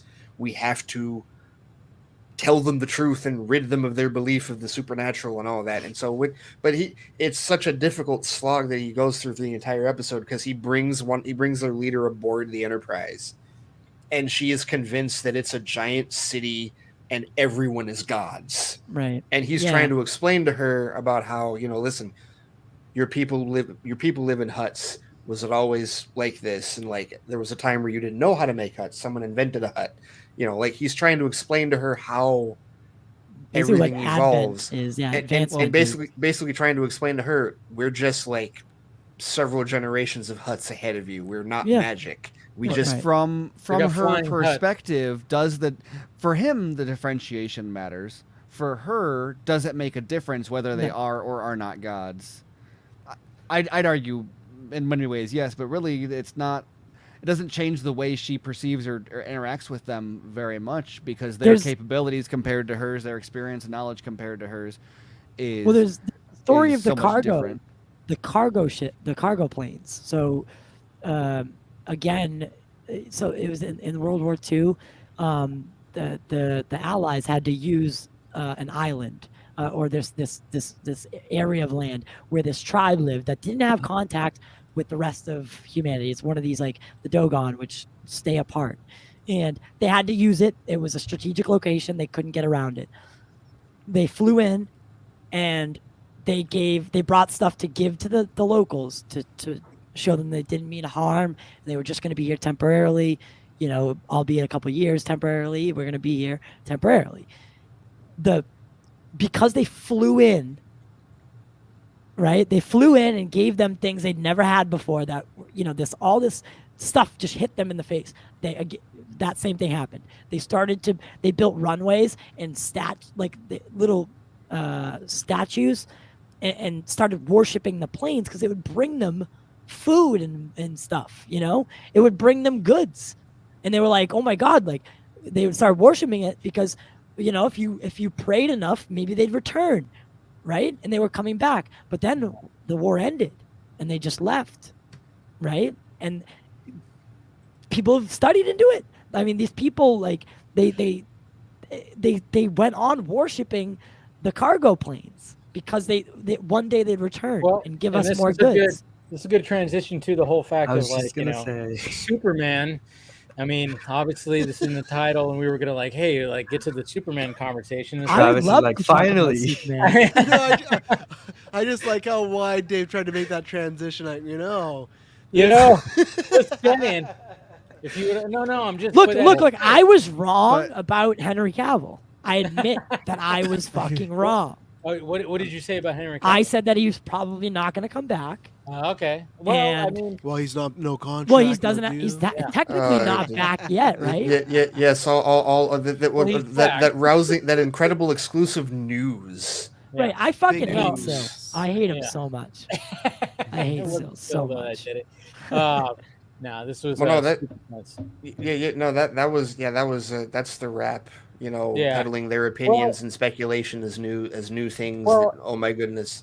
Here's what it is when it comes to this. And, you know, the fact that I love, again, that James Gunn, I was wondering, is he going to, you know, really... I'm really hoping that the reason Ben asked him that is because he thought he was going to take a shot at the rap. Because I'm really hoping that's why he, like, asked him about it. Because, this is what it is. This is what I've perceived when it comes to this, and just my own. This is from my side. Is the fact that, okay, so when it comes to Cavill, it's like, yeah, maybe there's not like a full-on deal set, because I'm thinking that James Gunn and Peter Safran are really trying to like write that Bible. They got their, you know, their pens out, their fucking feather pens out, dipping it in ink, and they're just, you know, across from each other, just writing that shit and whatever the hell. And so they don't know exactly what Cavill's deal could be, but they're like, you have a deal, we got it all kind of, maybe like we have it worked out, you're going to be Superman, we just got to figure out where you're going to be placed all over this thing. So that's why there is a deal, like there's like a promise of a deal, but there's not a fucking set in stone deal. Right. Of course, Scoopy Pants is going to be like, hey, let's poke the bear, and then Grace, the same thing, let's poke the bear. Okay, I'm sorry. Like, any logical, rational individual can see the writing on the wall with this. $7 and Danny Garcia and The Rock and everybody, they've spent 6 years trying to get this dude back on screen. First of all, they're not going to throw all of that leverage away just for one marketing ploy for Black Adam. That's not what that was about. The whole point was to get him back in active conversation so that whatever the future of the franchise was, he would be a part of it. It was a move to put pressure on the future of DC Studios to get him back involved in it, and that's precisely what they have. James Gunn and Peter Safran are not in a position, an enviable position, where they can build an 8 to 10 year plan for DC Studios and not include him. They're basically saying that we're not excluding him now. Yeah. That's the only thing they had to do. Right. And so that's why it makes sense why, okay, look, the movie came out a week or two before the guys got the job. So obviously, whatever deal that may have even been in place, even verbally, obviously that's going to change because you have new guys in charge. But what has not changed is that all the hype and all the buildup and all the cards are on the table. You now are in a position where, like, from a surface standpoint, you have to involve him. You have to use him.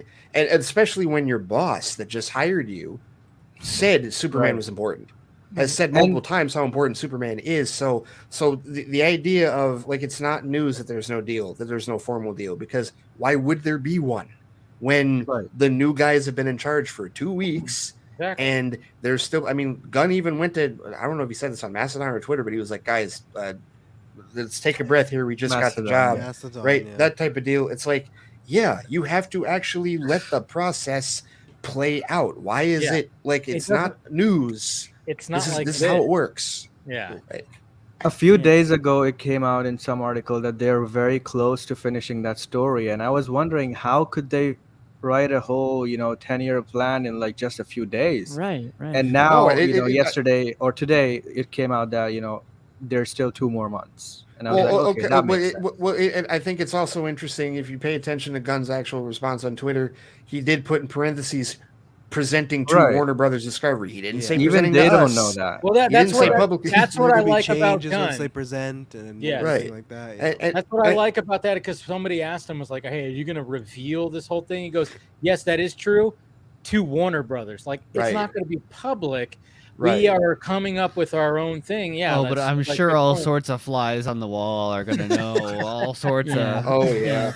But also the Cavill contract thing also, like you were saying, once Gunn writes the whole thing, the whole plan, obviously Superman will be in that plan. So based on that, the contract or deal would be, moving forward, not just having a deal signed with Cavill and then trying to work that into the plan. Yeah, the plan is coming first. Exactly, and it has to. The plan has to come first before you sign any. It's also the same thing with Amy Adams.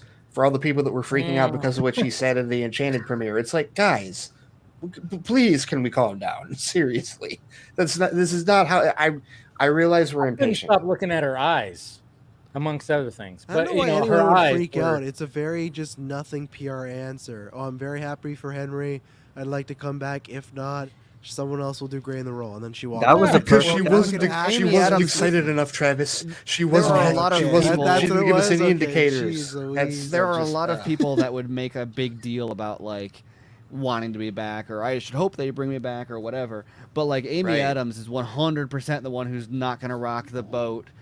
No. She's gonna before the idea of her being recast has even been floated. She's gonna be like, oh, if they want to bring someone else in, I'm sure they'll do a great job. It's like, Amy, nobody even said that. Hold on. But like that's right. Just, Well, remember a couple years ago, it was one of those actor interviews, and her answer about whether or not she would do any more movies was something along the lines of, "I think I'm kind of done with it." It was wishy-washy then.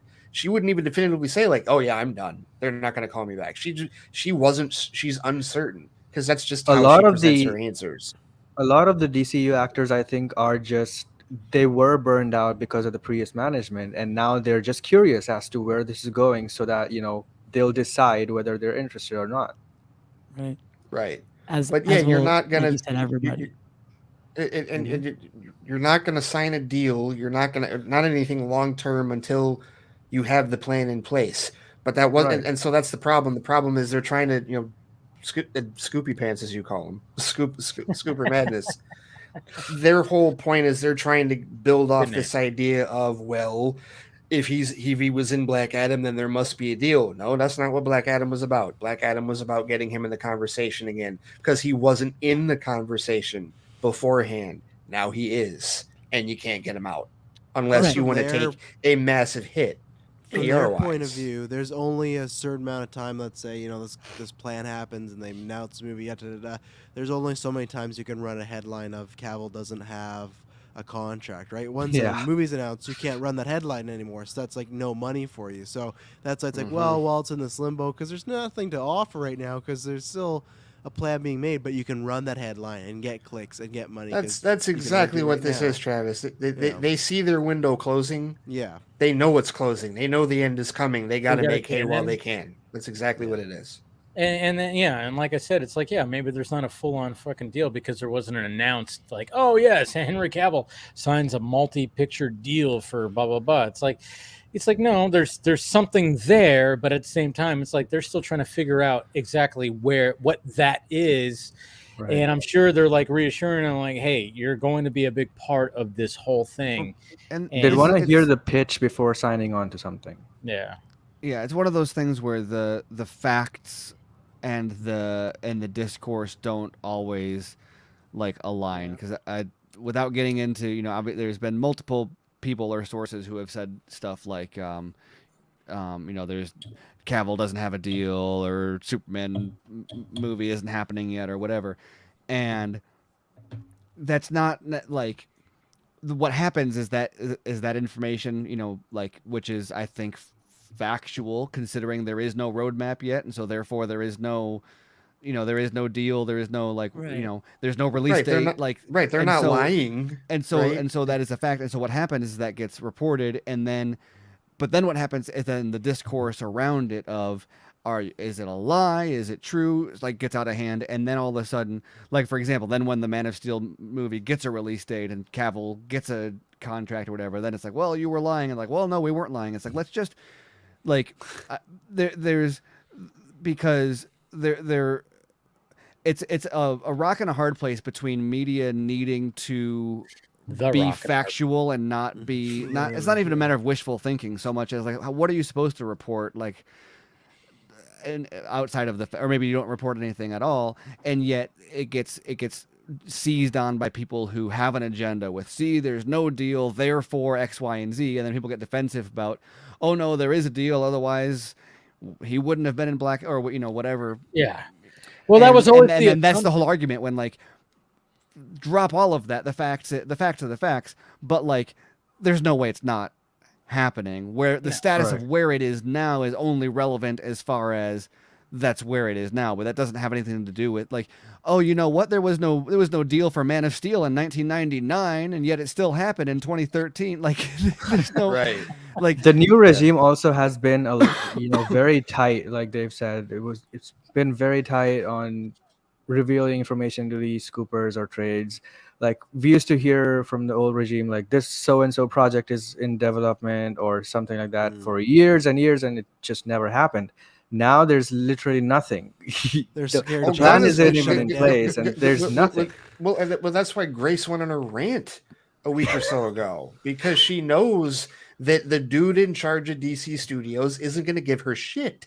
Yep. He's going to shit on her, but he's not going to give her shit. There's the source of scoops is drying up as far as that goes, right? Trying to plug up those. Oh God, that makes me so happy. That she's just God, it makes me so happy. And we've been talking. It's a jump scare, Jesus. That is a jump scare. Damn, Rooney. No, but like Travis is basically just color commentary on the stream. That's what I'm here for, You're just a dude watching on his couch at home every once in a while. I am on the viewer's perspective. I came in, I hosted with Dave for half an hour, and then I bowed over. Yeah. Everyone's I love damn. But That's no, crazy. You're right, Ray. I mean, that's what's happening is it's going to be a lot harder for these scoopers to try to do anything because they're trying to plug any kind of leaks. I mean, any sources that these guys had they're either fired or they're going to be fired. They probably are already been fired. Right. So they don't have jack shit anymore. So now Yeah. it's like, all right, They throw a want to dart. fucking surprise their audiences like we used to. Well, Like they want to I back to don't- basics.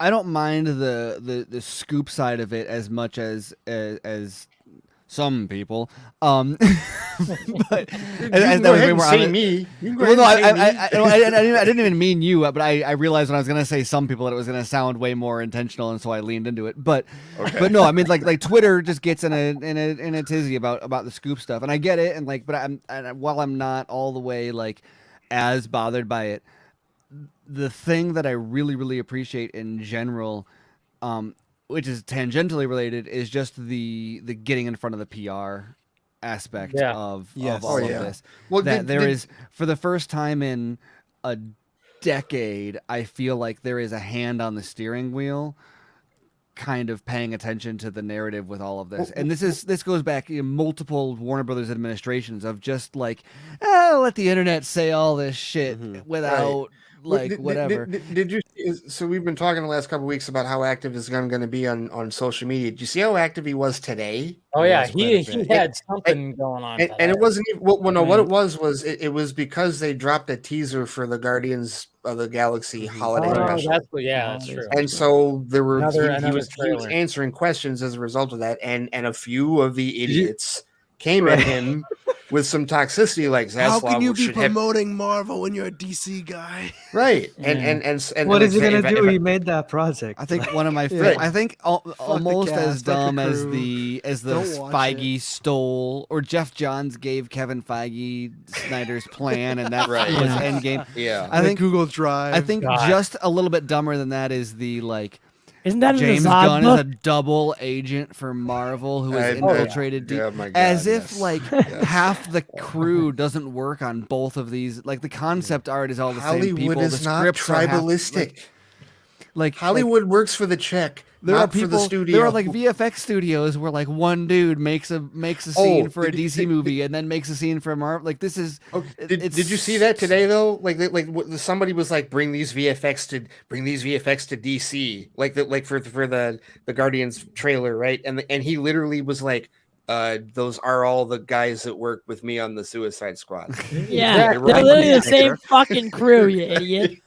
It's not But, like, it's go not like through- you have go to- DC and Marvel. For That's anybody also- who doesn't pay attention to this stuff, go to IMDb. Yeah. Go to the visual very effects easy to credits for any find. movie Look you up like. the- Look look up the up the dudes. Look up their supervisor. portfolios on YouTube, and they're gonna have a like. Here's a shot from Doctor Strange. Here's a shot from BVS. Here's a shot from Spider-Man. Here's a shot from Alien Covenant. Like these, like. That was one of the Same funniest as the things actor. that But no, came no, out. there is a battle line, and nobody works on one unless like. Yeah. That I was one of the refuse funniest to things that work came out on during Marvel.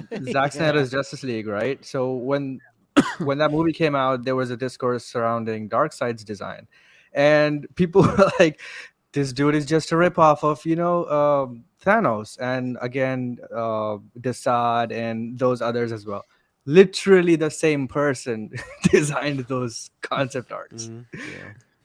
Not even the same team, the Well, same not only person. that, but like it's Darkseid has always been weird for me because some of those criticisms where it's like he looks like he's about as close to ripped off a comic book panel as you could get of like of any comic book character in a comic book movie. Yeah, sure. There are some like Deadpool, maybe. Like there are some that there are quite a few that like take like the same designs. But I But mean, the depth and Darkseid. detail of him was Like Darkseid is closer to Darkseid in the comics than Thanos is to Thanos in the comics, and Thanos is pretty close, but like Yeah. Darkseid is even closer. Yeah, but because of the general audience who largely hasn't read the comics and they just look at the visual effects design, and when you get somebody like Leslie Jones openly calling Darkseid Thanos' cousin in her Twitter watch, it's like, well, Well, it's like the right. same thing as Doomsday being compared to a cave troll. And like I don't think that the Doomsday CGI criticism would even be present if the cave troll didn't look the way that it did. Well, Yeah. Like, Krypton the also Krypton also made that worse because of their design for Doomsday looking much closer to Yeah. the comic than They the one in Krypton BBS had did. a lot of great designs. Yeah, they did. Yeah. No, Wasn't that? I mean, wasn't pour one the out for original Krypton. plan? I love that fucking show. Yeah, wasn't the original plan to have it connect? Yeah. It was. degree. It was supposed to Brainiac be was a also Man of pretty Steel good. prequel. That's absolutely what the original plan And was. Goyer was working on it. Well, actually, there's an interview with Snyder too, where he says, "Oh, I saw this recently, but it was when they were developing Man of Steel. It was some point along the line when we know now in retrospect that Krypton was in development, and he said something along the lines of, "Oh, wouldn't it be great if like they went back and told a story about like their grandfathers?" Right. I think he said Yeah. specifically Zod. I gotta Yeah. find it now because he said specifically it was He it said was something Zod like that, yeah. and Jor-El. Maybe it was even in the Man of Steel commentary. No, Probably was. Or something, or maybe something like it that. was Live Watch. But he was like, it'd be cool to see about like go back in history and see like the way that their grandfathers interacted or something. Yes. And I yeah. watched that and I was like, well, at the time nobody would have had any idea. But like that's the fucking story. Yeah, It fuck, is. literally the It pitch. is. That's the pitch right It's there. it was so. And it's wild that that's something such a that would good happen story. right now. Yeah. Like Yeah, like with the Suicide Squad Batman, and like, Peacemaker, yeah. the Instead, Batman and Krypton its is spin-off. about Jeff Johns traveling to Krypton and with his baseball cap and everything. Steven, did you watch both seasons of the show? I watched most of the didn't. first. I need to. I enjoyed it thoroughly. I just fell off and didn't. Okay. And then it got canceled. So Because you're not wrong about that, but that's only like a third of Yeah, the show. yeah. It really is. I'm a- Like the majority of the show really is about Seg-El, his grandfather, and the Zod family. Me just taking a jab at the. I mean, because that's the same reason that it was no longer a Man of Steel prequel. Was the ball cap. But no, So- those of us who watched it, you're not wrong. He was wearing the fucking Tiger's hat and you were not wrong about that at all. So I'm that was a actually little hard. That was a little upset difficult. I'm a little upset that Superman and Lois got canned because Did it get canned? I It didn't hasn't mind- been officially canned yet, but it's Oh, probably so it's going. not official. Not, 'Cause I've well, been hearing conflicting things. it's not. There are it's not going to yet. be 4 It's just Supermans. as officially canned as Cavill is officially back. Oh, okay, okay. Yeah, God, yes. See, this is the fucking problem. This is the Hey, problem. you got to write that tomorrow, Steven. That's a headline right there. That is a headline. Jesus Christ. Yes. That's a good headline. No, but Exclusivo. Ty, it is. I mean, because it's really because this it's next star probably purchase. on the hook. It was because the next star purchase, like the new owners are Yeah. taking over, and they already like the only cancellation we know for certain that most recently happened is Stargirl. Stargirl is done after this third season, and we know that the Flash is going to have a truncated 9th and final season coming up later. So last I checked, this is literally like I saw an article about it yesterday, and I'm like, because this is like the third conflicting report that I saw, but this was the second cancellation geared one, and I'm like, dude, did they really fuck? And I didn't look any further into it. I was just like, wow, they like. I actually believed it. So that's like, again, this is like that's a bad part of the comic book movie, and movie, like this like headline game that gets played. Right, where it's like clickbait, right? Yeah, and again, like Steven said, like it's not official yet. It's probably unless HBO Max saves it, which they should, because in my opinion, I think Superman and Lois, amongst all of them, I think it's going to depend on whatever Gunn and Safran's plan is, because that's the other part that people are kind of trying to figure out is the fact that it's supposed to encompass television, film. Right. Animation and video games. So the thing is, you almost wonder, like, we have question marks about all the current series. We have question marks about Titans, although I know a lot of people want that show to end. I think everything's I going. like Titans. I don't get the hatred. But we have question marks about Doom Patrol, which that's going to hurt because I love that show. Yeah. That's the only show that's going to hurt me. If they really want uniformity across television, then they're going to want to start with a clean slate, which means that, and listen, truth be told, I mean, as much as I love Superman and Lois, as much as it really did take up the mantle of being the best show in the Arrowverse is over 10 years old. Yeah. Like it had a really good run. It had a good run. Really good run. Multiple spin-off shows, events, like Arrow could have came out, bombed, and that would have been it. But look at what they have. Like I would label it a success too. Yeah, no, it's it's a massive They did what Marvel did in film with the connectivity precisely on TV. yes. Yes. right? I wrote a piece much about that smaller scale. But I wrote a piece about that years ago about how the DCCW was DC's MCU. So similar, so incredibly similar in terms of how they structured But it, Ray, and what they did. in what that they did. statement, I think what was the most interesting was animation and games. Like, imagine if Yes, there's a scenario where Affleck doesn't want to come back full time and just is interested in one project or stuff like that. They could totally do an animated movie, and he would just have to voice, or they could do a game with Ben Affleck's Batman. The example that I thought of with games, or the analogy I was coming up with was Enter the Matrix. Yeah. Where like Yes. it could be Niobe. So it wouldn't be something where like, well, you've got to play the game to know what's going on, but it's a side story that might be referenced in a movie or a show, and hey, if you want to know the side story, play the game. That type of deal, right? See, I was thinking the same thing, and I even mentioned that too when they talked about that. I'm like, yeah, do that. I mean, when it came to the Matrix, they were really trying to do that because you had the Animatrix, which was showing stories all over the place. In the first story, which was the Flight of the Osiris, which totally was a side story of what happens in Matrix. It led into Reloaded. Yeah, exactly. It absolutely led into Reloaded. Yep. So I mean, like, that's why when Gunn and they were talking about like spreading this all throughout, I'm like, yes, do that. Marvel's not doing that. Marvel's not doing this. I mean, they're kind of doing animation with what if. We'll see. But that's what excites me though, Dave, is because like especially as somebody who's I've wanted the organizational structure to get tighter, but I've also wanted them to continue to find a differentiation for themselves from Marvel. Don't just do what the MCU does. This would be different because I mean, as successful as the MCU has been, knock it off, asshole. Silver's great. As successful as the MCU has been for nearly 15 years, animation and video games have not been a part of the equation. And television has really only just become a part of the equation in the last 2 years because they were still in a weird place with Marvel Netflix back in the day, and even with the stuff they did on ABC back in the day. So only now in the last 2 years are they starting to bring in the television, and I've liked the television stuff, all of it that I have seen that's been integrated. But yeah, what Safran and Gunn are talking about doing is different, is something that we've never seen before, and it's very ambitious. It is a very ambitious idea. Yeah. So we'll just have I think that has to be the next step, because if you want to, like if we look at what you would perceive as a successful, a successful turnaround of this, if they're gonna base it on some of the past stories, like what are they gonna scrap, what are they gonna keep, what would be a success in your eyes?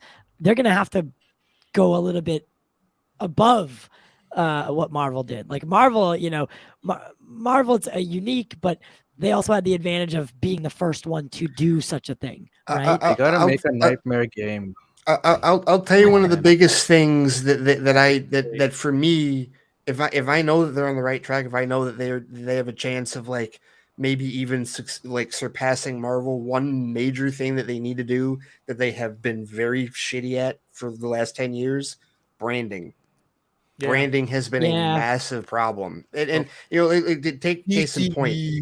The DC brand really wasn't like you couldn't sell a DC comic shirt. Well, and it's like I've gone through this. Like my listeners have been talking about, like they're going back and forth over whether or not on the Hexagon to call it the DCU or to call it the DCEU. DCU, and I'm Dave. And look, here's and the CEO is calling it the DCU. It is the DCU. I know, James Gunn. That was like my big disappointment. Like, how dare you? But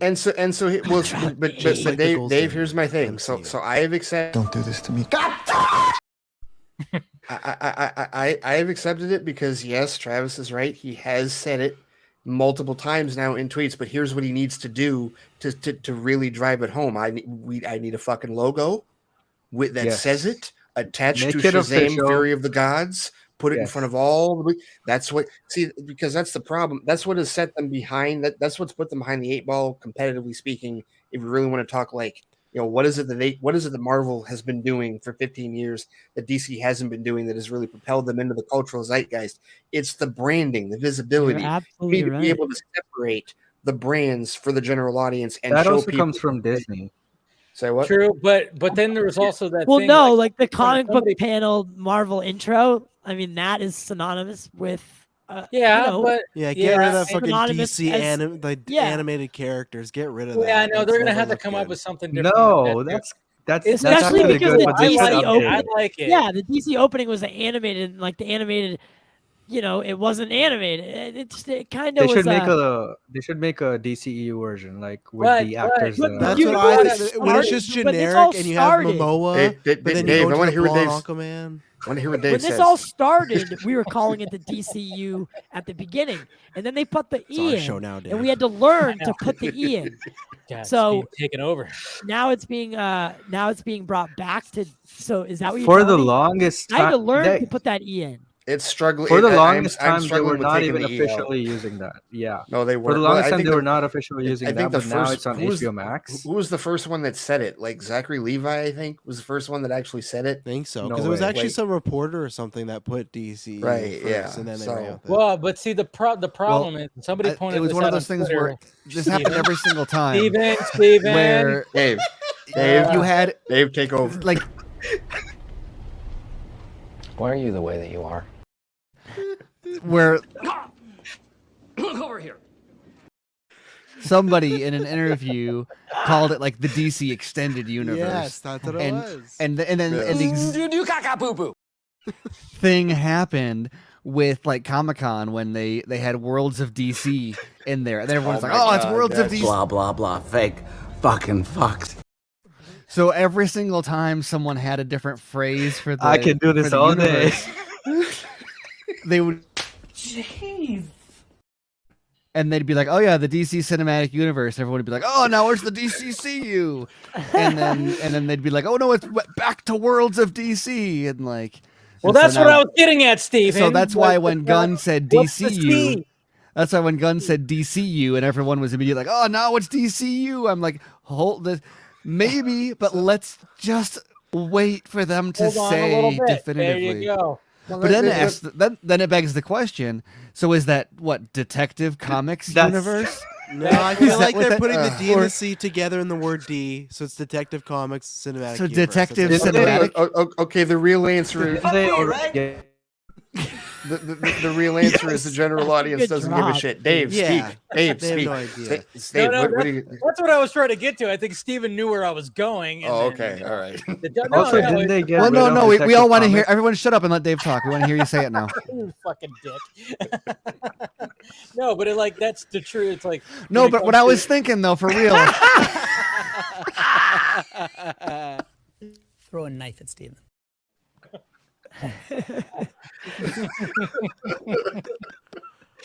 Ah. Oh. No, but I know that's exactly what I was getting at. Is the fact that it's like, all right, you got DCU, so it's like, all right, it's DC Comics universe, or like that somebody brought that up, and I think and it's like that's why I thought DCEU is still like The general audience doesn't care at Extended- the yeah, I end know. of the day. That's- I think Like- DCCU is great. DCCU. I don't know. No, I don't like That's- that I one. don't It should be know. Listen, I think more than three whatever letters it is is, just get logos, branding. Yes. Logo. Get that Stick to shit it. out there as soon as seriously. That has to be part of the plan. I There got has it. to I be a figured it out. branding part of it. DCFU. That was the previous regime. Yeah. I like That it. was the previous regime. Yes. Yeah, pretty much. No, Detective Comics. Fuck you. you. So that actually, that brings up a question. Or It's like, film universe. when who it knows? comes to this whole thing that's going to be revealed, which we probably won't hear about till maybe Comic-Con or something like that next year. It's like, do they come up with a definitive like, or hey, we don't do DCU, and they actually do like, name this whole thing something? Do they call it the DC Bible? I don't know. That'd be. I think they they have absolutely to- will. They have to give it a because- name. But like Yeah. again, branding. Branding is Because really Gunn knows critical. that. The fact that He's- Gunn he already comes said from that DCU, place. Well, Yeah, I think from the here's gold what standard. Gunn, Exactly. the benefit of Gunn, He's seen how the secret sauce is made. right? Well, coming from Marvel, but also I think the key because They use mayonnaise. We'll use ranch. The Yeah, big yeah. mistake that Marvel made. Ball caps. I don't know if I can even call it a You're such mistake. a dick, The mistake Casey. they made that made them $30 billion, is that it feels like I haven't seen some of the shows, and I haven't seen now Thor or Wakanda Forever, and I'm like, I haven't seen Wakanda yet. and like I've I want to seen see both. it. Like I'm interested in seeing it, but it's just it's Yeah. so Hey, much of it is shocking. Wakanda's better. Shit, no- is that even a? That's I not know, even. I know, Come exactly. on. like so Wait, much of it- Wakanda is better than Black Adam? Is that what you're saying? What? no, then yeah. Thor. He was talking about Thor. It's better That than Thor. too, I'm gonna Oh. say. If I were gonna, see, I don't even like. I have cultural reasons I why don't like. want to. Yeah, but I mean, if maybe It's just no. Well, you don't what wanna- movie did you don't you wanna like pit better? the- It doesn't. the We don't gotta blonde get so god serious against about it. Yeah. It's just did you Wakanda. like this guy with the cape versus this guy in the cape? I like Wakanda Forever because I cried. The Rock made I a don't know, weird I think face. I I didn't think- enjoy it. what it is like Wakanda Forever is like a better movie, but maybe Black Adam's a little more entertaining. I guess. Yes. I don't know. Okay. That's Yes. probably No. accurate. No. I Yeah. will agree with Yeah. Dave on that. And Yeah, and Travis, listen. Culturally speaking, one movie's gonna hit me a little harder than the other for Of obvious course, yeah. reasons. You know what I mean? But on top of that, I do think that when it comes to like diversity and representation, it is pretty fucking awesome that the last two comic book movies that have come out have been those. Absolutely. In terms of Yeah. in Only terms of Considering where seen- we were even 5 years ago. Having you know. only seen Right. Black Adam, it's very weird for me to someone be like to say Wakanda Forever is a better movie, but Black Adam is more entertaining. It's like one of the most confusing movie sentences I've ever I'm not heard. agreeing Having with not Dave seen on Wakanda that. Forever, Steven, the thing about Wakanda Forever is that it's not that it's not entertaining, it's heavy. It's arguably the Yeah. heaviest It's heavy movie in the and whole it's whole long Marvel and Cinematic yeah. Universe. Yeah. Like It's it, heavy, and it's it, long. and I mean it's because they essentially, without spoiling anything, although are we past the second weekend? Are we past the Russo? Yeah, rule? we're fine. it's Go like a ahead. Go research ahead. term. Go ahead. Go ahead. They basically took the real life death of Chadwick Boseman and made the country of Wakanda deal with it. Yeah. Because Yeah. and I mean, if you want to so talk it's about like the Fast Seven of the MCU. it's like the Furious Empire 7 Strikes Back of the MCU. But even Yeah. more so than that, because Fast 7 at the end just does that last 10 minutes, right? Wakanda Forever is like, you know, this whole 2 hours and 40 the minutes. whole fucking movie. Yeah, Goes on it's the forever. whole movie. Well, yeah. and You and- feel and- you and- feel and- the weight all the time. and like the emotional parts of it for me weren't even the times that you see Chadwick Boseman. It was the times that you saw the raw emotion on Letitia Wright and Angela Bassett and like Denai Guerrera's faces, because you know that all of that shit's real. Yeah. You know that this is the movie that the- they needed to. The pain was grieve. real. Right, the pain was 1,000% real. It wasn't just them acting. I mean, they all turn in great performances, but it hits you when you realize that's for Chadwick. That's all of that shit on screen is for him, and it just adds so much more I'm not probably gonna weight to tomorrow. what you're seeing on screen. So Yeah, I'll probably but go what, check it out tomorrow. what I was going to say though was that I think that with the Or the today. DCFU, when with Let's start with calling it that. what Gunn learned, I would hope, based on his sensibilities from Marvel, is that eventually the everything is connected gets tedious. And if you look at the way he approached the Guardians, and he's said this since like Guardians 2, maybe even before Guardians 2 came out, where he's always said 3 is the last. It's Yeah. the end of the characters. And I think, I don't know if he's left it open for like, I guess if somebody else wants to, they can, but he's always been pretty definitive that he doesn't want anything to do with it. He's ending their story. And because he's someone that he knows, while he knows how to build these big interconnected stories and weave them together, he also knows the value of endings, Right. and the importance Yes. of endings. And so I'm very curious to see how he structures the DC universe, that he comes out, like whatever his plan is for that, DCFU. because I don't think he's someone that would want to build something that's just going to exist and like just, he Infinitely. came up with, I don't think he's coming up with the best way to give us 500 Batman movies. which is what everybody wants. Well, Like, we just ju- give us, just For invent Batman. For a Batman, mechanism. Steven, Not it's 4, not 4. This is 500. Invent a mechanism by which Matt we can Reeves is in just trouble. see 100 Superman movies without having to whatever. Just pull up a dump truck of Superman movies and dump them on me. Yeah. And Fuck. but I don't think that's what he would want to do. I think Bradley. Money I think he shot. would be more, especially it being in the DC universe and having the Flash and having all this stuff. I think he'd be more likely to do like what the animated universe did, where like he'll do a full-on slate with a set of characters and then do a full reboot and then another. I think he'd be way more interested in like let's pump through it instead of like, oh, aren't you guys happy that Henry Cavill has been in 400 Superman movies? And like he'd be more like, no, let's do that, and then let's get someone else in here, and then sure, we'll bring Cavill back as Earth 2 Superman or Earth 1 Superman later on, because that's DC Comics, right? You'll have Yeah. they're all Kinda they clear. exist. Yeah, I- build we're a just gonna tell them. comics universe. Yeah, Yeah, you can tell I- an Earth 2 story without Earth 1. You don't need to do your Earth 1 homework to watch a Earth 2 story and care about it.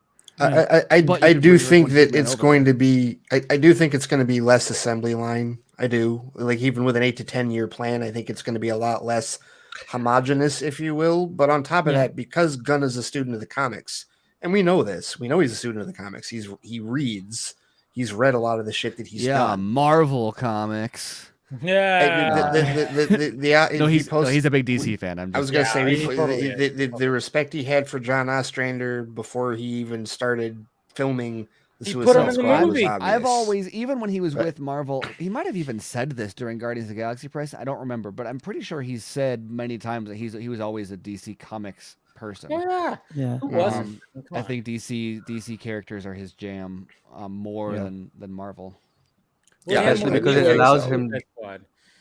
I think he just had more leeway with the Suicide Squad, and now that he has Yeah. like the whole universe, and he's like, I think he could just, and everybody's like, oh, it's gonna be one tone. It's gonna be. I remember I even No. saw a tweet today where like somebody was like tweeted like that had dark side with high heels on. And his, What? like posing with high heels, and they were like, "This is what James Gunn's gonna do." And like, literally, I saw somebody that I follow that one was like, "I would not be surprised if he did the exact same thing." I almost responded like, "Really? You think Their that views are we're gonna so see a dark myopic. side with high heels on?" I'm And like, they "You want hate-" that. I'm I like, think "You that- I guys think hate even from him film- so much, no. you hate him so much that you're just going to actually Well, say no, that." no, they Wow. it's not even they need it to be that because Because otherwise, then what are they they going to get- get on a high Exactly, horse they about? want it? Because They then don't we're want going to to- be like Zack Snyder. They- what got if it what back if to James run Gunn this just whole get thing. what if James Gunn takes away their soapbox by not like That's what it like is. what are you how are Exactly you what going to it be self-important if you can't Precisely, be yes. superior to whatever movies he makes? Meanwhile, Exactly. Zack Snyder's going like, "Hey, James Gunn, good luck. Good luck. What I hope it's what good." I really want to know about the writers' room that they made right now with DC Studios is who are these writers? Like, are they going to be permanently there, overlooking every single movie or project, or are Yeah. they just going to bring in Well, movie like- by movie? I was wondering that like with like so like let's hypothesize that the Superman movie development is on hold until Gunn finishes his Bible, and then they will slot that movie into wherever. Does that mean that like let's say they get Christopher McQuarrie in there to write and direct it? Does that mean they're going to hand him a list of notes that says like, all right, you must give Superman a child and introduce Like hit the plot points for Brainiac us. and like are they going to give him an outline or are they going to say like That's what depends, right? That's what Yeah. Ray Are talks they about gonna it let not the being as create?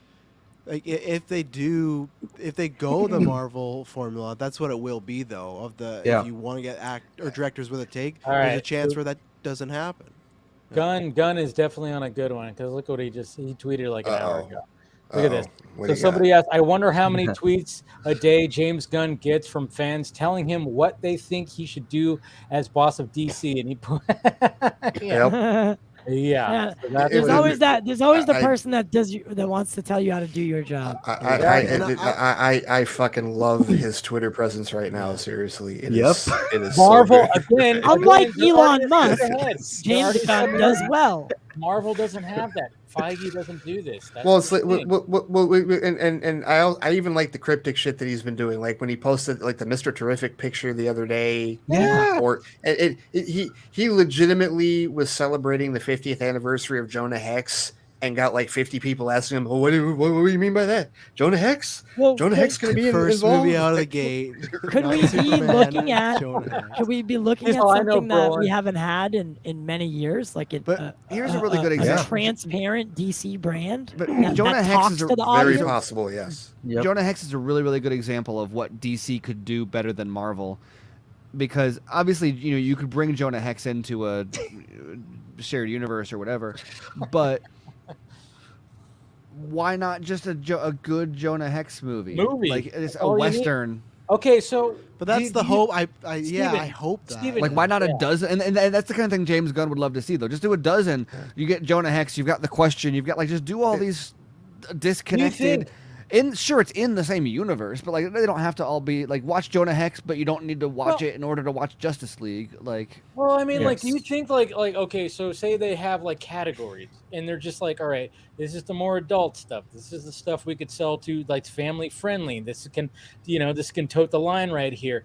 And I think maybe hopefully they can do something like that. Where, I mean, remember like when it came to the Netflix Marvel, we knew that it was technically in the same universe because they made reference of the big green guy and his friends. And, They could just the do something event. like that. They talk about the Battle of New York.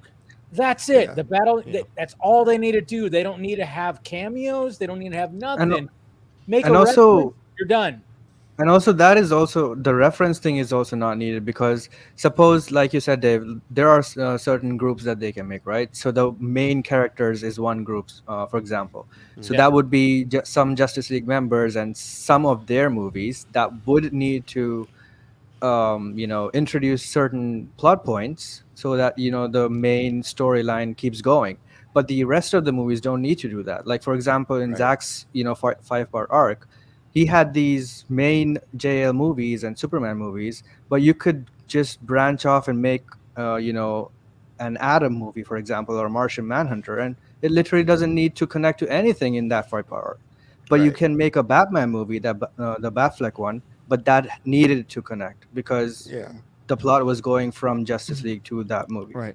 We'll give it like a litmus test that's like the Superman litmus test. We're like, can you tell this story without anybody saying, where's Superman?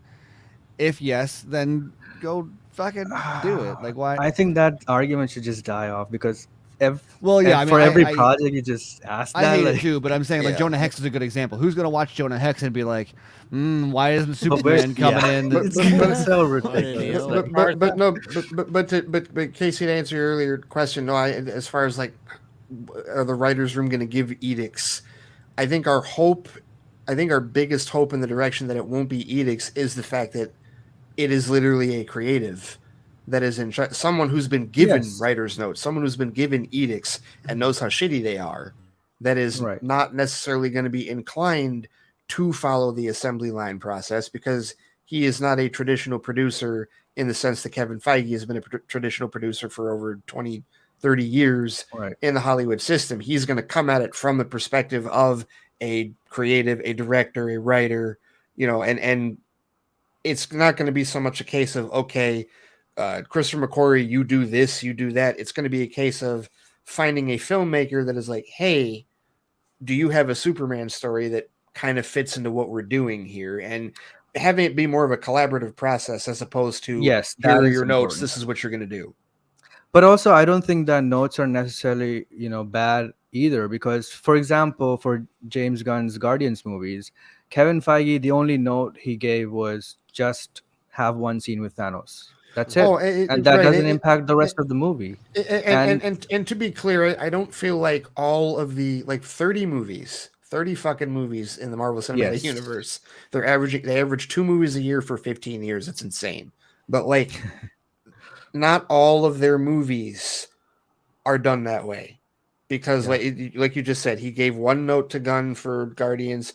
I don't know how many notes he gave at all to Ryan Coogler through 2 Black Panther movies. Well, look at the 'cause first Coogler Black did a- Panther. Other than T'Challa coming back from America after Civil War and the end credit with Bucky, it's just a Marvel movie on its own. There's no greater Yeah. MCU connections and stuff like that. And for the well, next right. Superman movie, for example, like I don't think there would be many notes other than what Gunn wants Superman to do after that movie, going can he go into back the to next Krypton? JL movie, and something smaller like, you know, Lois is pregnant now, so just include that.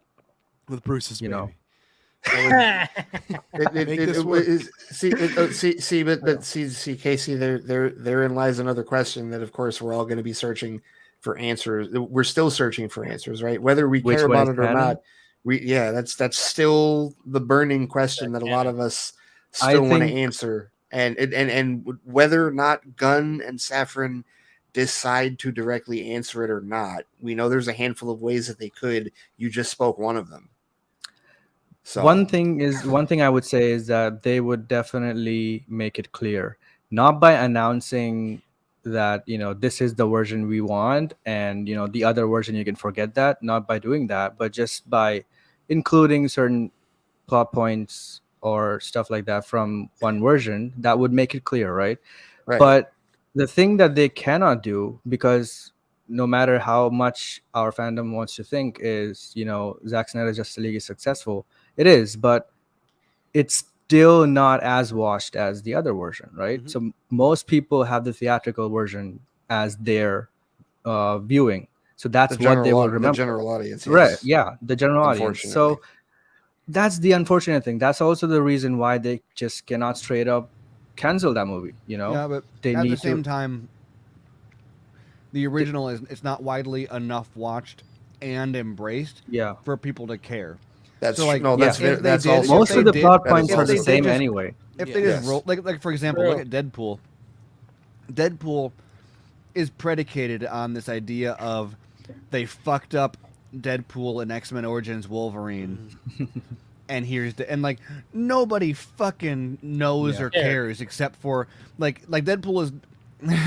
I guess I've never had Deadpool stands come for me, so I don't know. But, like Deadpool is not this. Like, he's a meme, right? Deadpool is a meme, and he's not like widely like he's. I don't know. He's known now, but like he was not. The number of people who watched X-Men Origins Wolverine and were like, "They fucked up Deadpool," is like such a huge minority of the audience.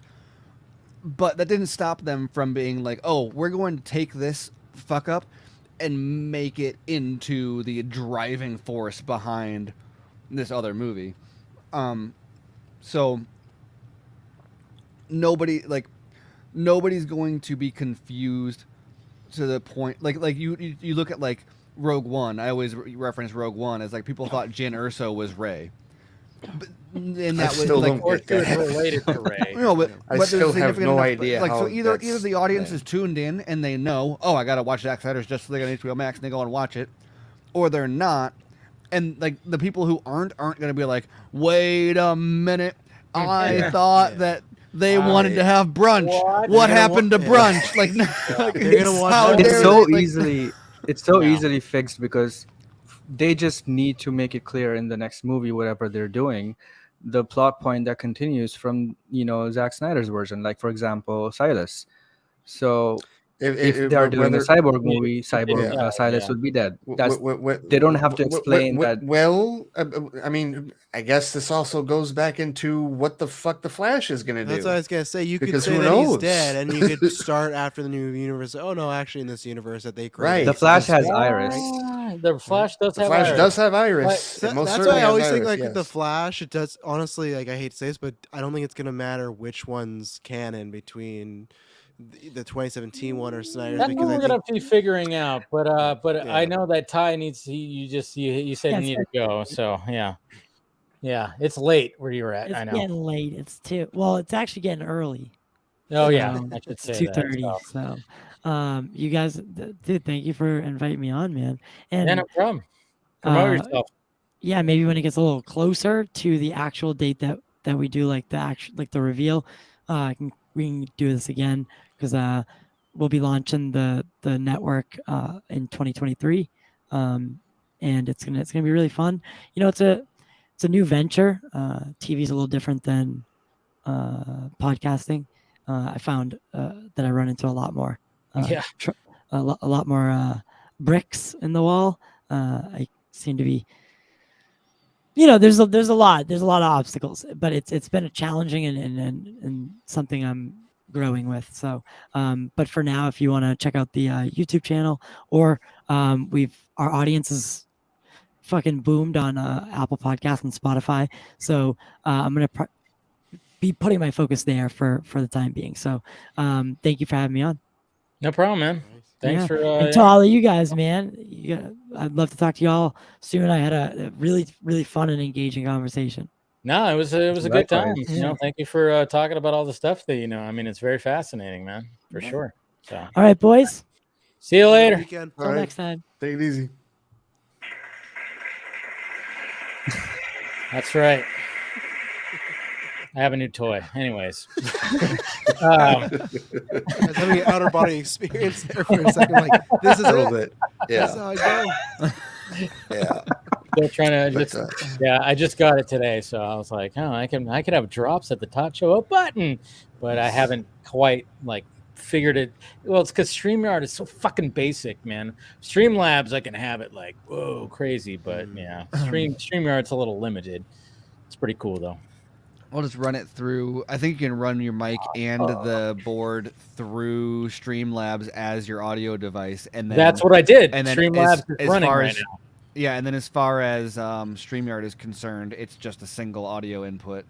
But that's the thing is like I was like racking my brain. I was trying to figure out exactly how to, and I was running tests and stuff. And I even tried to do the whole virtual cam, and I thought maybe that would work. And I was going to run it through Streamlabs and just be like, oh, I could just do everything. But then it was like, nope, StreamYard is still just picking up all the audio from my microphone. You know what? Because I think actually, if I remember correctly, OBS doesn't.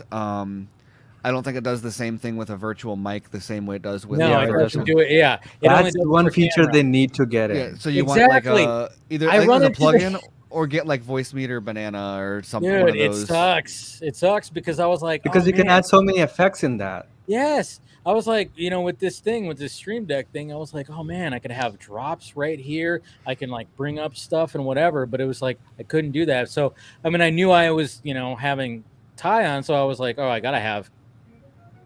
You know, I had to have the fucking X-Files theme and everything. And then I was like trying to figure out other stuff too. And I was like, damn. But yeah, it just wasn't, you can only hear it through my mic. So if it's not loud enough, it's not going to work. So, yeah. But they do it, but it does have like a StreamYard thing, but it doesn't do anything for the drops. And I was like, that's what I wanted to mainly have it. What does it do? What does it do if it's not for the drops? I know, exactly. But it has like all stuff like, you know, if I can, you know, at the touch of what did he do? Do all that. I just did. I could turn my mic off and turn I could do that, or you know, I can, you know, do all other kinds of stuff. Go, you know, that's the only thing I could do when it comes to that. That's the thing. StreamYard is so basic. And I was like, damn it, if only I could set it to like, you know, push the drops or anything like that. But well, when I do Film Junkee Lives, I'll have a lot of drops, you know, ready to go. That's for damn sure. Anyways, that's my new toy. Travis, I forget. Have you seen Zack Snyder's Justice League? Oh, come on. Come on. I forgot. I forget. I have a small business that's a podcast. I have to see this shit. Well, no, of course. No, I loved that. That's my second favorite DCU movie. I absolutely love that one. What? No, because I've been thinking. Which one is your first?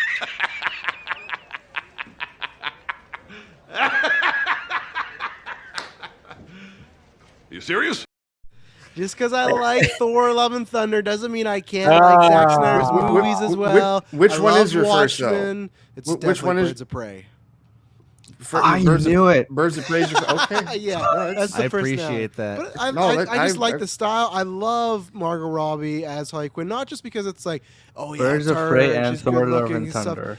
For me, it's just like she's putting on an actual real performance where it's like Momoa's Aquaman's great, but it's like he's just kind of Momoa, right? Same thing as Downey. It's like he's just Downey. Reynolds is just, but Margot Robbie's not that in real life. Margot Like, the way- Very small selection of comic book movies that feel like they are a genre film. Yeah. Yes. And that is one of them. And it's not perfect, but I feel like most of the people, like, it's not my favorite, but I appreciate it a lot. But I feel like it's one of those weird movies where, like, most of the people that are detracting, like that really dislike it, hyperfixate on like one or two things that it's like, okay, Black Mask or whatever. It's like, I get why, like, I understand the complaint, but like doesn't outweigh all the other really cool things about it. Or even the female-led aspect, because there are definitely people that rag on it for that. Ewan's great. There in are that some movie. cool things in that, and I do like the style of it. I just didn't like some of the decisions they Women. made. And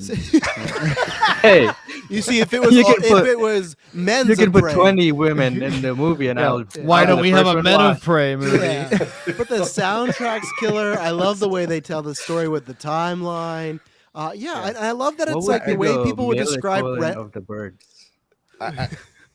It's it would just be definitely not Batman. men. It would just be Batman and his. I was gonna say, right? Low key, one of the reasons that I'm really personally glad that Gunn is in charge is because I'm now not nearly as worried about Margot Robbie not playing Harley Quinn again. Oh yeah, she'll Because definitely still be because when the whole Lady Gaga thing happened, I was like, oh great, now they're just gonna focus on her being Harley in this Joker sequel, and they're gonna cast off Margot Robbie, who's been awesome in 3 movies as the live action version of the character, and I would love to see her. How crazy is it to have Margot Robbie and Gaga playing Harley Quinn at the same time, though? That's like crazy. that's like having Bale and Affleck as Batman at the same, like, As having long movies as it's come out. less than Yeah, 4. that's like Steven. having Robert Pattinson and or Robert Pattinson and Ben Affleck, I guess. That is As kinda long as crazy. it's less than 4, it's okay.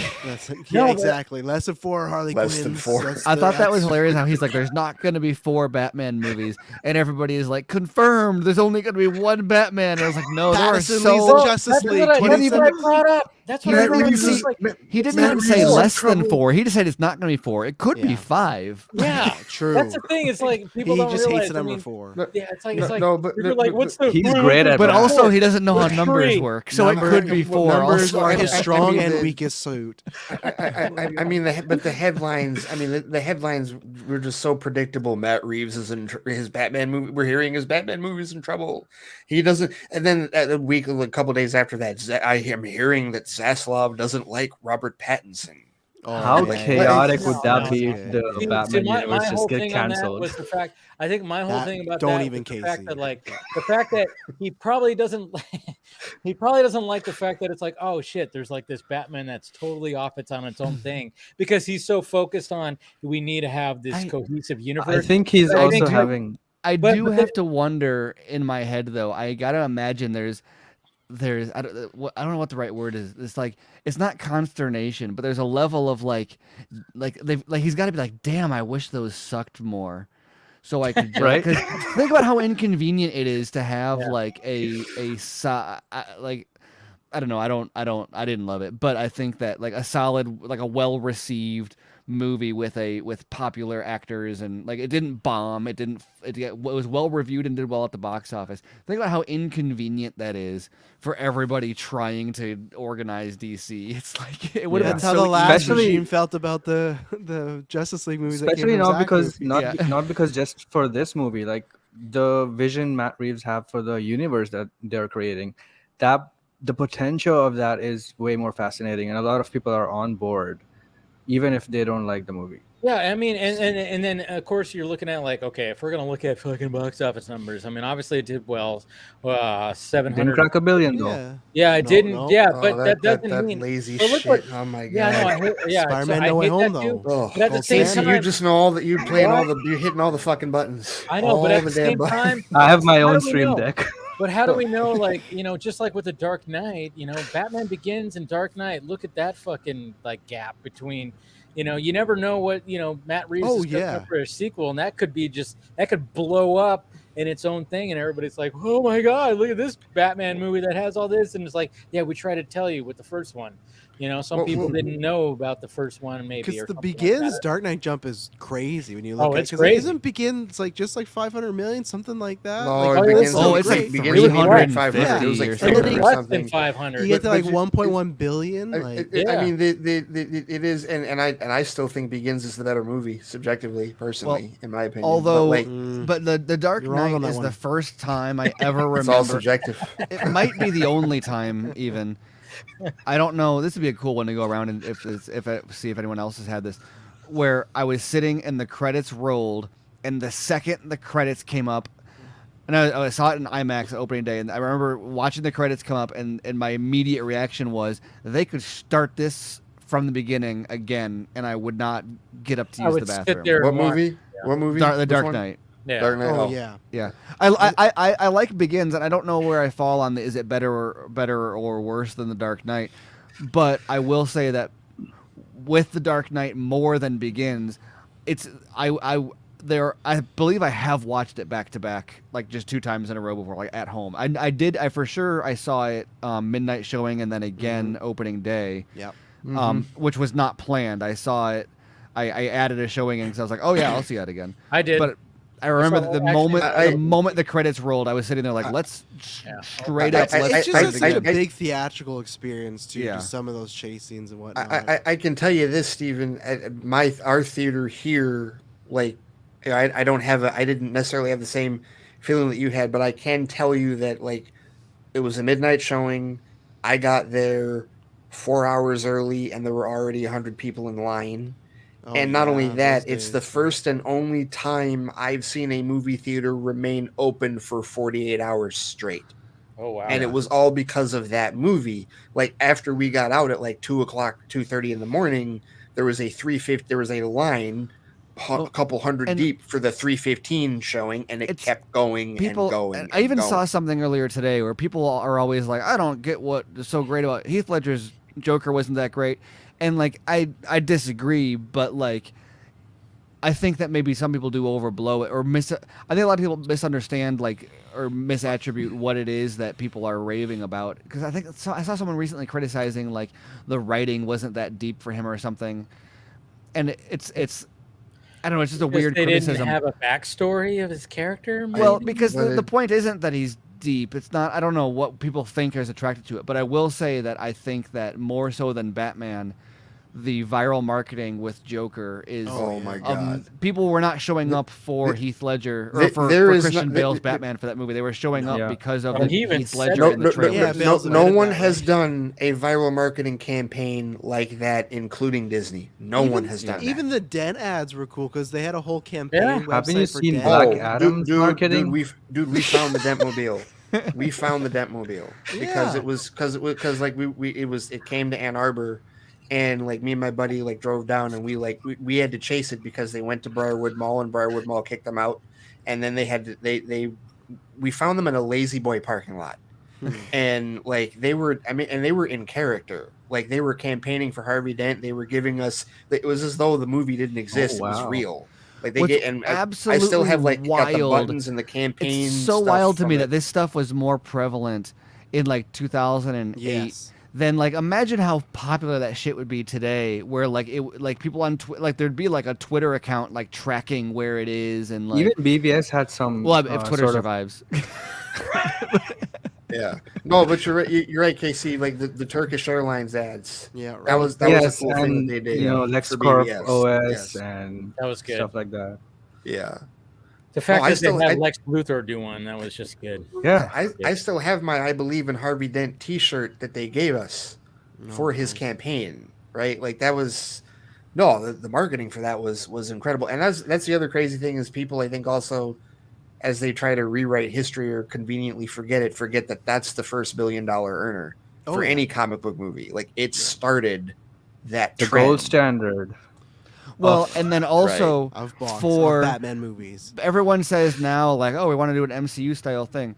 For a decade, people would say that they were using Dark Knight as inspiration for if they were to like even Marvel movies, they'd be like, oh, How we're many doing it times like, have we heard that? like the Winter Oh, Soldier yeah. was the Dark Knight, right? Like Yeah, Josh Trank, Fantastic Four. yeah, The Winter everyone. Soldier was the Godfather. I was on the New Mutants set. Josh Boone was like, "Oh yeah, it's like the Dark Knight," and like that was, and of course that's why you got people who were like, well, "Not everything has to be like the Dark Knight," and it's like everybody wants that. Like that was like the thing. But now that's far enough behind us that now everybody's like, "Oh, it's like the Avengers." Like Yeah.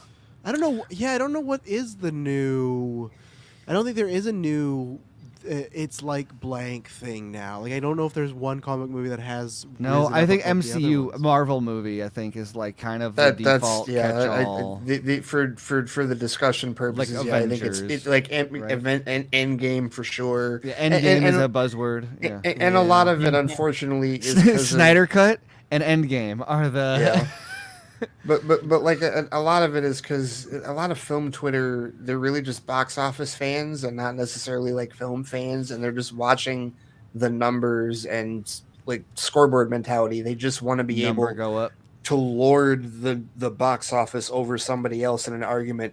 My group of billionaires that took all of my money made more than your That's group why of billionaires. it's too bad that took all of nobody your owns money. it.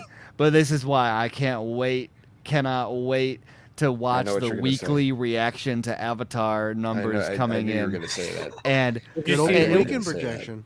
I saw that, and it's hot because it's projected to beat Avatar 1 by a significant amount. Oh yeah, it's Did- like did- 132. 136, but right? but I- what I'm excited for is like I'm not the December 2022 box office results for Avatar 2. I'm excited for. I'm really excited to see the like November 2023. Like November 3rd, 2023 box office returns for Avatar 2 is really what I'm like when people are like, wow, $1 million?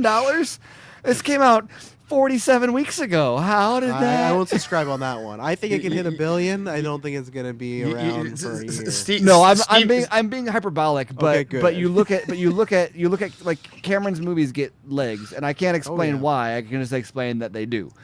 And He's and got so something. I'm really. He's got that secret. I feel like he either made a secret sauce or a deal with the devil. and Like there's no way. I've beaten I this would book really too many lean towards times the on latter.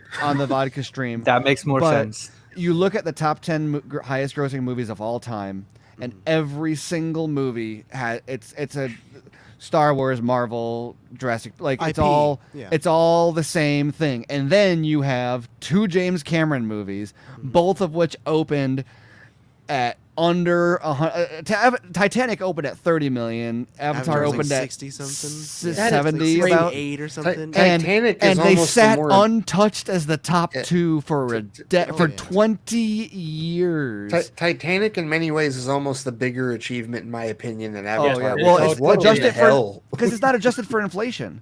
Right. The other thing in common is they're the only 2 that are more than like 5 years old. Like in the Yes. top 10. So there's 2 James Cameron movies. They're both way older than all the other movies in the top 10. They both opened way lower than everything else in the top 10. Like I don't adjust for inflation, it'd be insane. But like the it's not even just that the legs were good, it's that the legs are why they're there. I have no and- idea how much Avatar Way of Water is going to make, but I do believe that there is a large contingent of people, and Steven, you might be one of them, that wants it to like surpass these Marvel movies just so that you can enjoy the Schadenfreude. Honestly, it's not even New it's gold not even about standards blue. it's not even about Marvel for me. It's about the way It's we a talk blue about standard. it's about the way that we talk about box office, and not just in the like the frustrating fandom way we talk about box office, but like the appreciation of the method by which the Cameron's movies did well, because there's this big the way these movies are marketed and released and the way that they're monetized target this huge opening weekend splash, and they anticipate a 60-70% drop, not 70%, but I mean they anticipate these huge drops and they market it as such.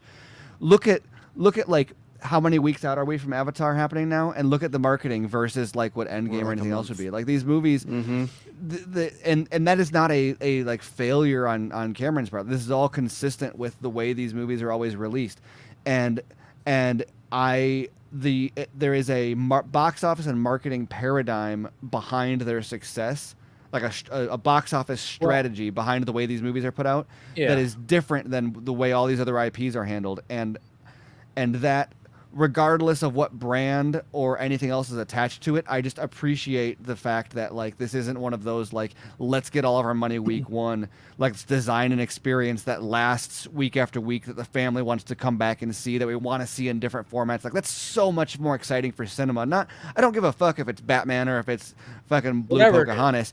The fact that people are saying let's go back and see it again week after week after week is so much better for cinema than 500 million people showing up at the same theater on opening night to like.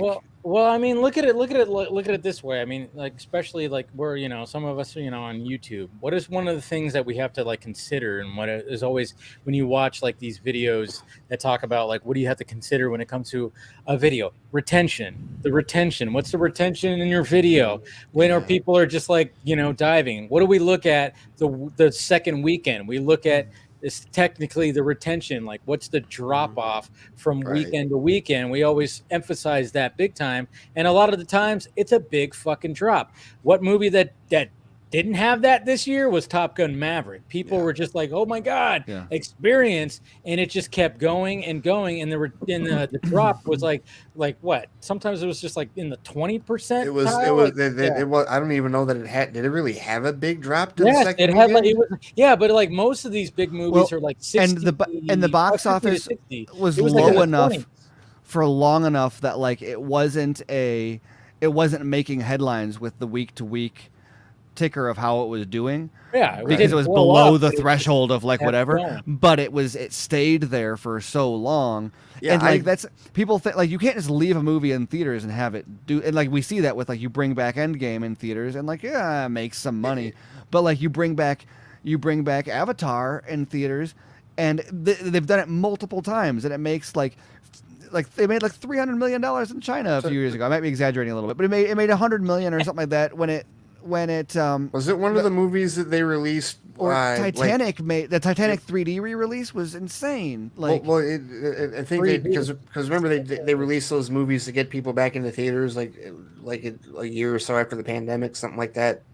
Like they weren't releasing first run, but they were releasing. I think it might have been one of those. But like Top Gun Maverick, that was released Memorial Day.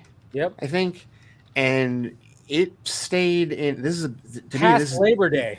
But this is the big. But it stayed past Labor Day. But another thing in IMAX, because like we didn't see it. We didn't see it opening weekend. We saw it the very last day that it was in the IMAX at Imagine, which was like 3 or 4 weeks after it came out. For a movie to stay in large premium format, whether it's IMAX or EMAX, for a month, is insane. Lightyear was the one that pushed it out. Titanic was released in 3D in 2012. This is 14 years. I think it came out in 98. 14 years after its initial release. So this is after Avatar has already surpassed it, but otherwise it's untouched at the top of the box office for over a decade. Re-released in 3D, it made $350 million worldwide in 2012. Titanic. That's crazy. And the crazy thing about I remember when that movie came out. That's more than Black Adam. I was just gonna say. Tweet that at The Rock tomorrow. The hierarchy. I love Titanic. I love Jim Cameron. All the success to Titanic. The hierarchy of the box office is unchanged. Yeah. Like that is a 15-yard flag. You know what happened? You know what happened with Black Adam though? It didn't get a release in China. If it did, it might have helped. Beat Avatar. Why didn't it get a release in China? some stupid reason. There's you a know, bunch so- of there was one rumor of something that I- Pierce said in an interview. I And there's don't something. buy the Reddit reason. I don't. Someone buy it. saw Pierce Brosnan with Dalai Lama, I think. Yeah. There was a symbol that he was, or something like that, because I mean, when it came to Black Panther, it was just like, you had an LGBT, Which is just it's like a fucking Fucking- 3-second kiss on the forehead, which is like it's two fucking problems. One, 2022. Wait, Get the fuck over it. Wait, you're talking about Ao's girlfriend? That's it. Yeah, that's it. Yeah. That's all it It's was. not even like you It's a see kiss all on it the was. forehead. It's a kiss That's on the all forehead. it and she was, and she dude. and she calls her my love. That's it. That's all Wait, it like, was, man. man. That's all it takes. Was the character played by Joe Russo? No. Okay, It was Joe Russo in blackface. Yeah. we can have the conversation about Disney's struggles with represent. They've gotten better, and I'll give them this. They've gotten better in the last 5 years. They still have a ways to go, but yeah, they with respect to that aspect of it, yeah, they have some work to do in that regard. But Eternals I did honestly, I think well. that if you look like Chinese box office is crazy, and who knows if it's even accurate, but I kind of suspect that they are the reasons that these movies are getting rejected aren't always purely for the like maybe the Dalai Lama or whatever will be an excuse, or the gay kiss will be an excuse, but I think they are also they want their own movies to be it's a cultural there's a level of cultural hegemony that's going on because their movies make $1 billion in China alone according to their internal metrics, right. And so why would you want to bring in a Western film? Like, isn't that a change? Isn't that a recent change in their philosophy, though, Stephen? Because wasn't that what they did? Weren't they always bringing in the Western? That's why, like, the Last Samurai. But their industry has grown now. Right. Like, their industry is at the point where now they are making their own $1 billion movies. Yeah. You look at the top because- 10. There's like sometimes 2 or 3 movies just from China in there. Okay. Yeah. No. And they don't want their population they want the cultural dominance to be Chinese IP, Chinese media characters messaging. Well, because I think that's something to remember, because people always tend to act like if a movie gets denied in China, it's clearly a Warner Brothers film. No, Disney's had the same struggles. Yeah. Well, with respect, not just with Wakanda Forever. No Way Home didn't get a Chinese release. It's kind of I don't know if they've insane. had one I can't since the pandemic, remember. to be honest. There was I can't remember where it was, but people started talking about. I think Sony was the one that got real bad. But some of the requirements that China would give, they would get involved with like Chinese government early on with producers to kind of get scripts and stuff cleared, and they were taking all sorts of stuff. Like I think Sony was the one, but I mean they'd be removing references to Taiwan and the Dalai Lama and all sorts of like. Well, that happened at Top Gun Maverick too. Remember the patch on his jacket? Yeah. They had to like change it, but then they said "fuck you," and then they changed it back or something like that too. I think. Yeah, but on a very, and you know how people will talk about like the U.S. government, for example, the military or whatever dictating things that show up in movies because they'll give funding or whatever. And that was a big deal, especially in like the 2010s when you had all these like Iron Man and all these superhero movies that have the military having a big Transformers too. Yeah, Transformers. Yeah. Man of Steel, even, I don't know how much of an influence they had on like the script, but that was a lot more common back then.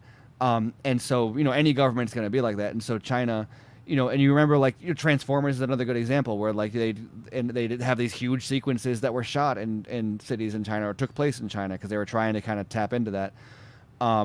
But as a result, because they wanted that Chinese box office, they would make sure they would talk to them from the before they even started shooting to like get the script approved and stuff like that.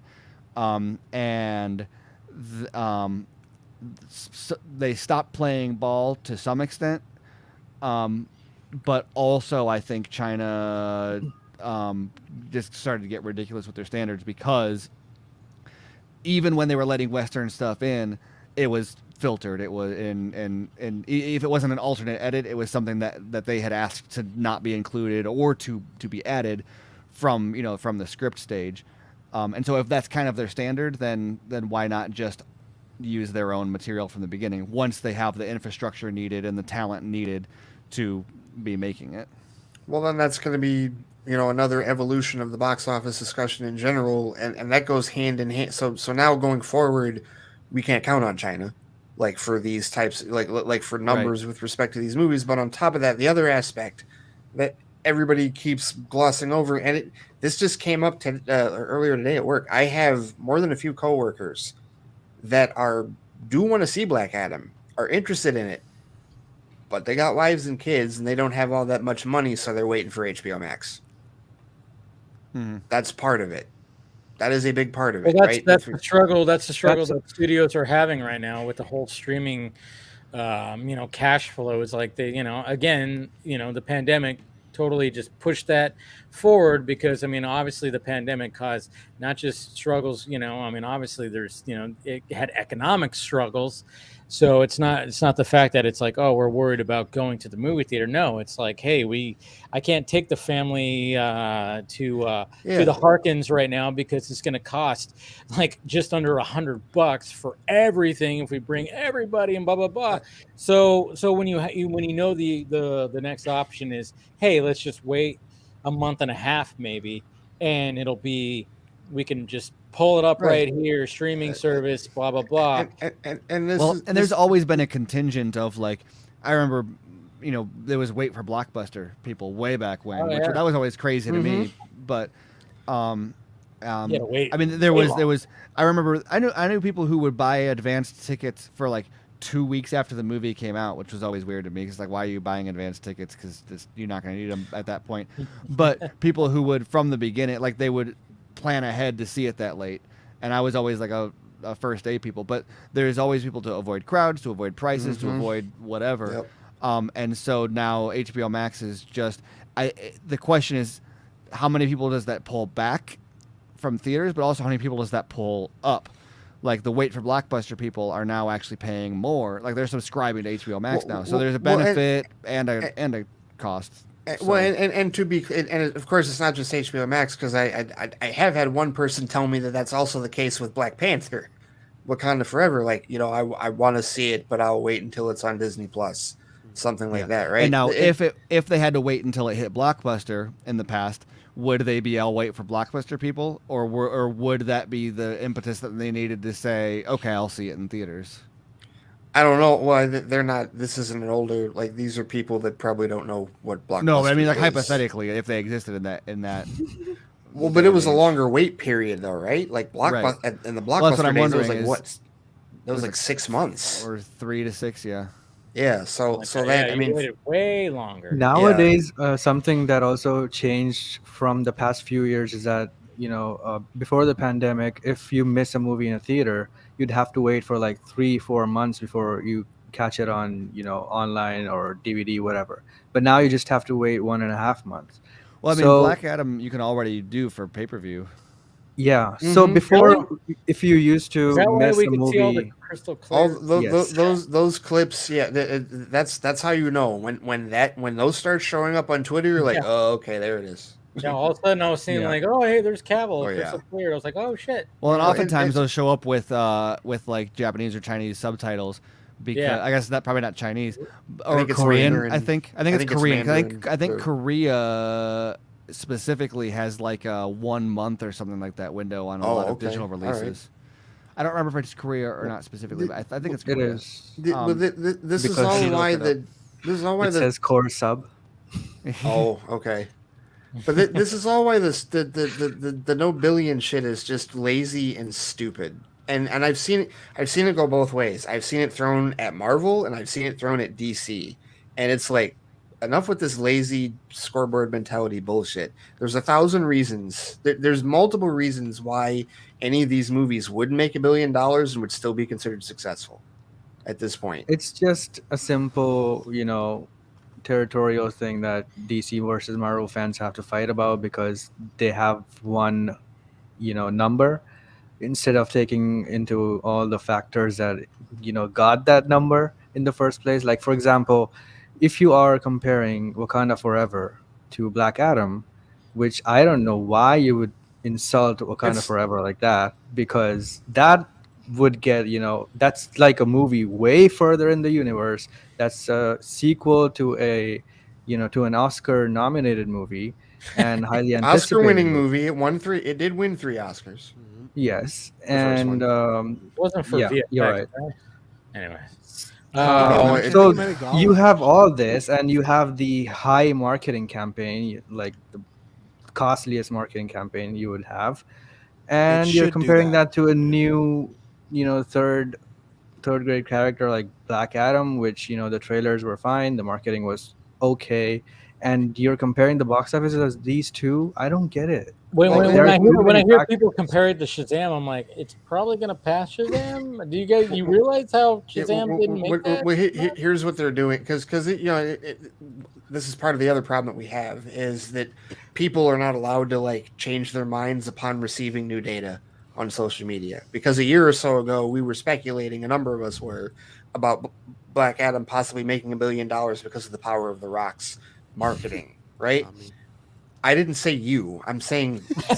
I remember Travis was. I think Travis was the only person on the stream who was like, "No, it's not gonna do well." There's a conversation about Black Adam versus Black Panther, and like Casey was pointing out, just for all the reasons of why it should do well, I just did not think Black Adam would match anywhere near what. And the other side of that, Travis, is that I had a lot of doubts about Wakanda Forever because of the production issues, because of the shit with Letitia Wright, because of them hanging on to that release date. Which her I had a agent, lot she of was concerns. very smart, because Variety tried to ask her about all that stuff, and their agent just said no comment, and that happened multiple interviews. So they were very smart with her this whole media campaign. They were good, and that needs to continue. That absolutely needs to continue, especially with the way that movie went. But yeah, I had my concerns about how successful that movie was going to be in the first place. But obviously, as time goes on and the landscape changes, you see what's actually happening, and the reality of the situation is exact. And we can take this even further, Casey. We can say that Black Panther: Wakanda Forever is the 30th film in a franchise that for the better part of 15 years has been on solid ground, with a parent company that has been on extremely solid ground for several decades, whereas Black Adam is the 11th movie in a franchise who just got new leadership a week after it released from a parent company that's been sold twice in the last 4 years. And there was no build up to it. Also, right. Also, I had to look it up once we started talking about it, because Korea, the super premium releases is what they call it, and it's a 1 month window. So you get VOD access. Typically, it's about a month. That was a thing I was saying, that from years before, if you miss a movie in the theater in the first week or so, you would have to watch it in the coming weeks in the theater itself, if you don't want to just wait so long. But now you can just wait for 1 month and you just have it. So going to the theater to watch that movie is not as relevant now. Yeah, and it was getting worse during the pandemic, because they were shortening it to like 15 days. Unless it's directed by James Cameron. I know what you're saying, Steven. Don't steal my thunder. So, but no, but what, and I think Ray will love and hate this, is that the stranglehold that the box office windows created on the box office for years, because literally it's borderline collusion, because it's two business entities agreeing to withhold material from customers in order to maximize profits, where they agree to extend these box office windows to maximize how much they make in the box office, but that as a result allowed the Marvel assembly line production style to succeed. And they're making basically TV quality content in theaters, but theaters are the only place you can see it. Now, the problem is, once those windows start breaking down, people are like, well, I can enjoy this on my couch just as much as I enjoy it in the theater. Why wait to see it in theaters? And so that's why when you see stuff like Top Gun, or like anything made by James Cameron, or these theatrical experiences, it's different. And it stands out, and the reason Scorsese and these people are drawing the distinction between what is cinema and what is not is because the protection allowed by box office windows meant that studios didn't have to make anything that required you to leave your home, because they could prevent you from pirating it by just or from watching it at home by the window. But now you have the choice, and so they have to give you a compelling reason to watch it in a theater instead of watching it at home. And that's why something like Maverick does as well as it does, is because it says, look, sure, you could probably pirate this, but like you need to feel the speed of the F-16 when it goes across the screen. Ray, What? I know you're gonna remind us of the comments that Tom Cruise made during the pandemic. Well, see, okay, like, but before Ray goes, I'm gonna bounce out because I got All right, man. out, and my throat is you can kind of hear it. It's starting to go on me. So, Okay. yeah, because who knows? But thank everyone for having me and whatnot. This was a fucking wild one. I was not expecting some of the conversations that happened tonight. I enjoyed watching you watch. Yeah, no, dude, I saw you were just observing, like, okay, this is where we're going tonight. I didn't know. I didn't have anything to add, but I wasn't like telling him to stop. But I was just like, okay. Right. He's had like your drink and your snack, and you're like, oh. I had dog, and I was happy to sit back, but I was happy That's to all. join you guys, and I hope you guys have a good weekend. Relax. Find me, Travis B. Snell, me talking and all that stuff. So, All right. All Thanks, right. have a Travis. good weekend, guys. All right, You good luck. too. Cheers. No, but what I was before what you were saying before the Tom Cruise thing, Casey. Like, I was trying to just clarify with Steven about. Okay, it isn't that I don't necessarily like hate the assembly line thing. I just identify what it is as Yeah. far as like its existence, and if that is what I've said this from the beginning, for all the people that for years still think I hate Marvel, and I don't. I've literally seen all 30 of those movies in theaters. My streak is intact, but which is not the case for the DCEU, whatever, because I didn't see Wonder Woman 1984 in theaters because our theaters weren't open yet at that time. And I decided to. I'm so happy I didn't see that in the theater. I decided to watch the Suicide Squad at home because I wasn't that comfortable going to theaters yet. Going to the theater for that, if I had the option, I'd been like a couple of times, but I'd had the option to see if I had the option to see it at home, I'll watch it at home, which I did. I didn't want to wait. So, but at any rate, no, I don't have an issue with the assembly line process existing. I just have an issue with the people fawning over it like, oh my god, it's the greatest thing ever since sliced bread. Oh my goodness, the gold standard shit. Exactly. That's what it's supposed to be. But no, and yeah, the Tom Cruise thing, that's that's the adversarial part of this, right? The people that are clutching their pearls and are just so deathly afraid of the theatrical experience dying because of streaming, even though it's never gonna This fucking is die. why I like Zack Snyder and how he tackles this thing. Like, he says you can watch wherever you want. And even the recent interview, he just said that I know that a lot of people would probably watch it on their phones, but I'd like them to watch it in the theater, because that's their choice. I am going to try my damnedest, because I saw Army of Dead in theaters, and I am going to try my damnedest to see the Rebel Moon films in theaters because I want the visual spectacle. I do. Absolutely, I do. But I will not call somebody that watches it on their cell phone. I will not tell them that they're driving a speedboat in a bathtub like Villeneuve did for Dune. I won't tell them that because that's shitty to just judge people in that regard. And I get where he was coming from on that too, but I've never liked the adversarial nature that some of these filmmakers and creatives have, even though I do get it though. I get where they're coming from because that's what they know. That's what they're making it for. And it's just that the audience has demanded choice, and we're seeing the evolution of that choice. And if we're really being honest, it's the chicken and the egg thing. What is your film without the audience watching it, right? So where do you draw the line in terms of telling them how they're going to do it? And because there are choices being made on either side, right? The studio is making the choice on whether or not they're going to release it theatrically, or whether or not they're going to release it on streaming, or whether or not they're going to do day and date. And the audience is making a choice on which movies they're going to actually see at the theater and which ones are going to wait for streaming. Top Gun got lucky.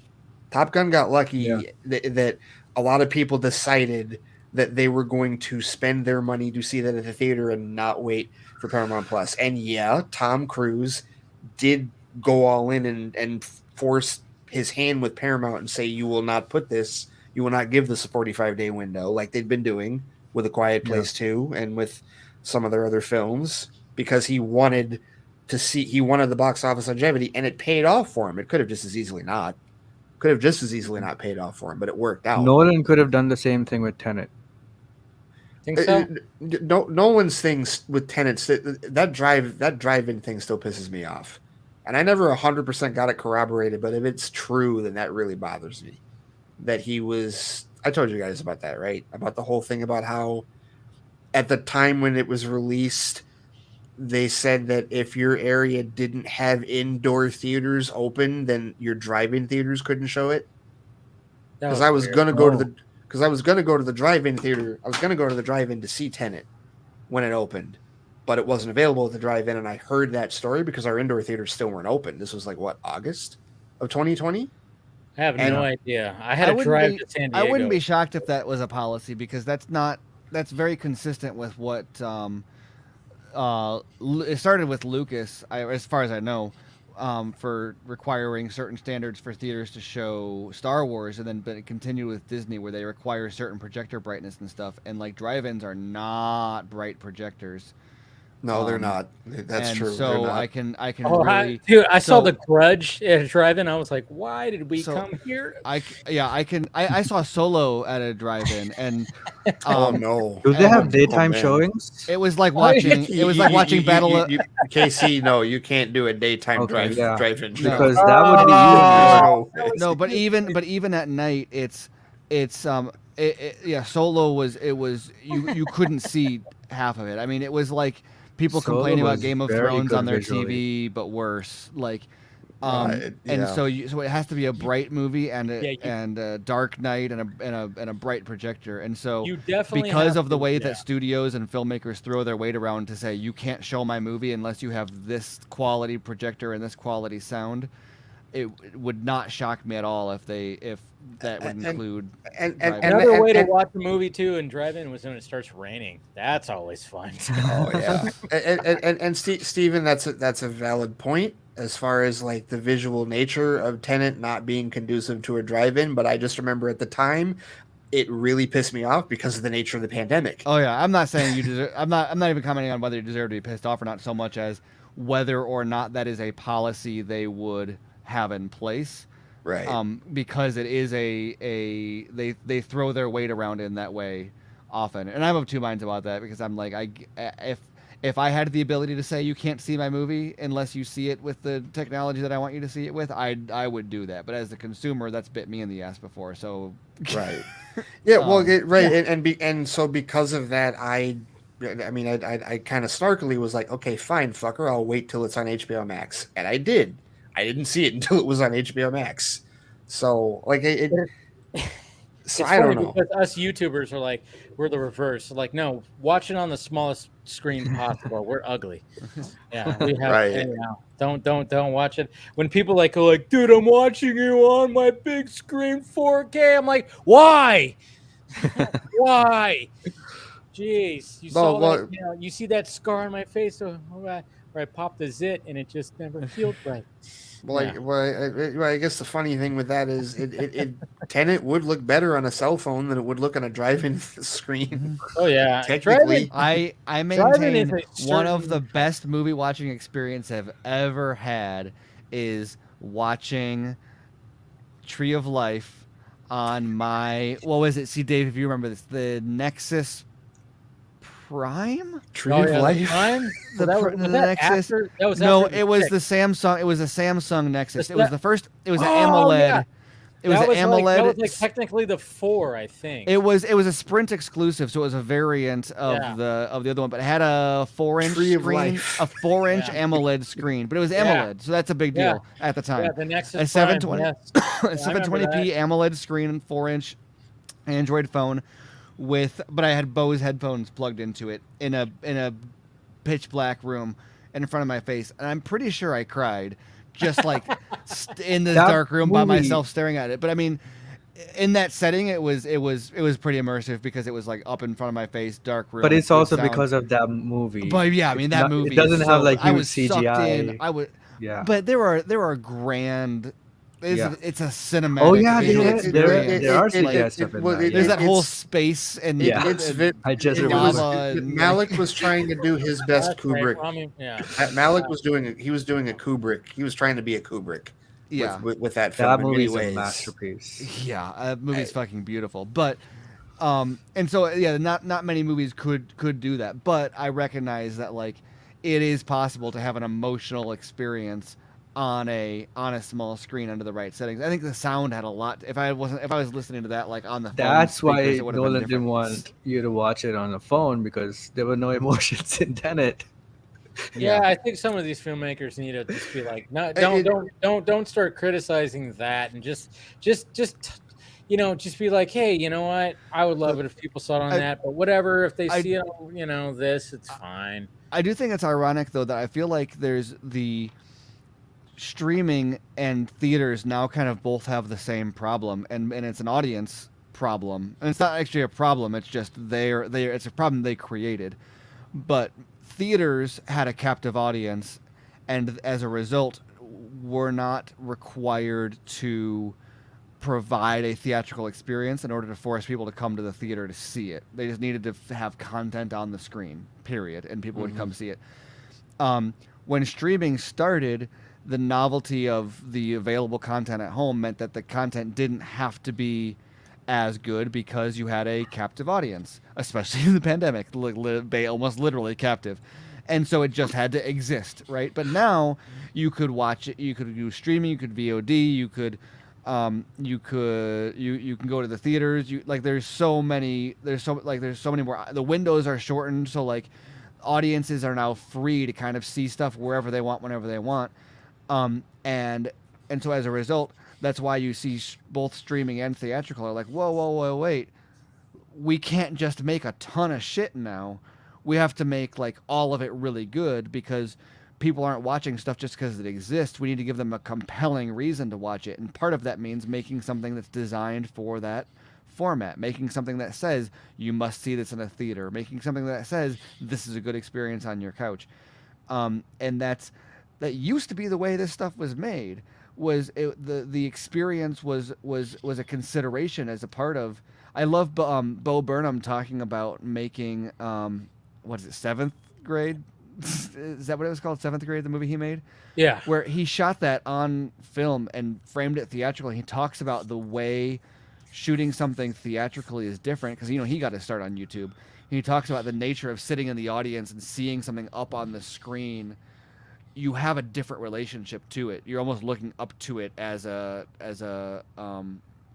experience, as opposed to just watching it. And that changed the way he went about producing it. And I think that is more necessary for filmmakers to consider now, about where are people sitting when they're watching this? How are they experiencing it? What does it sound like? How do I want them to feel? If I want them to feel that way on the couch, how do I make this? Versus if I want them to feel that way sitting in a theater, how do I do it? And unfortunately, it's resulted in a kind of big crash for streaming and for theaters, because a lot of the stuff wasn't doing that. But my hope, and why I'm excited for something like Avatar, is because it's arriving at a time when that's an important statement to make. Top Gun and Avatar, it's an important statement to make, to say people will, if you build it, they will come.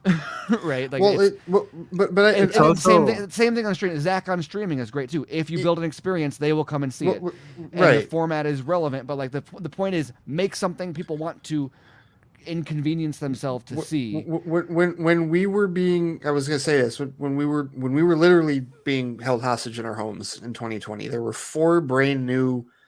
I watched. There was one weekend I watched like 3. I'm like, how am I going to watch new movies this year? And there were 3 streaming movies that came out. There was Palm Springs on Hulu, there was The Old Guard on Netflix, and there was Greyhound on Apple TV Plus. Palm Springs was so good. Palm Springs was really good, but I think out of all 3 of those, Greyhound was probably my favorite. That was like Tom Hanks in a World War II like naval movie. It was fucking, and it wasn't even that long. It was like an hour and a half, but it was an amazing fucking movie. But then also on top of that, there was Extraction, with Hemsworth. That's good too. That was really good. And that's another stuntman turned director, Sam Hargraves, and it was very much in that Chad Stahelski, David Leitch, Atomic Blonde, John Wick style in terms of how that went. So I think that when it comes to what you're saying with like the subjective quality of these films, you most certainly can achieve it with either medium. So I almost feel like, I agree with you that like they can't just throw anything out there, and just, content. They do have to take into account the subjective quality of what it is they're making, but I know it's possible. I know they can do it. I know because it's been done already, like in the last couple of years. They're also coming from a perspective of a professional filmmaker, right? So when they're making the film, they are taking into consideration all the color grading, how it looks on certain screens, what the audio sounds like mastered versus unmastered, and all of that stuff. But someone who's sitting at home and watching a movie might not care about that, right? So it really is about, like, even with music, right? When I make some track and I want someone to listen to it, I make sure that they use the headphones or something like that, or they can just play it on the phone and it will sound shitty. You as the creator will feel bad about it, but to the person listening, it doesn't matter. Well, what's funny is like you brought up a good point there, Casey, because I remember if you watch the Foo Fighters doc when they're making that album, this was like a decade ago. But one of the things that Dave Grohl would always do is like they would always, when they were done with the album, they would go into a car and listen to it just to be like, you know what? Let's see what this sounds like. The car test is the one you have to do always. Yeah. So it's like, so it's just you almost got to be, and that must be like, interesting when it comes to making a movie or making something. It's like, yeah, you see it on the big screen. All right, now let's watch it on a phone or a tablet and see what that looks like. You always have to watch it with the bare minimum of like quality thing, just to make sure that it still works there too. So yeah. No, I mean that will definitely work, but it's just not the same experience. Like with the audio, someone might have worked for like 2 or 3 hours just to create a certain effect for a right channel of some audio effect, and that just will disappear when you're just listening to it on a phone or a TV. It depends too, because like music is a massive part of like my experience when watching any of these movies. I completely agree. I think the theatrical experience should have better audio than visual. Well, the like Giacchino's score for the Batman, fucking immaculate, like from start to finish. But also Batmobile sound. Oh, right, the bottle rocket. That's what it is. It's a souped up bottle rocket sound effect. It's amazing. But like but even like seeing Wakanda Forever in theaters, there's a strategically, like I really like for all the shit that Marvel Studios has gotten for not making definitive themes for its characters, rightfully understandable. I get that criticism. A couple of times when they've made a theme for a character that's really hit, they really hit. I like the Black Panther theme. Yes. And I also because of the structure of the film, you don't hear it until towards the end. Yes. But when you hear it, it hits. And it's just like, oh, here it is. Right. And like, but that's one of those moments where like after I left the theater, like I put I Apple Music, whenever I search for Black Panther, I have to look for score instead of soundtrack because I'm not interested in the soundtrack. I'm interested. Yeah. I want the Ludwig, so I have to look up Ludwig's name, Ludwig Göransson. All right, here we go. And I put that on in the car, and I'm like, yep, that's it. There's also this one, score that comes up every time you see the Talokans. It's this high-pitched, low whistle sound that you probably wouldn't hear if you're watching on a TV or a phone.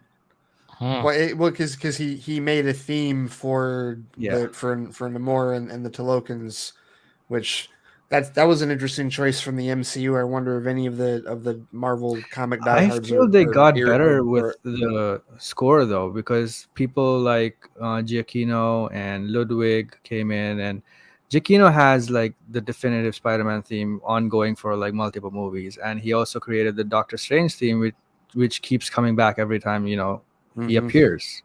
So I think they got better now, but they really, really, really struggled back when the phase 1, phase 2 were happening. The first 2 phases they were switching composers in between movies. Like Iron Man and Cap had like 3 or 4 different composers through like their movies.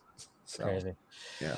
All right, I think this is a good way to end this. We're 4.5 in, and we had a good time, man. This was a vodka stream that was all over the place, which is what I was hoping for. Because when I was like, you know what, Ty, I want you to come on, let's talk about this UFO stuff. It's fascinating, So if you see something in the sky, you don't know what it is. You never know. It was just fun. That's the thing, and I appreciate him coming on, and he'll be on again, and he'll talk about his new venture, because apparently something's going to be happening with TV that he's going to be doing with this stuff. I'm kind of curious about that too. But yeah, thank you to Ty, thank you to Travis, who was. I'm glad he was comfy, because he was just like, it was funny because there was like a whole time thing that happened with Ty that he thought it was midnight for him. So then I was like, God, it was like getting past 25 minutes, and I was going, I don't know if he's showing up. And then I realized, so then I started inviting everybody, and Travis came in the clutch to aid that whole thing. And then of course, thank you guys for joining in. We'll go around the horn, and let's go ahead and promote ourselves. Casey, go ahead. Yeah, you can find me at Krypton Cage on all social media. I'm still on Twitter. Nothing happened, and it's been great. Nice. Steven. Yeah, you can find me on Twitter at SM Colbert. As I posted on Twitter, if you want to find me anywhere else, you got to do the work yourself. Not making that easier for you. And you can listen to my podcast with Andrew Dice at BVS by the Minute, and you can read my writing at screenrant.com. All right, Mr. Ray. When I read that tweet that you wrote that earlier, I read it in such a snarky voice. I'm like, wow, he is being such a dick right now. On the day when it was happening, Steven just came in at the beginning, one tweet, and at the end, one tweet, and that's it. Right. Yeah, I mean, it's partially a joke, but also like, you know what? If you're only following me because I made it easy for you, then you maintain a high quality following if you make sure you make the threshold for it. It's just like getting people into a theater, you see. You got to make it worth their while to take action. If you're not hunting me down using Google or whatever to find my other social presences, then I don't fucking want you following them. Exactly. That's why I posted all like, hey guys, just in case, follow me on Twitter. And then I said RIP Twitter. I'm like, no, this ain't going away. I know we were being snarky assholes. Yeah, it's a valid point, but no, I'm also still on Twitter at the Flightcast. Yeah, my blog and my podcast can be found at theflightcast.com. I won't be talking UFOs on the show, but I'm definitely going to be talking about James Gunn's continuously active Twitter presence, which I fucking love and am enjoying the hell out of that. I may throw in a rant about Scooper Madness and their bullshit and why they're peddling opinions as fact and why you should really not listen to them any fucking more, please, for the sake of all of our sanities. And then of course, so that's on the main show on Sundays, and then of course the feedback show, the Hexagon, where we talk about all the other fandom stuff, the drama and the fun stuff, as well as on Wednesdays at theflightcast.com. And also, Scott and I did record a new episode of DCTV Squadcast. We did it. We talked about we gave our top 5 Kevin Conroy as Batman performances. We had a really good discussion, actually, with respect to that. It was our tribute to Kevin Conroy. So nice. That is the most recent episode of DCTV Squadcast as well. Over at Squadcast Media. And he was so that's good. Check that out. And yes, guys, that's it. Smash that thumbs up. Make sure you subscribe to the channel. Hit that notification bell. Do all that. Follow me on all the sock meds that are provided down below and all that stuff. And you know what? I want to believe. There you go. That's it. Talk to you later.